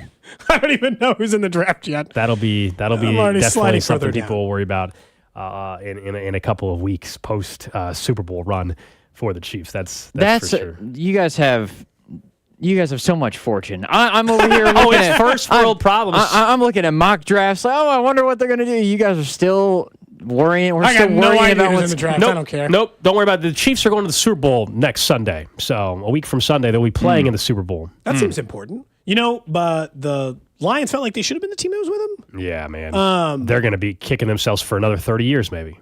You still think the Lions are the better matchup for the Chiefs? I do. I do. I think I would have preferred that result, unfortunately. For me, it would have been that because I still think the Niners roster is better than the Lions. Yeah, the Niners roster is better than the Lions. I also think coaching matters, and not that Dan Campbell's been bad, but how it just played out is exactly why I would have preferred playing that team again. And the Chiefs did lose to them week 1. I kind of like that angle to it and what that means. No Kelce, no Jones in that first week 1 matchup. So yeah, you get the 49ers instead of the Lions, and the Lions had their way with the 49ers in the first half. I mean, they were kicking their ass. And to the 49ers' credit, they scored 27 unanswered.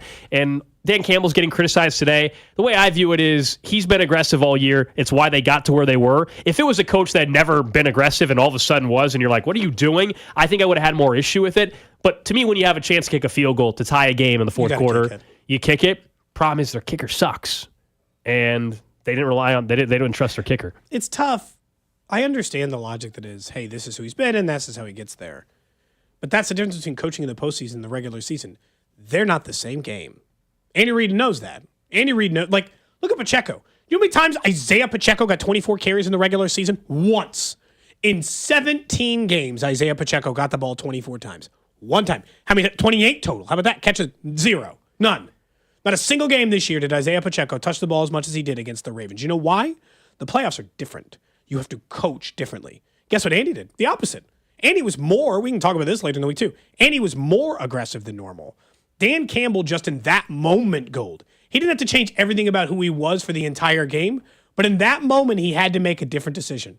He shot himself in the foot because he just couldn't, for 1 second, not change his stripes, just look at that situation, that very situation in an NFC title game where the game was getting away from you at every turn, and take a second to let a field goal kicker try to stabilize this thing and just make it net zero. Call it a wash, call it zero, roll your defense back out there and see if you can't get a win. And he couldn't. He just couldn't change it. He might the next time in the playoffs. He's a very good coach because he got the Lions that far. But in that moment, you have to be different when you're in the playoffs sometimes. And I think first time through, you probably don't see it that way. Good, got 17-point deficit, though. Shanahan. That's the third biggest comeback, I think, in a championship game, I think is what I saw, or it ties it for the biggest. 49ers come out very slow first halves. They of course cannot afford to do that against the Chiefs in the Super Bowl. They've been terrible in the first half, these first two playoff games they've performed in. And they've had huge second halves, and that's not going to fly in the Super Bowl. I feel like you'd rather face Purdy, though. I mean, because Goff has been there, obviously, and I think Goff played good. Jared Goff played well yesterday, but he was let down a little bit by receivers, and I mean, he obviously didn't play perfect. But to me, the Brock Purdy thing it's so interesting because I feel like there's a line in the sand, and you're on one side or the other with Purdy, and we'll get more into that a little bit later. But and he played good enough to win, but he's not the reason why the 49ers won the game. I will say, though, he's been showing up late. His mobility, his mobility in yesterday in particular was awfully impressive. All right, coming up next, we'll get to what's trending, and time to talk about this offensive line a little bit, too, which was sensational, including someone that had to step up. Hear how emotional Nick Allegretti was next. You're listening to Cody and Gold. Don't miss the Chiefs Red Half Hour every weekday starting at 11:30 on your official broadcast partner of the Chiefs, 610 Sports Radio. It's touchdown Kansas City for homeowners when you sell your home as is in any condition to RexBuysKC.com. This is Mitch Holter's voice of the Chiefs, and now sell your home to Rex. No matter the condition or situation, with closing details designed to fit your schedule, needs, and wants. Thanks, Mitch. This is Rex, owner of RexBuysKC.com, your local home buyer. We offer instant cash offers on the first visit. We pay you more. We give you unlimited options on how to sell your home as is with no out-of-pocket repair cost, no closing cost, fees, or commissions, and will close in as little as 7 days. Call now at 816-330-6000 or go online to RexBuysKC.com. Rex will buy your home for more with huge cash offers, fair and honest dealings, and options that make selling your home quick and hassle-free. Homeowners, call now, 816-330-6000 or go online at RexBuysKC.com. Whether you're a DIY enthusiast, a contractor, or business owner, Metal by the Foot has the perfect solution for you. Located in KC and Topeka, online at metalbythefoot.com. When you need a piece of metal, remember, metal doesn't have to cost an arm or a leg, just the foot. My 13-year-old acts like a puppy again. Almost overnight, she's a different dog. Perfect poops. When people switch their dog's food to the farmer's dog, the effects can seem like magic. But there's no magic involved. It's simply real meat and vegetables with all the nutrients dogs need, instead of highly processed pellets. No tricks, just smarter, healthier pet food delivered in packs portioned for your dog. It's amazing what real food can do.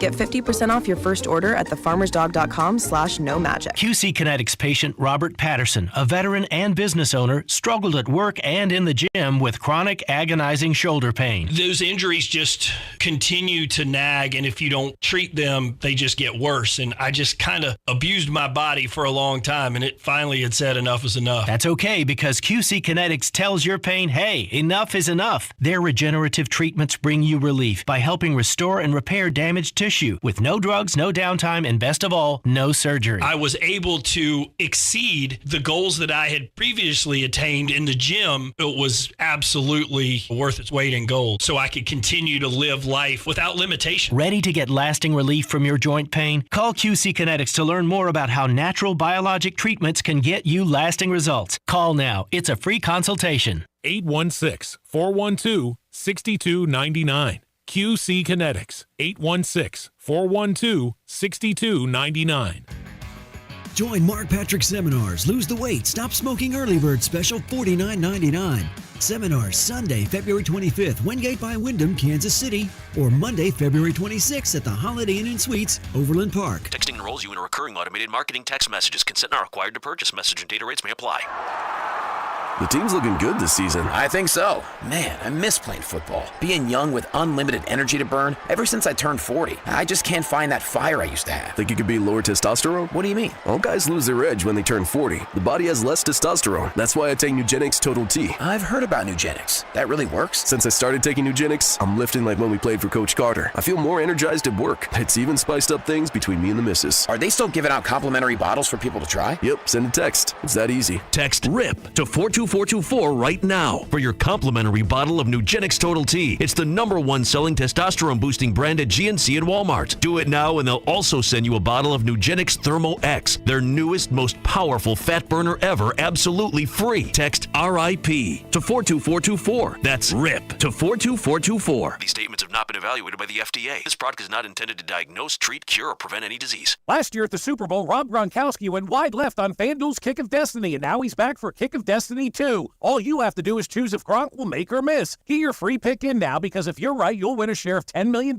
in bonus bets. Everyone can get in on the action when Gronk takes his shot at redemption before Super Bowl 58. Whether your team make or team miss, just head to the FanDuel Sportsbook app to get your pick in. It's absolutely free. Then tune in before the game to see Gronk's kick live. You'll win a share of $10 million in bonus bets if you're right. New to FanDuel? Just visit FanDuel.com/610Bob to sign up. Make every moment more with FanDuel, an official sports betting partner of the NFL and 610 Sports Radio. 21 and present in Kansas, no purchase necessary. $10 million prize pool to be split equally among all eligible participants who make the correct pick. Prize issued as non-withdrawable bonus bets that expire 7 days after receipt. Restrictions apply. See full terms at FanDuel.com/sportsbook. FanDuel is offering online sports wagering in Kansas under an agreement with Kansas Star Casino, LLC. Gambling problem? Getting help is your best bet. Call 800-522-4700 or visit ksgamblinghelp.com. Okay, 3 more climbers, 7 loggers. Ted's sustainably sourced logging company is growing a new branch. What about truck driver contracts? Which means a new HR manager will be the first hire to fall.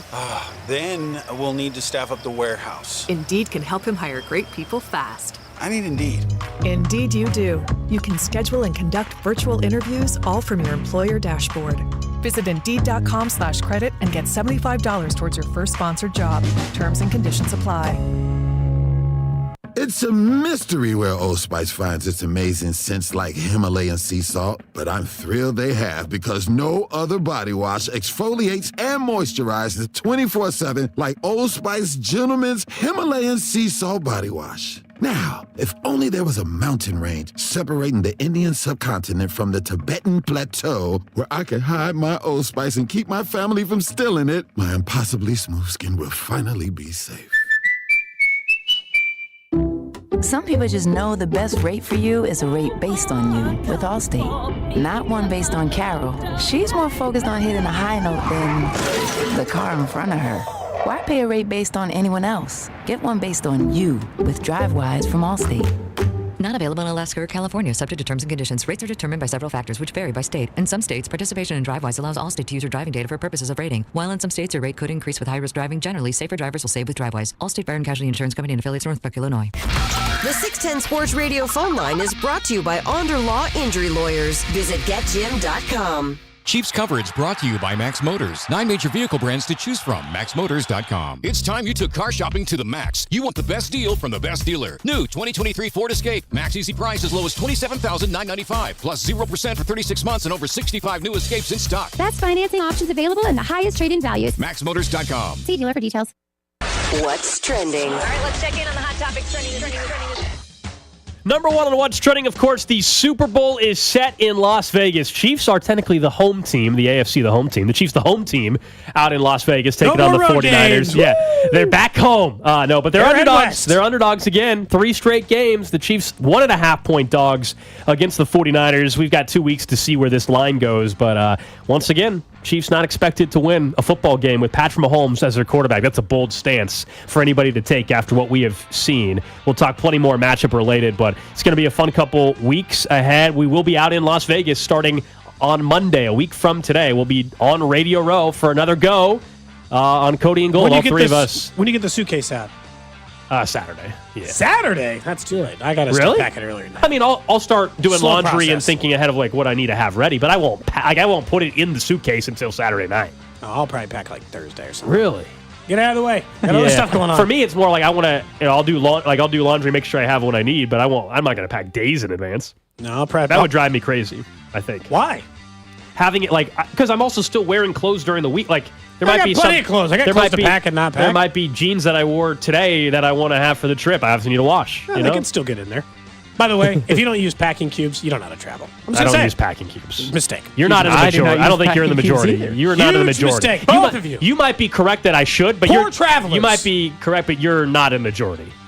Let's take it to the And there's text plenty line. of people that travel way New more. random How many- question. You travel like 3 times a year. New It's random a travel question. expert over here. New random question. Do you use packing cubes? I use them when I travel in the car, too. Next up on What's Trending. Yeah, if I'm taking like a road trip, same thing. I got to pack a suitcase. Next up on What's Trending, Adam Schefter was talking about the Joe Thuney injury earlier today on ESPN. He made it sound like his reporting is saying that it's more like a torn pec, not a strained pec, which would mean he'd be out for the rest of the season. I think it's fairly safe to assume, based on the reporting right before the game and now, they should be assuming Joe Thuney's not going to be available for the Super Bowl. Good news. We're getting ready to talk about Nick Allegretti. Did a nice job. Did a nice job against a very difficult defensive line for the Ravens, which we can talk about here in just a second. Next up on What's Trending, college basketball. It's definitely on the back burner. I don't think anybody's really thinking about any of the local schools right now. KU did lose over the weekend to Iowa State, 79-75. Next up for the Kansas Jayhawks will be a contest against Oklahoma State tomorrow in Lawrence. As for the Kansas State Wildcats, they had a rough go against the Houston Cougars, who are just sensational. It was pretty much a no contest from the beginning of that one. And the Missouri Tigers, kind of the same story all year, Cody. They're competitive, they're close, and then the final 5 minutes, it all kind of falls apart for them. They lost 72-64 to South Carolina. Lastly on What's Trending, you might have missed it over the weekend because, the Chiefs were going to the Super Bowl again, which we'll continue to talk about. But the Royals did pick up second baseman outfielder Adam Frazier on it's a 1-year deal with a mutual option for both sides for his second year. That, I'll be honest, feels like a precursor to a different move. But I'm not totally sure about that. I guess we'll see which way that plays out. Yeah, definitely could be. We'll see. We'll see what happens as spring training is right around the corner. But as we get accustomed to here, Kansas City, football season lasts a little bit longer. Before we talk about football. That's what's trending. I did hear from our VinFL insider. He'll join us at his normal time tomorrow at 10:30. Okay. But he did say, Drew, that he needs you to warn him ahead of time because he'll be in the happiest place on earth. He'll be at Epcot joining the show. Nice. Tomorrow. Disney World. I actually think he's scouting it for Patrick Mahomes, who has to go there right after the Super Bowl, as you well know. Although Mahomes doesn't need a scouting report anymore. He's been a couple times. Well, he went to Disneyland last time, not World, because they were already in Phoenix, so they went to, remember, he was in Land. Oh, yeah, he did go to So he was in Land. Disneyland. He's been to Disney Not the World. same. Yeah, it's not the same. Disney World's better than Disneyland. It is. But yeah, he's been to both. He's scouted out both on his own. We'll have to ask Vinny what his favorite Epcot, what his favorite food is from Epcot. There's a attraction at Epcot. I think it's called. Is it Test Track? I think Something like that. Yeah. Yeah, that's a really fun one. Anyway, okay, we'll have Vinny on the show tomorrow. Only one person responded to the question about the packing cube. Two people on Twitch responded. They were. Someone says their wife. What the F is a packing cube? And the second person responded, "I'm with Cody on travel packing cubes and packing early." So. Yeah, someone else It's says just a their zipper- wife. Their wife. Oh, I know what they are. I've seen them. It's not that I don't know what they are. You just acting like the majority of people use them is what I was like. I don't think so. Well, that's a different take than acting like we're crazy for not using them. An 8-piece set for $17 on Amazon Dude, it's right living. now. I'll be honest. Wasn't a packing cube guy until a couple of years ago. Oh, I'm sure they're great, but here's let me tell you why they're great. If you're planning to go to Vegas real quick, I'll tell you why it's great. Because Chiefs are going to the Super Bowl, you might have to pack your bags. Maybe you'll be in a car for a long time. Mm-hmm. There's a multi reasons why it works. One, obviously everything's a lot tighter. So you can put more in the suitcase. It's easier to put things in the suitcase. The underrated part of it is no longer is your suitcase becoming an unmitigated disaster as you rifle through nonsense. Everything is in its cube. Underwear do in you one, live out of a suitcase? Pants in another? Oh, I don't. I mean, if I'm there for a week, I might put it in the drawers. You don't put your clothes in the drawer. Not at if the hotel? it's a 2 or 3 day thing. Is different. If it's a 2 or 3 day thing, absolutely not. Yeah, so if it's a week, probably. I'll unpack for a week. Yeah, if it's one day, then I don't unpack. But otherwise, the If it's 3 days, the no, I'm not rummaging through the unpacking for 3 suitcase thing isn't a problem because the first thing I'm going to do when we land in Vegas, get to our hotel room, is unpack everything and get it all and laid out. See, I don't think that's all that common either. I don't think you're just living in the majority. I've never unpacked. You just live in the suitcase the whole week? That's not that weird. Look, this is the same thing as the packing cubes. I got bad news for you. Not that weird, especially for like 2 or 3 days. For a week, I think it's different. Right, so it goes both ways on this one. It does. As in packing cubes. I don't even have a legit suitcase. Well, you might want to get a suitcase. You want to borrow one? I got an extra suitcase. We gotta get a suitcase. I've got you're gonna be out of town for a week. I think you need a suitcase. Oh, for week stuff, I get a duffel bag and I like a gym bag, a big gym bag that I have, and I pack the clothes in one gym bag. Yeah. Who needs packing cubes, Cody? He's the exact person who needs them. Just throw them loose in a gym bag. I will say, if I had a suitcase and I used, do you roll the things in there? Yeah, or how does it not get all wrinkled on you, man? Oh, it definitely gets wrinkled. Yeah, well, that tracks. That's why they get. Wait, so you get an iron at the? you don't want to mess with having to iron everything. I feel like even if you put it in a suitcase and even if you fold it up nicely, you're still gonna have some wrinkles. There's gonna be some. There's gonna be some. But yeah, it's just like the different responses on either all over. It's all over the place. It's just like people are like, never do I unpack. Yes, sometimes I unpack. What's a packing cube? And then someone's like, a duffel bag. How old are you, Drew? So I really do have an extra suitcase. If you want to borrow one, you can. But if you want to just pack your duffel bag, Yeah, whatever works for you, right? I mean, honestly, yeah, whatever works for everybody. Glad we got that addressed. I did want to talk about someone that should get some praise, though, because Joe Thuney's injury was discussed all week. He, of course, did not play, and we'll see what his status is for the Super Bowl. It seems unlikely that he'll play in 2 weeks, but who knows? But Nick Allegretti, who we mentioned, this wasn't a rookie stepping in. It's a guy that's been on the team for 5 years, a guy that played in the Super Bowl, so you knew you were getting experienced backup at left guard. He was sensational yesterday. Joe Thuney's better, duh. They didn't miss a beat, though, with Allegretti. There were times where he was winning on run plays, big time. And he deserves all the credit for that. And he was super emotional, guys, after the game. This was from Fox 4, down on the field. Listen to what Nick Allegretti said. You can hear how emotional he is. I'm appreciative to be part of this organization. I just want to see my family. It was an emotional week, and let's go win one. Man, the fans were incredible support. I tried to stay off Twitter, but every time I opened it, it was a ton of support towards me, and I'm not used to seeing anything on Twitter about myself, so that was incredible, and we got shots to win another one. Let's go win one. All right, buddy, good job. Nick, the focus of this team, especially you'd have to fill in with Joe out. What's it mean to you guys to accomplish the task, everything you had to go through, the adversity? It's incredible. I mean, you can't understate what Joe Thuney's meant to this team, and he'll never get enough credit for what he's done with both organizations he's been a part of.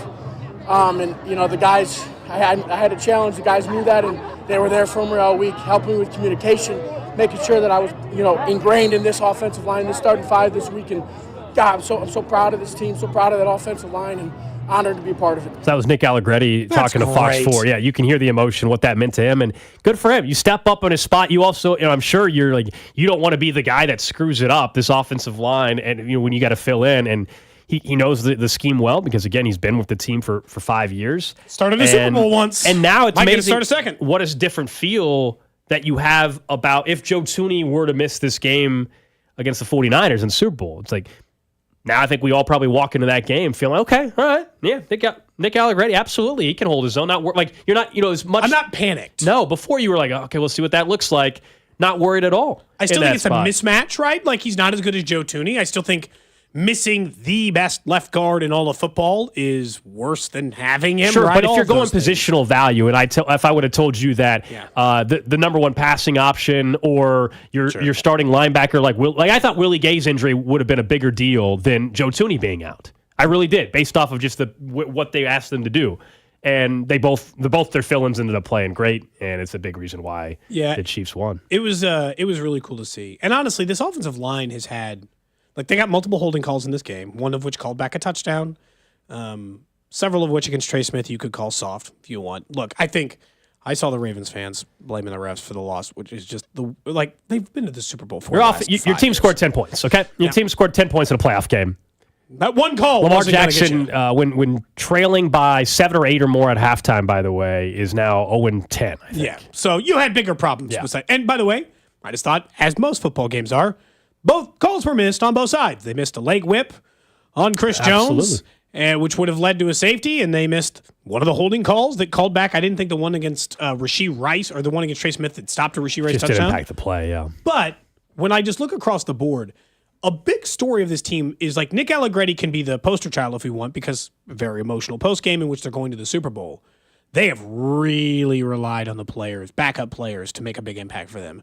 Drew Tranquill was not a starter when he started this year. Mike Edwards was not a starter when he started this year. Shamari Connor, Nick Allegretti. We can go on and on. But there have been multiple players who are further down the depth chart for this team that they have absolutely needed in their way in getting to the Super Bowl. More than last year. More than maybe the other Super Bowl that they won as well against the 49ers, where they had their full complement of weapons. They needed it. I thought missing Tooney would matter more. And I got asked about it a lot, as you'd mentioned. Mazabuke and all these other defensive linemen. You're like, yeah, I mean, I'm worried about it. I said, I'm more worried about it in the pass game. He got sacked once. Right.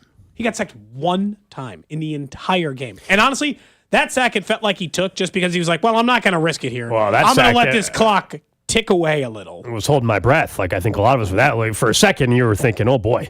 Mahomes kind of got twisted around. Now, he was getting out of the tackle because of his that's the offseason work for you there, to have the strength to get out of that. But, like, for a split second, I'm like, oh, no, because the way it looked like he was going to get bent up pretty good. And you're thinking, oh, gosh, you're going to win this game. But did Mahomes, like, you're thinking knee injury or something. But no, that was just him using his strength to get out of the tackle. He's all good. That's another point we'll have time to talk about heading into the game. Unlike last year's Super Bowl, the conversation is not going to be like, oh, let's see what he looks like at practice with the ankle and all. Remember that was a whole thing on Radio Row last year? Like, oh, let's see how healthy that ankle is. From Patrick Mahomes, he's good to go. He's healthy and he's great shape for this moment. This is like this. A lot of times in the playoffs this year? Every once in a while come up a little bit. He had a hand thing for a second, didn't he? Oh, he got his hand cut up a little bit. But that's nothing. But no, he got some cuts on his hand. I guess knocking on wood isn't as much required because they're in the final game of the year. So what happens. But, like, you know, he's healthier than he has been entering, at least compared to last year's Super Bowl, I'll tell you that. Last year, everybody was like, oh, the Chiefs are screwed. Mahomes got a bum ankle. Chiefs screwed against the Eagles' defensive front. They can't protect. Chiefs' defensive front ended up having the sacks. It was the Eagles' front that got no sacks. Mahomes was stellar again. The defense stepped up in the Super Bowl, and now they're going to enter a game where people are, you know, the odds makers are saying the 49ers are going to win. And the Chiefs are actually pretty healthy considering this time. Like, Joe Tooney may not play, but other than that, they might have everybody else available. I do appreciate the text line all offering up Whit Merrifield's suitcase to Drew to take on the trip. Who won that? Someone bid on that already. Somebody bid on that and won it for the auction. I'm afraid when Dusty stole it and then it later became returned, the person who bid on it later for the Cody and Gold garage sale actually took it home this time. So, well, we appreciate. But yeah, the if you need, I've never traveled like that. I don't think you. I've always. I don't think you want the duffel bag. I don't think you want the duffel bag for a week trip to Vegas for work. I don't think you want that. I think we need to get a suitcase for you. I've never had anything where I can with wheels where I can just roll it. I've just packed it on the shoulder and carried it. That's how we between Cody and I. If you want to, we'll get you a suitcase. You don't need to be using a duffel bag. I think it'll make your life way easier. Okay. Just for your own sake. Thank you for offering. You mentioned I'll get one with a giant Chiefs logo on it for you too. You mentioned yeah, thanks. You mentioned Mahomes and the kind of the run is on. Like you always say, like you're wearing the shirt because you're like, hey, I went out and I don't know where you went, what store you went, but it doesn't matter. You went out and you purchased an AFC champ shirt because you're like, well, I'm not looking to take it for granted where it is because winning Lamar Hunt trophies still matters, especially when it bears the name of the former owner of this club. But when you look at what Mahomes has done, there would have been a time, I think a more than fair time, that if you were in New England or if you were a member of the national media, you'd be like, look, idiots, you don't get to have a quarterback who goes on like a nice little start to his career and bring up Tom Brady, the single most successful player in the history of this sport. And you're like, oh no, it's a real conversation now, and we're going to have it. If Patrick Mahomes wins this Super Bowl, we are really going to sit down and have a chat about whether or not Patrick Mahomes is going to end up going down as the greatest and most successful quarterback to ever live, because he's definitely the most talented. Not a soul's left arguing that side of this thing. And for any conversation that ever started with maybe he's going to have a counterpart, we're going to have to wait a while before we get that. No, he's the best for as long as he wants to play. He's the best for as long as he wants to play. As far as the legacy conversation, and that's not just Mahomes. That applies to the Chiefs, the dynasty discussion. They're trying to become first team to go back-to-back in 20-something years. Like, there's a lot of that, which we will have plenty of time to talk about. But you're right. I mean, if Mahomes were to get his third ring at age 28, then he is on better pace than where Brady was at. Now, it'd be his third a year older than Brady, but still, Brady went 10 years after, so I guess Mahomes could go 10 years as well, and there's nothing to prevent that from happening. But then it becomes a real conversation. Not that he would have surpassed Brady, but a real conversation like, no, this dude might be able to match it, and then have a real conversation in 10 years that maybe he surpassed him. But he's doing everything he needs to do to put pressure on that legacy if that's something people care about. And it's important to know, it's not like Tom Brady's being the guy that's ultra defensive about it. It's just media people that are already defending Tom Brady and the Patriots. It's an East Coast media thing. I've seen it plenty, as have you. It's not like, Tom Brady's been very complimentary of Patrick Mahomes. Yes. This isn't... Although the other day he got asked about Tom... We played the cut from Friday. Yeah, he was talking about Travis Kelce, and he was like, if you ever pass... No, not that one. The one where on Twitter he said, man, if you pass Rob Gronkowski in any stat, now you know you're really done something, because him and Patrick Mahomes had to pass them for the most ever. He didn't say pass me. He said pass Gronk. He's like, well, Brady doesn't consider that his record. He considered that as a Gronk record, not his. But I think he's been very complimentary of Mahomes. It's a lot of the New England and East Coast media that's I don't blame them. Clearly They should be scared. They're threatened, is what it is. Should be threatened. They're threatened, and it's so obvious though, in how they're going out of their way to try to poke holes in anything the Chiefs and Mahomes have done to this point. And for a year or so ago, or even at the beginning of the season, they were cheering. They were like, thank goodness we're not going to have to worry about this, because the Chiefs are done. Everybody and all that. And here they are, and they're in a Super Bowl again. And it's going to be a real conversation for the next 10 plus years around the Chiefs. And they are going to their fourth Super Bowl in 5 years. Mahomes, it's not even a question if Mahomes wins this one. Then there's not even anything. You can't even hate on the dynasty's confirmed 100%. There's even a case right now you could argue. I think it's a strong case. I don't think it's 100%, but there's a case you can make now. There is a no doubt case for dynasty once they win on a couple Sundays. And I said once they win, because they're going to win and beat the 49ers. I mean, it'll be 3 Super Bowls in 5 years. Yeah. We're good there. God, with a chance to have, you just go back and you're like, oh, but those other 2 you almost had. Because one of the ones I had told you earlier, and we talked about it a little bit last week, still, he's had 6 years as a starter. 4 have ended up in playing in the Super Bowl, and the other 2 were overtime in the AFC Championship game. And as much as Bills fans complained that Josh Allen didn't get the ball in the 13-second game, neither Mahomes in the other one. You don't think Mahomes can go down and score? You think Mahomes going to put the ball in the end zone in that game? The way he was playing against the Patriots in that half? Hell, maybe he'd have been going to 5 out of 6. You don't know. Yeah. He didn't get the opportunity because that wasn't the rule. The point is that at this stage, you'd borderline be a fool to count out Patrick Mahomes out of any football game ever. That line kept moving. Circa got it all the way up to 5 points for the Ravens. They needed Chiefs money. Nobody was betting on the Chiefs. That's how that worked. It wasn't it wasn't the book. They couldn't get people to bet on the Chiefs at -3.5, -4, so they bumped it up to 5 because it was all Ravens money. Reminder too, we like talking betting on this show and stuff. They were happy to take all that Ravens money at the end. Just because people say, well, the Sharps are all on the Ravens, doesn't mean they're always right. They lost their ass, as a matter of fact. Yeah, not a good day for the Sharps. No. Betting against Mahomes is just a stupid play. Have you seen his record when he's an underdog? Yeah, man. Man was 90% of his games. Someone said, good on Drew for accepting a job in KC and not Cincinnati. He'd have never got to go on a trip like this. I'm happy to be here. I was going back and forth to the text line. Next year's going to be fun. Yeah, when the Chiefs will be going for their third in a row, it will be fun. It's not like I picked against the Chiefs I picked the Chiefs to win. I know you have. All these games. No, we're having a good time. All right, guys. The party continues. The drive with CDOT and Rob, and Rob's going to